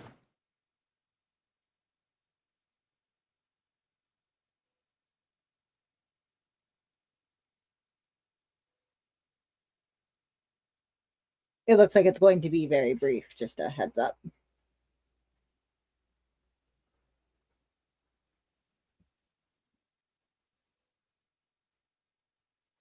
I thought they How had settled shameless? How shameless do you have to be to intimidate a guy like that? Like, I know. And then it's a lot of, like, some people in the media to want to link your brand to this guy. And it's not like that's an isolated incident. This is what he's been doing for 2 years and really his whole career. But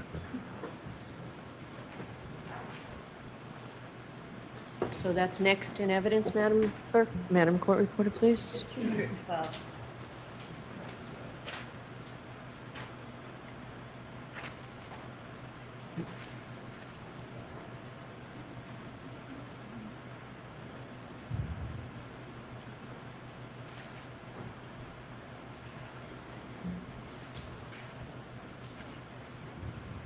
And I just showed you a photograph. Was that a fair and accurate depiction of you after your last testimony? Yes. Reflecting you now being embraced rather than attacked? Yes.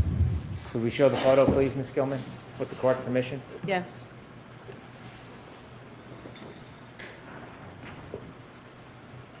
And that's you, Mr. Laughlin? Yes. You can take that down, please. Thank you for your time. Just very briefly, sir, if I might, Your Honor. Sure. Mr. Laughlin, I should say. The questioning about the attention that you received in 2023 when you received secondhand the information from the blogger, was that before or long after you were interviewed and gave a statement to the defense investigator in February of 2022? It was long after. Nothing further. Thank you. Okay. All right, Mr. Lockman, you are all set, sir. Okay. Is there another witness, Mr. Chairman? The defense calls Karina Kolakifis. All right, do you need to see me before as she's coming in, or will that be in a while? I can't remember. Why don't you come on up really quickly?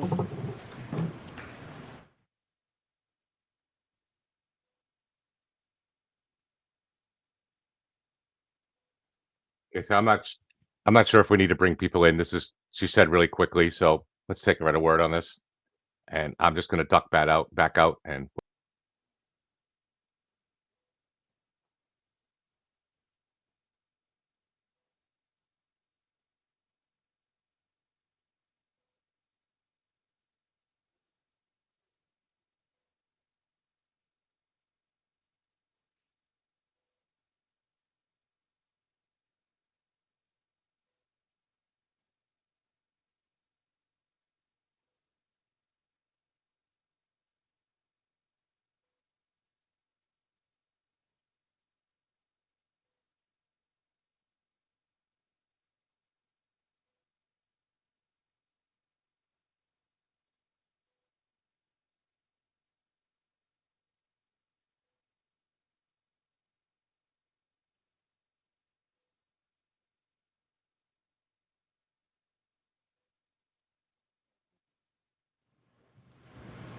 You can have the witness.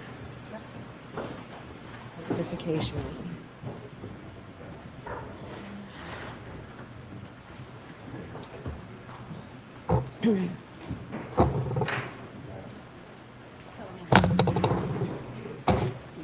Follow me.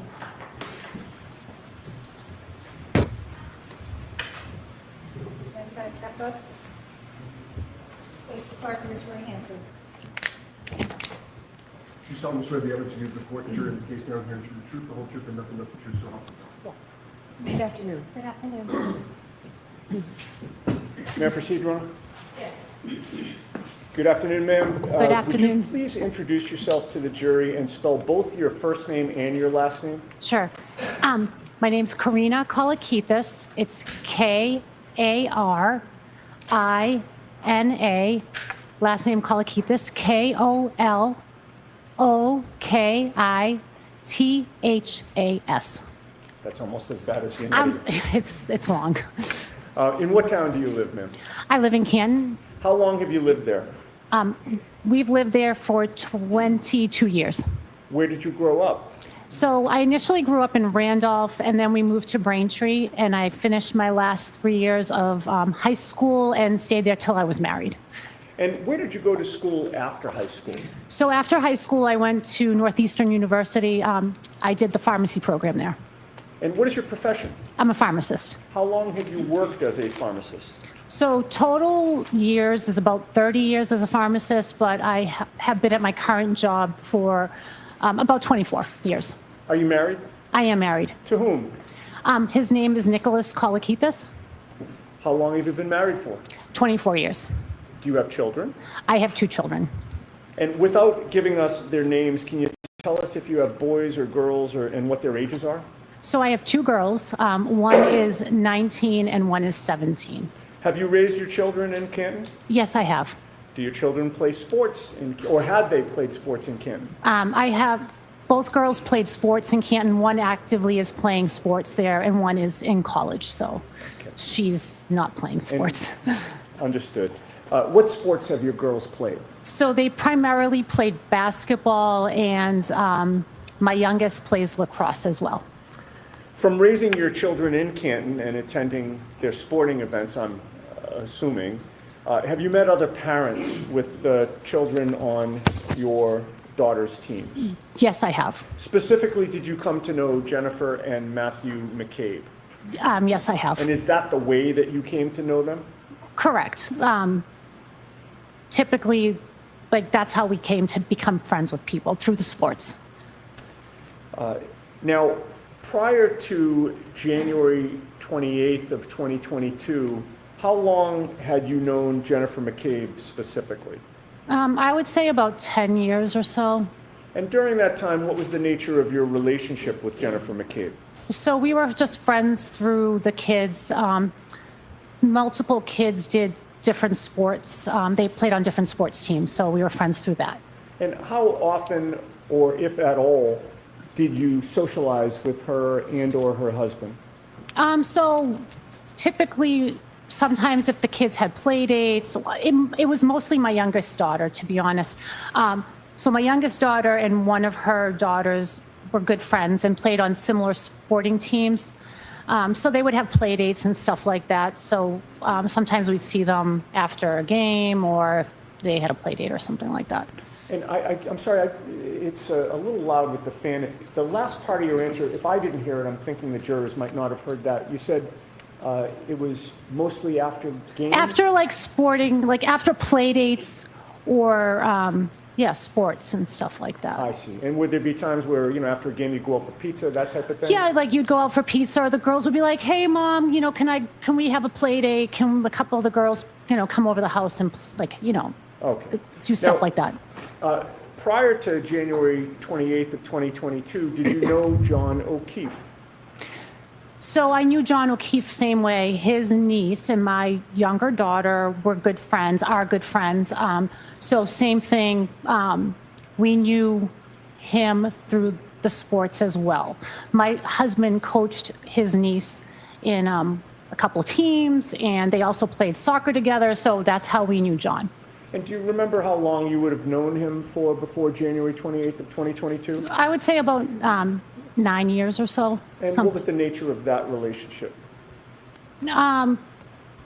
Friendly. Didn't go out with him, but we were friends. Like we saw him all the time. He would, take my younger daughter with him. We just saw him all the time. So weekly, I would say. Sure. What about Karen Reed? Did you know Karen Reed prior to January 28th of 2022? So same thing, met Karen through John. And I believe the first time I met her was at Jennifer McCabe's house sometime in 2020. 2020? Correct. So this would have been during the pandemic? Correct. And do you see Karen in the courtroom today? I do. Would you please point her out and describe what she's wearing? She is wearing a blue suit at the table with her lawyers. Okay. May the record reflect that the witnesses identified Ms. Reed? Okay. Now, prior to January 28th of 2022, how often would you have seen or interacted with Karen Reed in any capacity, if you know? So Karen sometimes would come to watch games of John's niece. So I would see her there and we would just casually talk. And what was the nature of your relationship with her prior to January 28th of 2022? We were friendly. All right. Now, directing your attention to January 28th of 2022, do you recall that being a Friday? Correct. What did you do that day? So that day I worked. As a pharmacist? Correct. Do you recall what your hours were? Approximately, I would say 8 to 4:30 that day. What plans did you have after work? So after work, my plans were to go to the Canton High basketball game to watch my daughter play. And what plans came up for before the game that night? So before the game, before I left work, there was a text that went around saying that some of the parents were going to meet at the Canton Junction before the game, and if anybody wanted to stop by and grab a bite to eat. And what is the Canton Junction? So it used to be like a little pub/restaurant in Canton. Did you go to the Canton Junction? So I went home first because I had a bag I had to switch out of because we have to have plastic clear bags at work. So anyway, so I went home and then after that I stopped at the Canton Junction. Okay. And did you go alone or with someone? So I went by myself. And when you got there, did you see people that you knew? Correct. So I walked in and there was a bunch of parents there from the varsity teams, the varsity team. And, excuse me, was either John O'Keefe or Karen Reed there? They were not there. What about Jennifer McCabe and or Matthew McCabe, her husband? I believe Matthew McCabe was there. I don't believe Jennifer went to the Canton Junction. Now, how long were you at the Canton Junction for? I would say less than an hour. Do you recall about what time it was that you would have been leaving there? I'm not really sure. The game started at 6:30, so before 6:30. All right. And when you left the Canton Junction, where did you go? I went to Canton High School to watch the game. And in the gymnasium, with whom did you sit to watch your daughter's basketball game? I'm not sure who I sat with, but it would have been those parents from the varsity team, whoever was there and wherever there was a spot. Was it generally a custom that the parents of all the kids on the team would kind of congregate together in the stands? Correct. Do you recall what time the basketball game ended? I believe the game ended around 8:30. Where did you go after the basketball game? So after the game ended, I went down and waited on the court for my daughter to come out of the locker room, greeted her, the players, and then I said to everybody, I'm going home. Okay. And you did go home? Correct. I went home after the game. And having now made it home, what were your plans that night? So my plans were to stay home. I was tired. I worked all day, watched the game. I was pretty much done with the day. So my plans were to stay home. At some point, did those plans wind up changing? So then I started getting text messages from my husband saying, you should come out. We're going to go to the waterfall. And I said, no, I'm not coming. And what is the waterfall? So that's a restaurant that has a bar, and it's on in Canton on Washington Street. Okay, so you've given your husband the stiff arm, so Correct. to speak, right? You're Correct. not going. Not going. So what happens? So then he keeps on texting me. He's like, I'm at the waterfall. You should really come. It's fun. There's a band. And I was like, oh, really? Like, I don't want to go. And then my kids got involved with the conversation. And how did that affect your decision? So they started saying to me, Mom, you never go out. You never do anything. You know, Dad's by himself. Just go, keep him company while he eats. So I reluctantly went. All right, so you were guilted into it. Guilted 100% into it. All right, so where did you go? So then I went to the waterfall. Do you recall about what time it was that you got to the Waterfall Bar and Grill? I believe I got there approximately 9:30 or so. And when you first arrived there, who was there, if anyone, that you recognized? So my husband was there, and then I recognized Jennifer and Matt McCabe. And what happened after you got there? So after I got there, I walked in, and I said to my husband, I'm like, where is everybody from the basketball team? And he said, I don't know. They all sort of split up. He said, don't worry. Just hang out here. I already ordered a sandwich, so just hang out with me while I eat, and then we'll go. And were you introduced to anyone? Yeah, so then Jennifer McCabe started introducing me to all her family.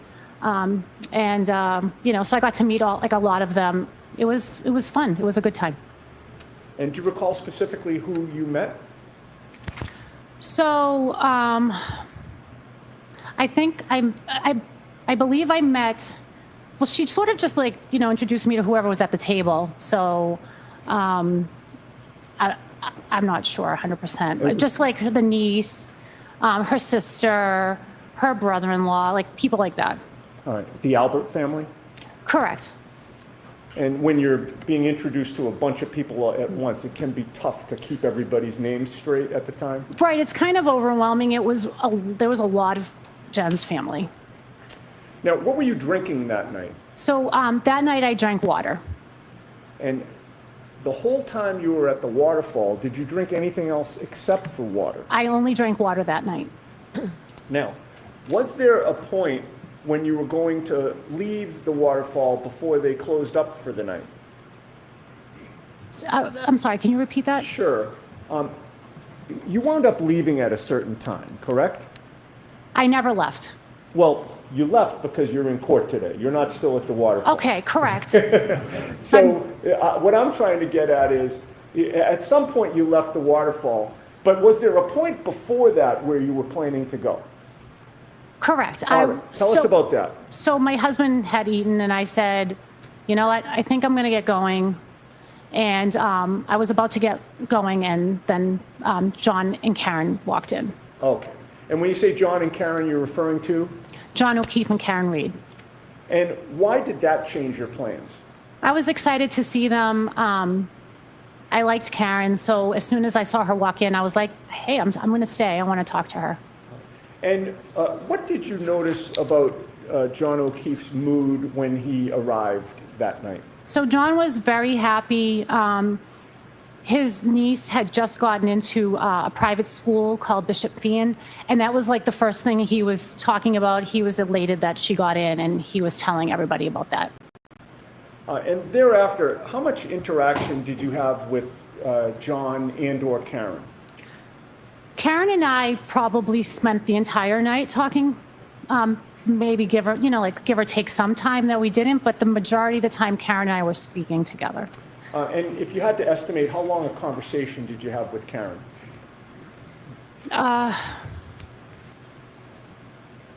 Maybe an hour, like 40, 50 minutes out of the hour. Like if we spent like an hour together, perhaps we spoke 50 minutes of those out of that hour. And without telling us the content of the conversation, what was the subject matter, if you remember?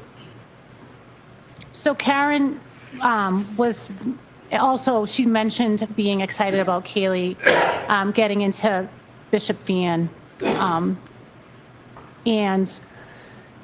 well, when I first saw her, she first started talking about my daughter. So I saw her, she came in, she greeted me. And when we did start talking, she just started talking about my daughter and how much she really loved my daughter's relationship with John's niece. And while you were having this conversation with Karen, was it an easy conversation back and forth? Very easy. Where were you located within the waterfall while you were having this conversation? We were at a I don't remember where we were talking. We were sitting down talking at a table. And how close did you get to her when you were speaking with her? In order for someone to hear you, because of the band being so loud, we were probably a couple feet from each other. And in what direction were you facing when you were speaking to her? And I'm talking in relation to Karen. I don't remember if she was next to me at this point. She could have been next to me at this point. All right. And your face would have been facing where? At her. Okay. That actually was the question. I'm sorry. This is kind of a stilted way to talk, but I have to ask the questions this way. We were face to face. There you go. All right. So in other words, Karen was also facing you when she was speaking to you? Correct. Did you notice what Karen was drinking? So she was drinking a drink it was a clear liquid out of a clear glass, and I assumed it to be alcohol of some sort, but I'm not sure. And while you were talking with her, can you describe, was the conversation coherent? Very coherent. Was she making sense? She was. Was she engaged in the conversation? She was. And did you make any observations regarding her sobriety? She seemed fine to me. And you're a pharmacist, correct? I am a pharmacist. And you were that night? I was that night. How much interaction did you see that Karen had with John O'Keefe? They had some interaction. And was there one specific interaction that stands out in your mind, then and today? And I'm talking about a physical interaction. When they hugged at one point. Okay. And did John come over to Karen at one point and do something? He did. What did he do? So John went over to Karen and he gave her a kiss on the forehead. Okay. And that kiss on the forehead, why did that stand out to you? So honestly, I'd never seen something like that before, a boyfriend do to a girlfriend in public. Never saw that. So it just stood out to me. I was like, wow, that's the sweetest thing I've ever seen. Can we queue up Exhibit 22, Mr. Wolk? I'd like to go to approximately 11:36 and 41 seconds. And if we can, well, first of all, have you seen that video before, ma'am? I have. Do you recognize what Exhibit 22 depicts? It shows the waterfall. And is that consistent with what it looked like when you were there that night? Correct. And you've previously identified that as being a fair and accurate video of that night? I do. If we could zoom in, well, first of all, again, let me try and lay a foundation. Where would you be, if you recall, at the waterfall within that video? To the right, to the left? I'm in the right, in the black top, sitting on a chair. Okay, could we zoom in on that area, Mr. Wolf?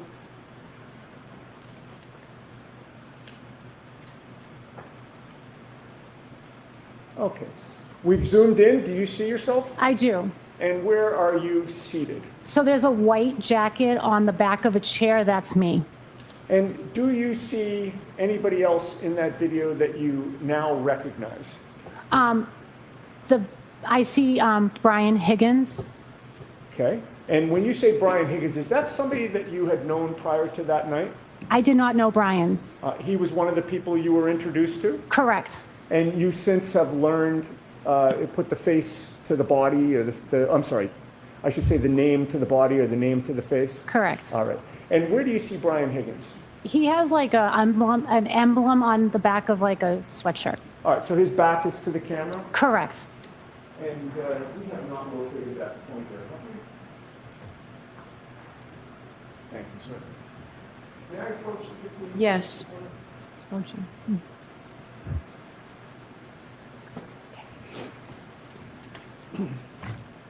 Now, if you can, ma'am, would you please use that pointer to show where you are first? That's me. Okay.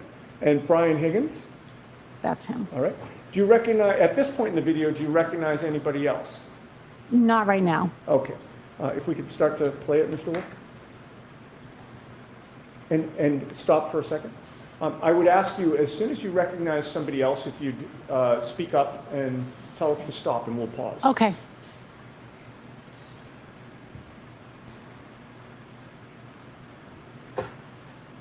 So right there is Karen's head. Okay. Is that the back of Karen's head, or?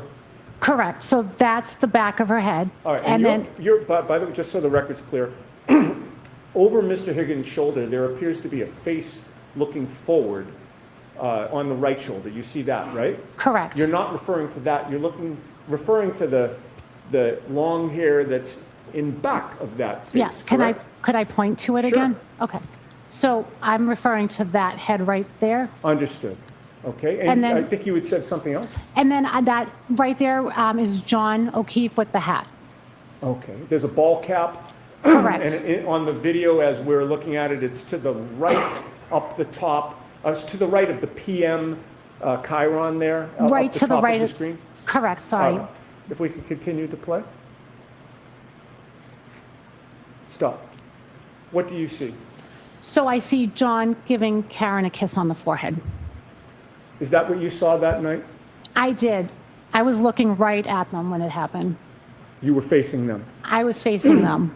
And what about Mr. Higgins? Where was he facing? It appears that he's facing them as well. That happened right in front of him. That's what it looks like. If we could play further.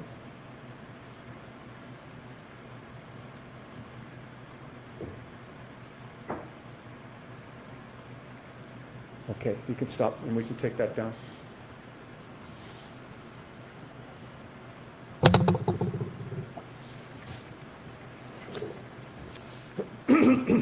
Now, that night, did you have any information about the nature of Karen Reed's previous interactions with Brian Higgins? None whatsoever. Okay. How long did you stay at the waterfall? Or if you recall about what time you got ready to leave? I believe things wrapped up around midnight. And with whom were you leaving around midnight? So my husband and Matt McCabe stayed behind. They were helping the band clean up and stuff.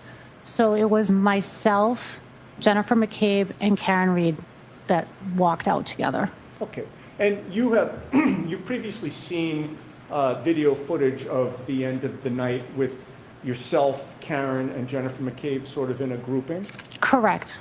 Excuse me, I'm sorry that I just need to clear my throat. I hope that's the okay. last time. That's okay. Did you see on that same video at the same time, there's a grouping in another area of the bar at the same time? Correct. And do you recall who was in that grouping? I believe it was Chris Albert, Brian Albert, and Brian Higgins. Okay. Could we now publish again Exhibit 22? And I'd like from the approximate start time of 11:57 and 42 seconds.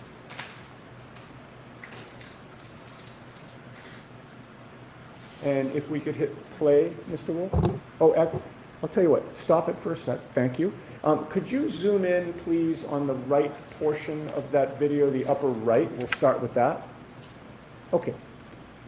So this is the start of this clip. It looks to be 11:57 and 38. Do you see anybody in that clip that you recognize? Yes, so I am the person with the jacket with the fur around the hood, and Karen Reed is the other woman that I'm talking to. All right. We could play that, Mr. Wolf?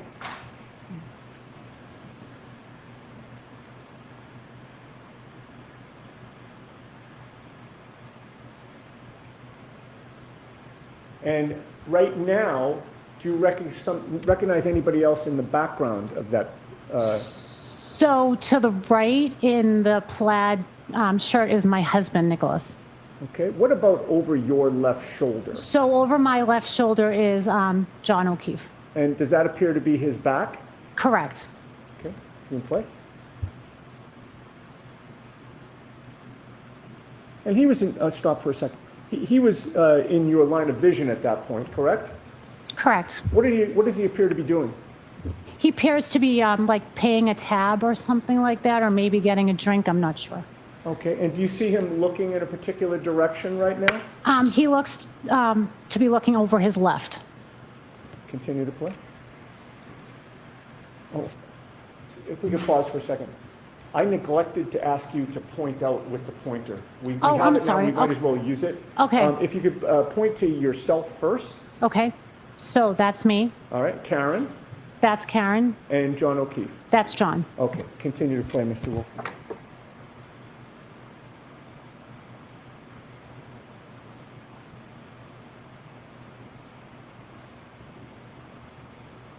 Stop. Back up just a sec. Oh. I'll tell you when to start. Yep. Play. Stop. Okay. Do you see what direction John O'Keefe is facing now? He's looking to the left. Okay. Keep going. Keep going. Stop. What direction is he facing now? To the left. And what is over to the left? I believe that's where the other group of men are located, perhaps. Okay. Keep playing. And I'd like to run this to 11:58:25.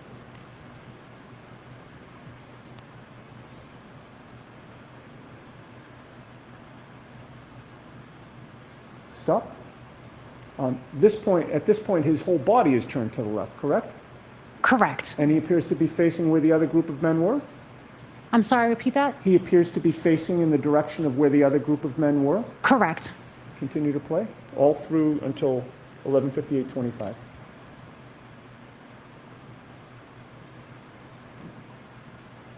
Okay, that's perfect. Now, keeping the video up, I'd like to now scroll over to the left side of the screen, and we're going to start that at 11:57:42, the same approximate time we started the previous discussion.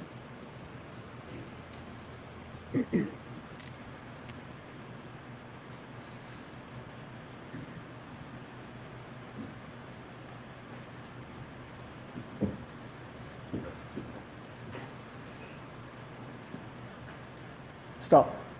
Okay. You've previously described the other three men.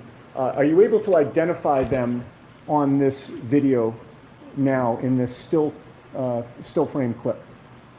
I believe I am Okay. able. And who do you see? I see Chris Albert, Brian Higgins, and Brian Albert. And which one is which? Chris Albert is the one that grabbed Brian Higgins' arm, and Brian Albert is with his back towards us. Okay, now I'll ask you to use the pointer and point to Chris Albert, please. That's Chris Albert. On the right. Where's Brian Higgins? That's Brian Higgins. In the middle? Yeah, in the middle. And that's Brian Albert, Okay. I believe. And with regard to Brian Higgins, which direction is he facing? He's facing the left. He's facing to the left? I mean, I'm sorry, he's facing to the right. Okay. And the direction that he's facing in, who's over there? Sustained. What is over there? Is that the direction of the bar? Sustained. Okay. Continue to play, please. Stop. Did you see he grabbed his arm a second time? Correct. And Brian Higgins is facing in which direction this time? He's facing the bar area. Continue to play, please.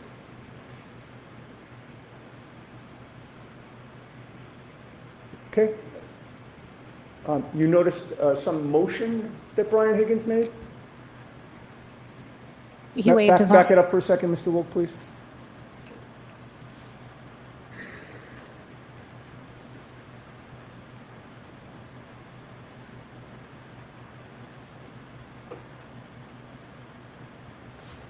Stop. Did you see a motion that? He put his left arm up. Okay. Appeared to be summoning somebody? Sustained. Continue to play. I'm sorry, Your Honor. Continue to play. I'll bear that in mind.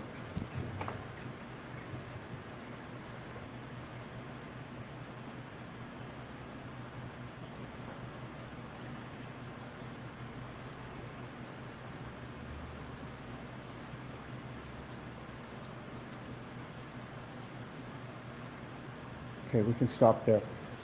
Ms. Kolakithis, did you see how many times Brian Higgins motioned with his arm? Sustained. Kamala versus please, Mr. Understood, understood. Now, prior to this night, had you known or been aware of Chris Albert? Just knew him from seeing him at D&E Pizza. Okay, and you say you've seen him at D&E Pizza in what capacity? I think he's the owner there at D&E Pizza, and we've gotten pizza there before.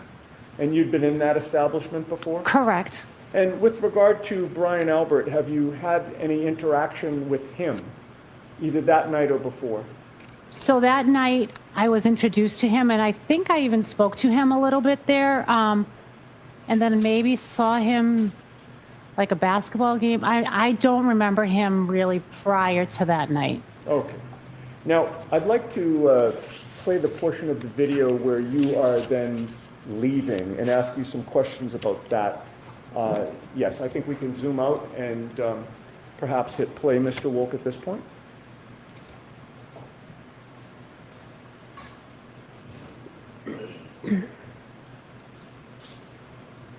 And pause for a sec. If you could use the pointer and just point out again where you are at this point. That is me. All right. And are you able to see Karen at that point? She's right there. Okay. And what about Jen McCabe? Are you able to see her at that point? I'm not sure. Okay. All right. Continue to play, please. And stop for a second. I should have asked you, if you do see Jennifer McCabe enter the picture, could you alert us? Okay. Continue to play.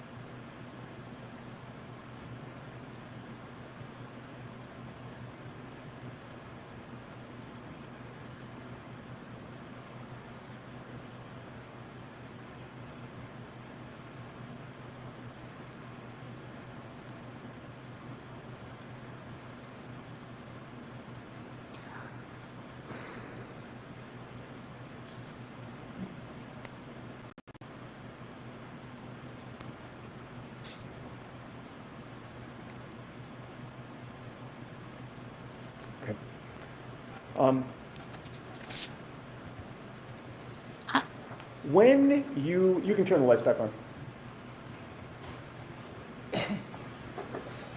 When you were leaving the establishment, whom did you leave with?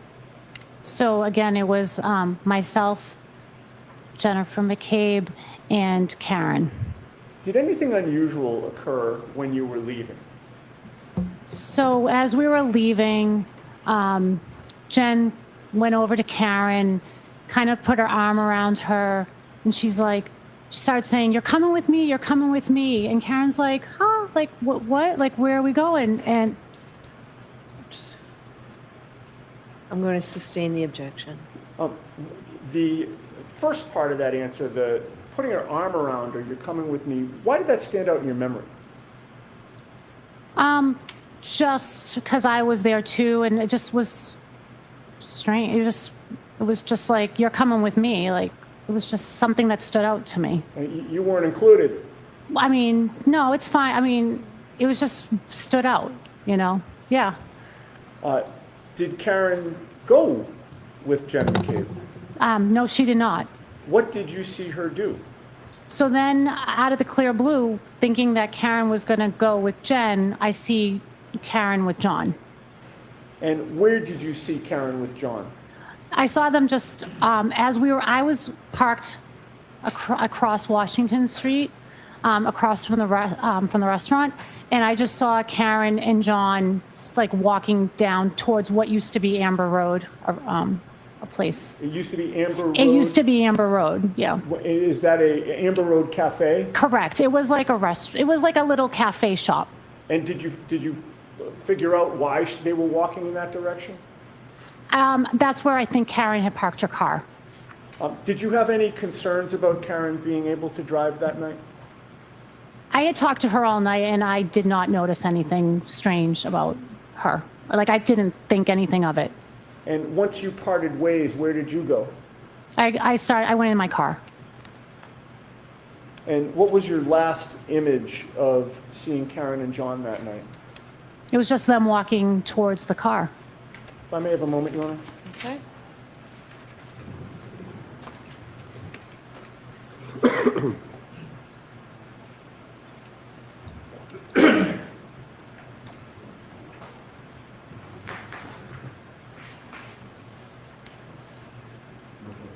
Thank you so much. Okay. All right. Mr. Brennan?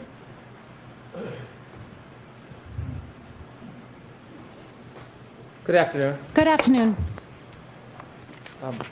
Was your last image of Karen and John, both of them walking to the car and Karen walking to the driver's side door of that car? Correct. That night it was a celebratory mood? Correct. Everybody was getting along fine? Yes, we were. Yes. You were speaking to the defendant for some time? Most of the time, correct. And you saw her at points hugging Jen McCabe? Correct. You knew John? I did. He was a kind man? Very kind. Generous? Very generous. Thoughtful? Very thoughtful. Soft-spoken? Yes. That night was particularly different. He was extraordinarily proud and happy, wasn't he? Yes, he was. And you could see him emote about his accomplishment that his daughter got into private school. Correct. Did you talk to John that night? I did.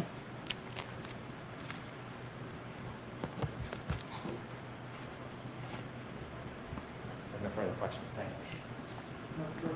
All right, Ms. Kolakithis, you are all set. Okay, thank you. So why don't I see counsel regarding scheduling?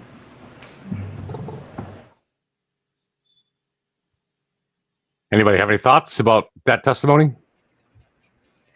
Useless, and I like the cross just to bring out John, more about John back to the victim. Also that she was driving drunk. Yep, that was a great point. Sarah, get in the car. I noted two things that I found to be just a little bit maybe tells, and we'll come back in a second. So one was the fact that John kisses Karen on the forehead, and this woman says that's the sweetest thing she's ever seen. I listen. I've spent my life in bars. That nothing sounds unusual or interesting about that. Why is she going out of her way to emphasize that that's the sweetest thing? Because she wants to emphasize that it helps the defense to say that Karen and John were lovey-dovey and we're not having any kind of a friction there. And then, So I'm going to and then the talk second to thing, lawyers about scheduling. I'm likewise, actually going to is send you back to the room and bring you back. We will definitely be out of it by 1 o'clock, so a short. And if they can just, Paul, they could just go back maybe 10 minutes and we'll bring you right back. So. All rise for the court, please.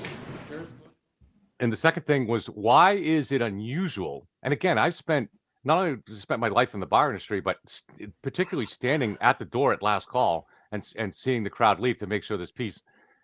Why was it unusual? Why does it strike this woman as unusual that Jen might put her arm around Karen and say, "Why don't you come with us?" Why would she even note that? Why is she remembering it? All of this is very suspicious to me, as she is there with an agenda. She is trying to help Karen. It's high. Those are not things that someone would normally note in my view. Well, she and her husband told Karen about the grand jury that was convened against her, right? So, I mean, Right. I think it's pretty clear what the motivation is there. Was friends with Karen for whatever reason in these little town feuds. Maybe she had some bone to pick with Jen. Maybe she didn't. I'm not saying I have no idea. But there seems to be a lot of little feuds that go on in any little town.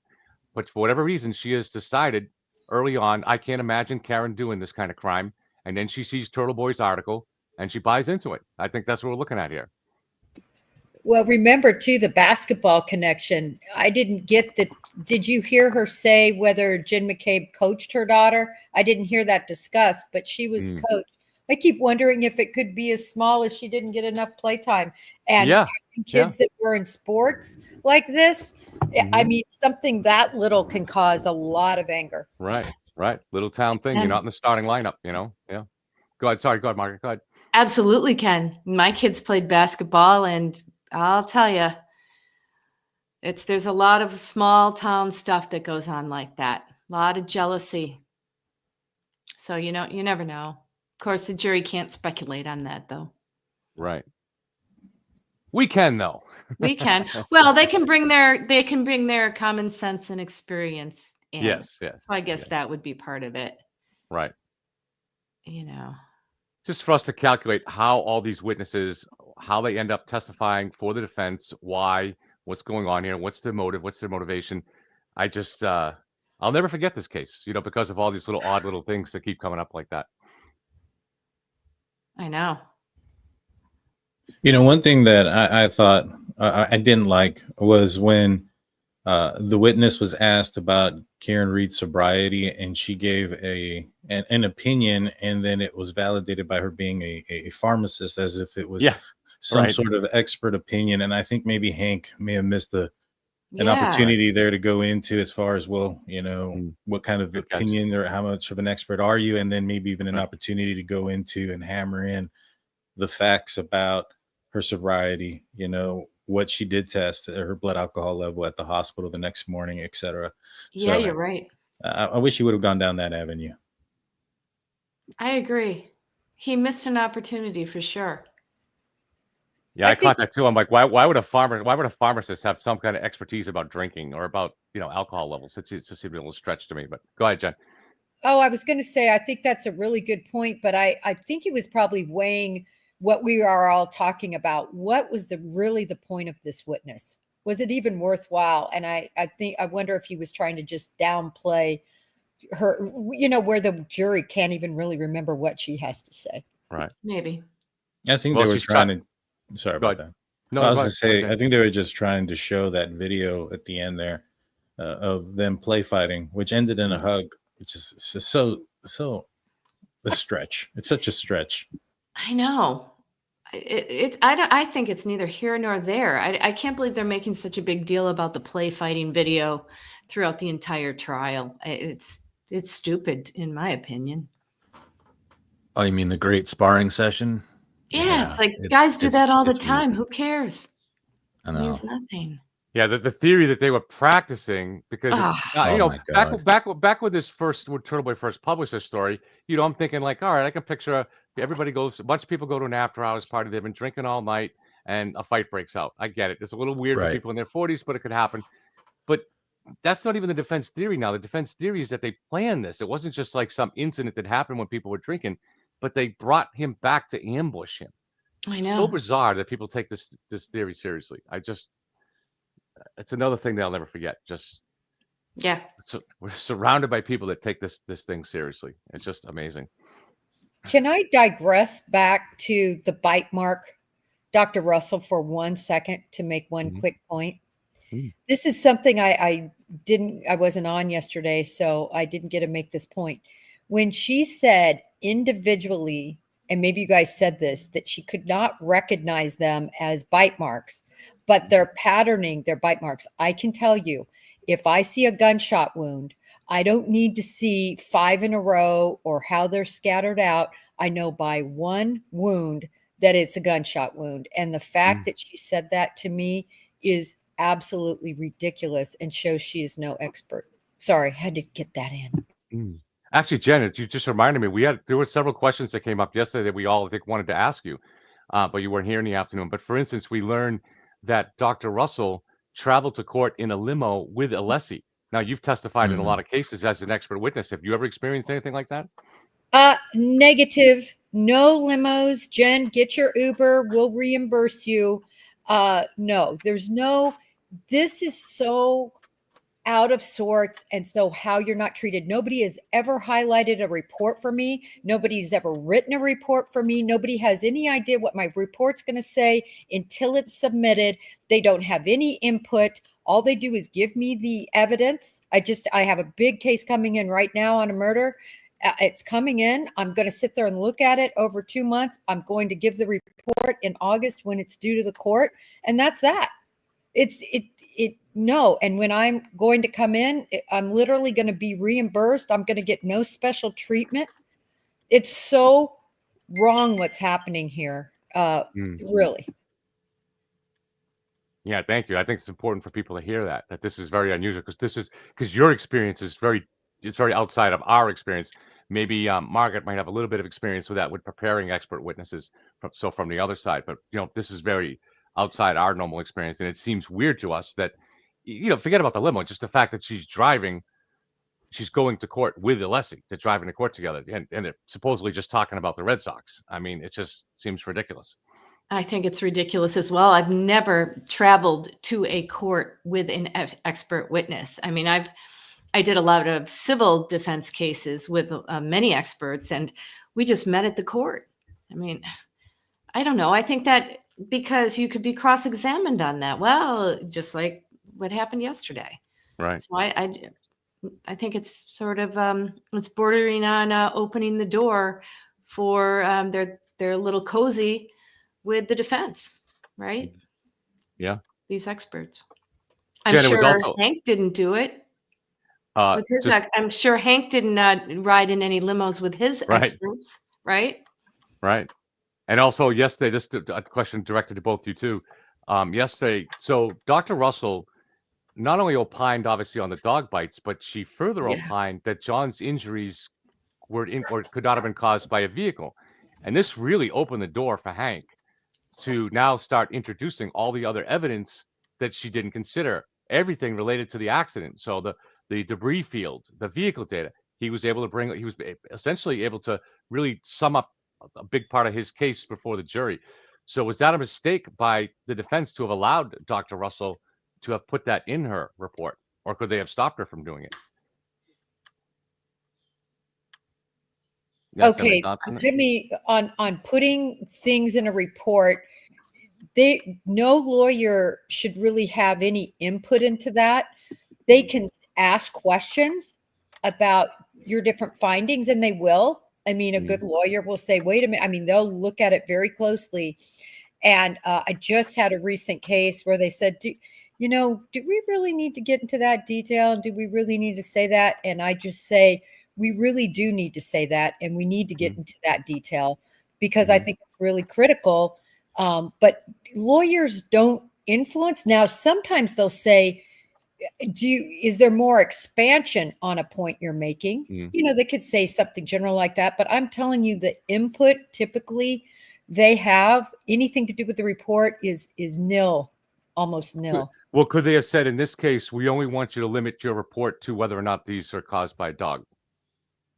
And that way that wouldn't open the door for all that discussion about the evidence related to the, to the vehicle strike.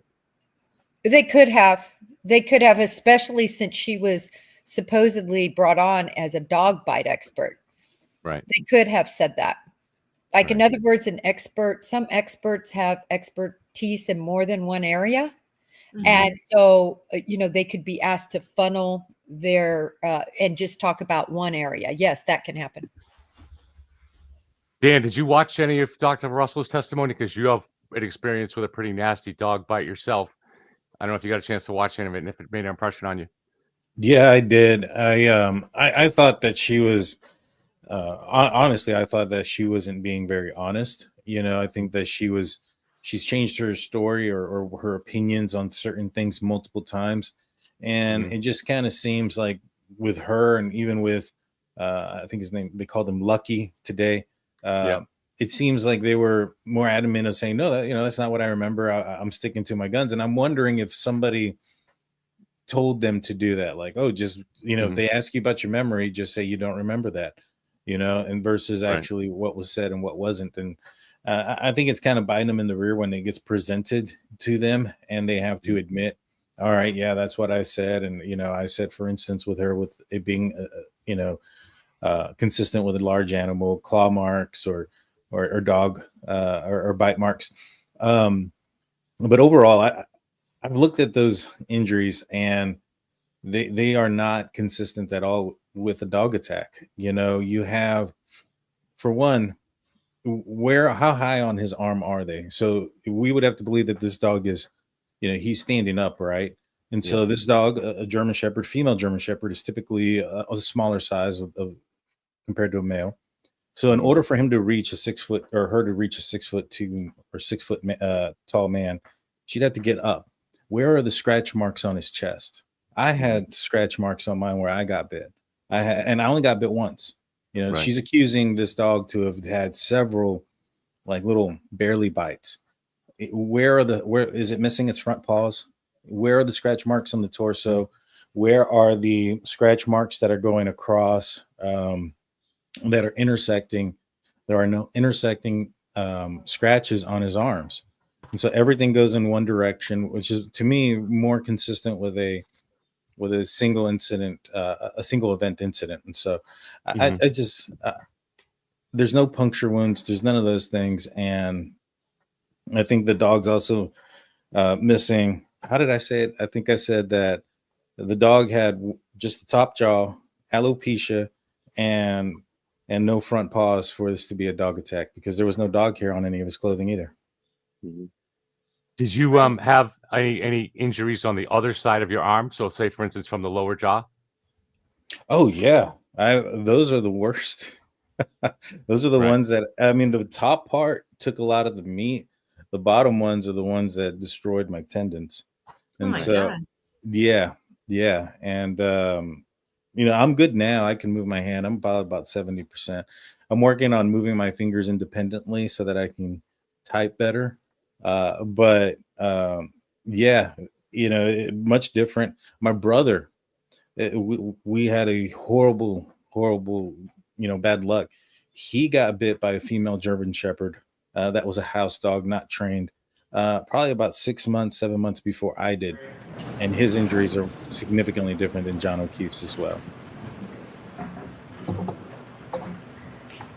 They're nowhere near the size of what mine were, because I got bit by a much larger dog. Yeah. But his consistent as well.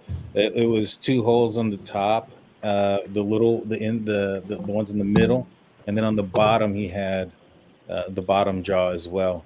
And the dog bit and ran. It was in my brother's a contractor, and he was inside of a house, and one of the spouses of the house forgot that he was there and let their dog out. The dog came around the corner, bit him, and then ran away. Bit him in fear. My brother Do you have any pulled pics? away. Do you have any pics? I do. I can send that to you. Yeah. I'd like to see those. Yeah, let me send that to you. All right, Jules, I just realized that I probably made you go downstairs and up twice to just come back shortly. I'm sorry I inconvenienced you that way, but we were able to talk. I am assured not only are we on schedule, we are ahead of schedule. I understand tomorrow's supposed to be very hot. Court officers are concerned about how we're going to keep the fans and air conditioners going and be allowed to hear the witnesses. I've talked to the lawyers. Everybody's in agreement that because we're ahead of schedule, we give you tomorrow off. All right. Oh, wow. So, Wow. We won't be in session tomorrow. We will be in session Friday all day. So those same reminders, please do not discuss this case with anyone. Don't do any independent research or investigation into this case. If you happen to see, hear, and read anything about this case, please disregard it and let us know. And be careful with your social media use. We'll see you on Friday. All right. Yeah, it's supposed to be 95 or up to 95 God. degrees tomorrow. It's gonna be crazy hot here. Oh wow. That's it. That's like Texas hot. Yeah. He's down in Texas. He's like, that's Yeah. Man, that was That's a like cold front. that was like February. What are you talking about? That's funny. I sent you that image there, Kevin. Oh, okay. By email? Yeah. All right, let me go get it. So what do we think was accomplished today? That there was some threats to a witness. Here is exit court, please be seated. All right. Is there anything anybody needs to raise with me at this point? No, Your Honor. Okay. There is one outstanding motion. It's a motion for reconsideration. It's denied. Okay. I just saw that was the one that was still outstanding. Okay. Thank you all. We'll see you Friday morning. All right, so I forwarded it to you, Margaret. I'm not going to put it on the screen. I gotta go it's- get my. I've it's- got to go it's get not- my phone. It's not actually something that will tell us much about John O'Keefe's injuries. It is another, Okay, as let me seems go to look. be the case with Dan's family, that's another nasty dog wound, but it doesn't really shed much light on John's injuries. It's on looks like it's on the wrist here, or right where the hand, yeah, right on the bottom part of the hand, actually. Oh, no, there's two. There's like one of the hand and maybe from the other tooth on the wrist. Mhm. So one, like you said, it's one bite, right, Dan? Yeah. So Yeah, it's one bite. It was a quick bite. My brother pulled away and the dog ran. You know, I know that somebody's saying like, how do we know that he was standing up? Well, if he was on the ground, even the defense's witness said that some of the scratches or abrasions were because he pulled away. I mean, how's he doing that on the ground? Right. Those type of things. And again, I think that she changed the direction in which where the scratches were going and starting at one point. And I think at one point she made it seem like in order for that to have happened, he would have had to have had the dog like in a headlock. And, All right, and now so she's changed it, but I will bring it up on the screen, but just warning people, because That's- it does show us a little bit. There's one part of it that might be illustrative. So if you have a weak stomach, guys, just warning. Yeah, I just saw it. Oh, well, you can't see it in that picture very well. Yeah, it's not as right when you The one you sent me, that's yeah, you can zoom in on and you need see to the brighten muscle. that up. But see what is interesting to me, you do see that little scratch there that leads up to the wound. So there was discussion yesterday in court about what Hank was highlighting. Where does the wound begin and where does it end? Where did the tooth first make impact? So what would you suggest, Dan, here is where the tooth first made contact? so I mean, I would say on this situation here, probably on the inner side of the wrist, towards the middle. You know, also a lot of people are looking when they look at dog injuries and bites, they look at John's arm and then they go and compare it to somebody who's been cleaned up, somebody whose injuries are maybe even slightly starting to heal already or have healed They're still somewhat. alive. Right. John was gone, so his injuries would have been looking more like this if he was attacked by a dog. See, let me refine my question a little bit. So just looking at the lower wound, which I'm assuming, let's say there's these are from 2 canine teeth. One canine tooth hit the hand, and the other canine tooth hit the wrist. So Correct. looking at the lower wound where there's a scratch that leads up to that wound, so would the canine tooth have begun by on that scratch as it's trying to find grip and then dug into, so the beginning of the wound would be the top of that scratch, or is it the other way around? What do you think? I think that's probably correct. If you look at the other wound, there's a kind of around the same area. There's somewhat a scratch there too. It's not as prominent as it going, towards that. But as you can see, you have wounds going in different directions. You have one wound going up his arm, and the other wound's going sideways. You don't Right. see that in John O'Keefe's injuries. There's nothing like that. There's nothing going the opposite direction. There's no intersecting scratches. Right. There's nothing that would intersect or anything like that. Yeah, you're right. So it is kind of illustrative a little bit.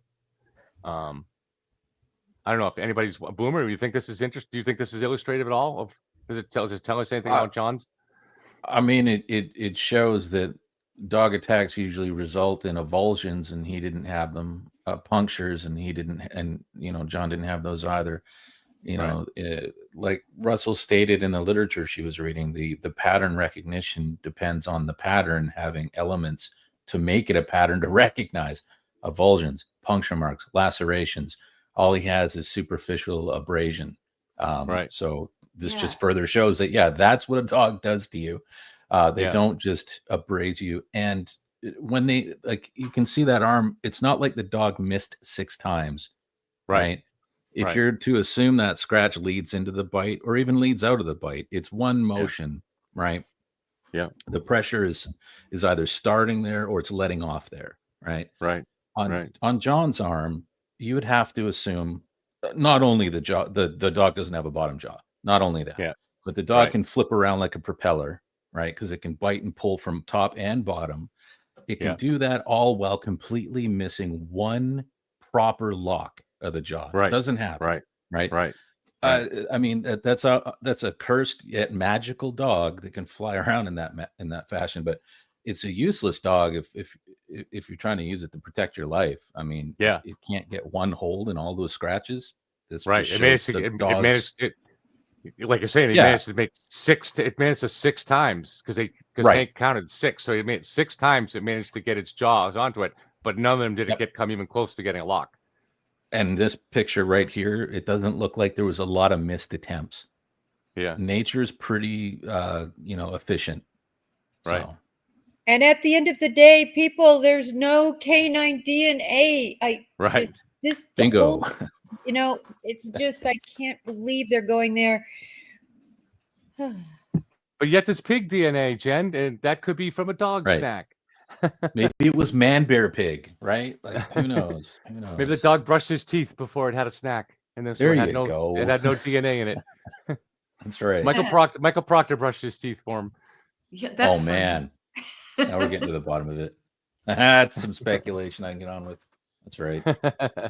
Yeah, your wound is a lot deeper. That too. I mean, look at it. It's so much deeper. This is Daniel's brothers. Daniel's wound was actually even worse than this. Daniel's wound was much worse than this. Yeah, my wound, I lost quite a bit of meat and stuff like that. Wow. Yeah, no, mine. I got bit by a 130-pound XL bully, and so it was a much bigger dog. The injuries were the same. I had the 2 punctures and the bottom, the same stuff. But the thing is, because of the size of the dog and the size of the teeth, there was so much damage. They had to clean it all up in between and take out the damage in between the teeth, and that's why I'm missing so much of my arm. But yeah, it sucks. But the dog was going actually after my wife, and I prevented something worse happening. And so I would definitely do it again if needed, or be in that situation. But yeah, to say that John O'Keefe, that those are dog bites or German Shepherd bites, that's ridiculous. I have a friend of mine who is was a homicide detective. Now he's very up high in his department, the highest that you can get. And I asked him, I sent him pictures, and he was like, "There's no way that's from a German Shepherd."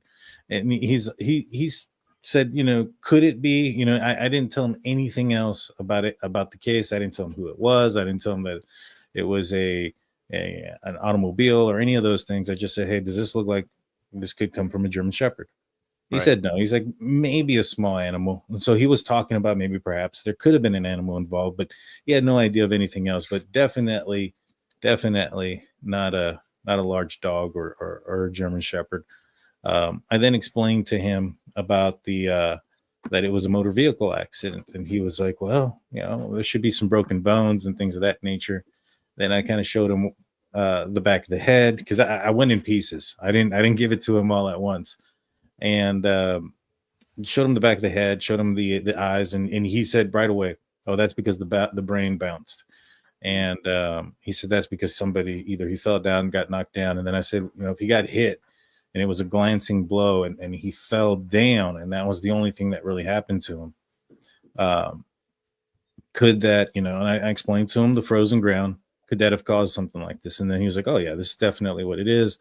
And then he got intrigued. He looked at it. He looked at the behavior of Karen Reed. And one of the things that he talked about was her behavior before, during, and after the incident. Before the incident, her behavior that led to, criminal behavior, or the fact that, elements of the crime was her vindictiveness, her reaching out to like Higgins. To me, that shows quite a bit. Higgins, he's a federal agent. John O'Keefe is a police officer. In my opinion, as a former police officer, I thought and looked at federal agents as a tier above where a state or local city police officer was, similar to where the city officer versus a state police officer. I felt that the state officer was above. And you also have the fact that they were friends, or at least friendly, Brian Higgins and John O'Keefe, to the point where Brian Higgins had his phone number to text him that night. And so she's reaching out to his friends and somebody who's of higher status in his employment. And that shows a lot of vindictiveness to me. There was the action and the behavior during the crime, the calls, the reversing, the data that comes from the phones, etc. And then after the fact as well, what she said to the O'Keefe family, just remember the bad times, what happened with the defense, etc. As far as them saying this was no intent, this was an accident, and then kind of changing the story. And then obviously her story continuing to develop as evidence comes out, her story changes. So he went from 100% not knowing anything to just kind of looking at the evidence of it, came to the same ending result as I did. But yeah, I think it's all pretty clear in my opinion. Sorry if I rambled too much there. Oh, that's fine. That's okay. So we have no court tomorrow, and I'm hearing that defense might actually wrap things up Monday. Wow. So I don't know if that's true or not, but so all we got left is Arca and I guess the data guys, Rich Green. Richard Green, yeah. So I Dan, don't if think I heard they'll you wrap right, up Monday. Wait, we do have What you- Friday, so we have a full day Friday. Yeah. Full day Friday, yeah. what you're I saying is, won't- Dan, yeah, is maybe. that Higgins trained an attack raccoon? Did I hear you right? It's possible. You didn't see his moves in the bar. It's trainer moves. Yeah. That's what I figured. I won't be here Friday morning. I'll try to be here Friday afternoon, but Kate's going to be running things Friday morning. I'll be on the road. No So, Right on. so, but everybody will be here. I'll make sure John's not in court this week, so I'll make sure he gets the invite, and anybody else you guys think should be on the panel. But it's been a good panel. I thank everybody for being here. And so unless anybody has something else they want to add, we'll see everybody Friday. Sounds good. I'm good. Thank you, Kevin. Thank you, Kevin. Thank All right. you, Kevin. Everybody. Thank Thank you, guys. everybody. All right. Nice we'll to see meet y'all. everyone. We'll see Have a y'all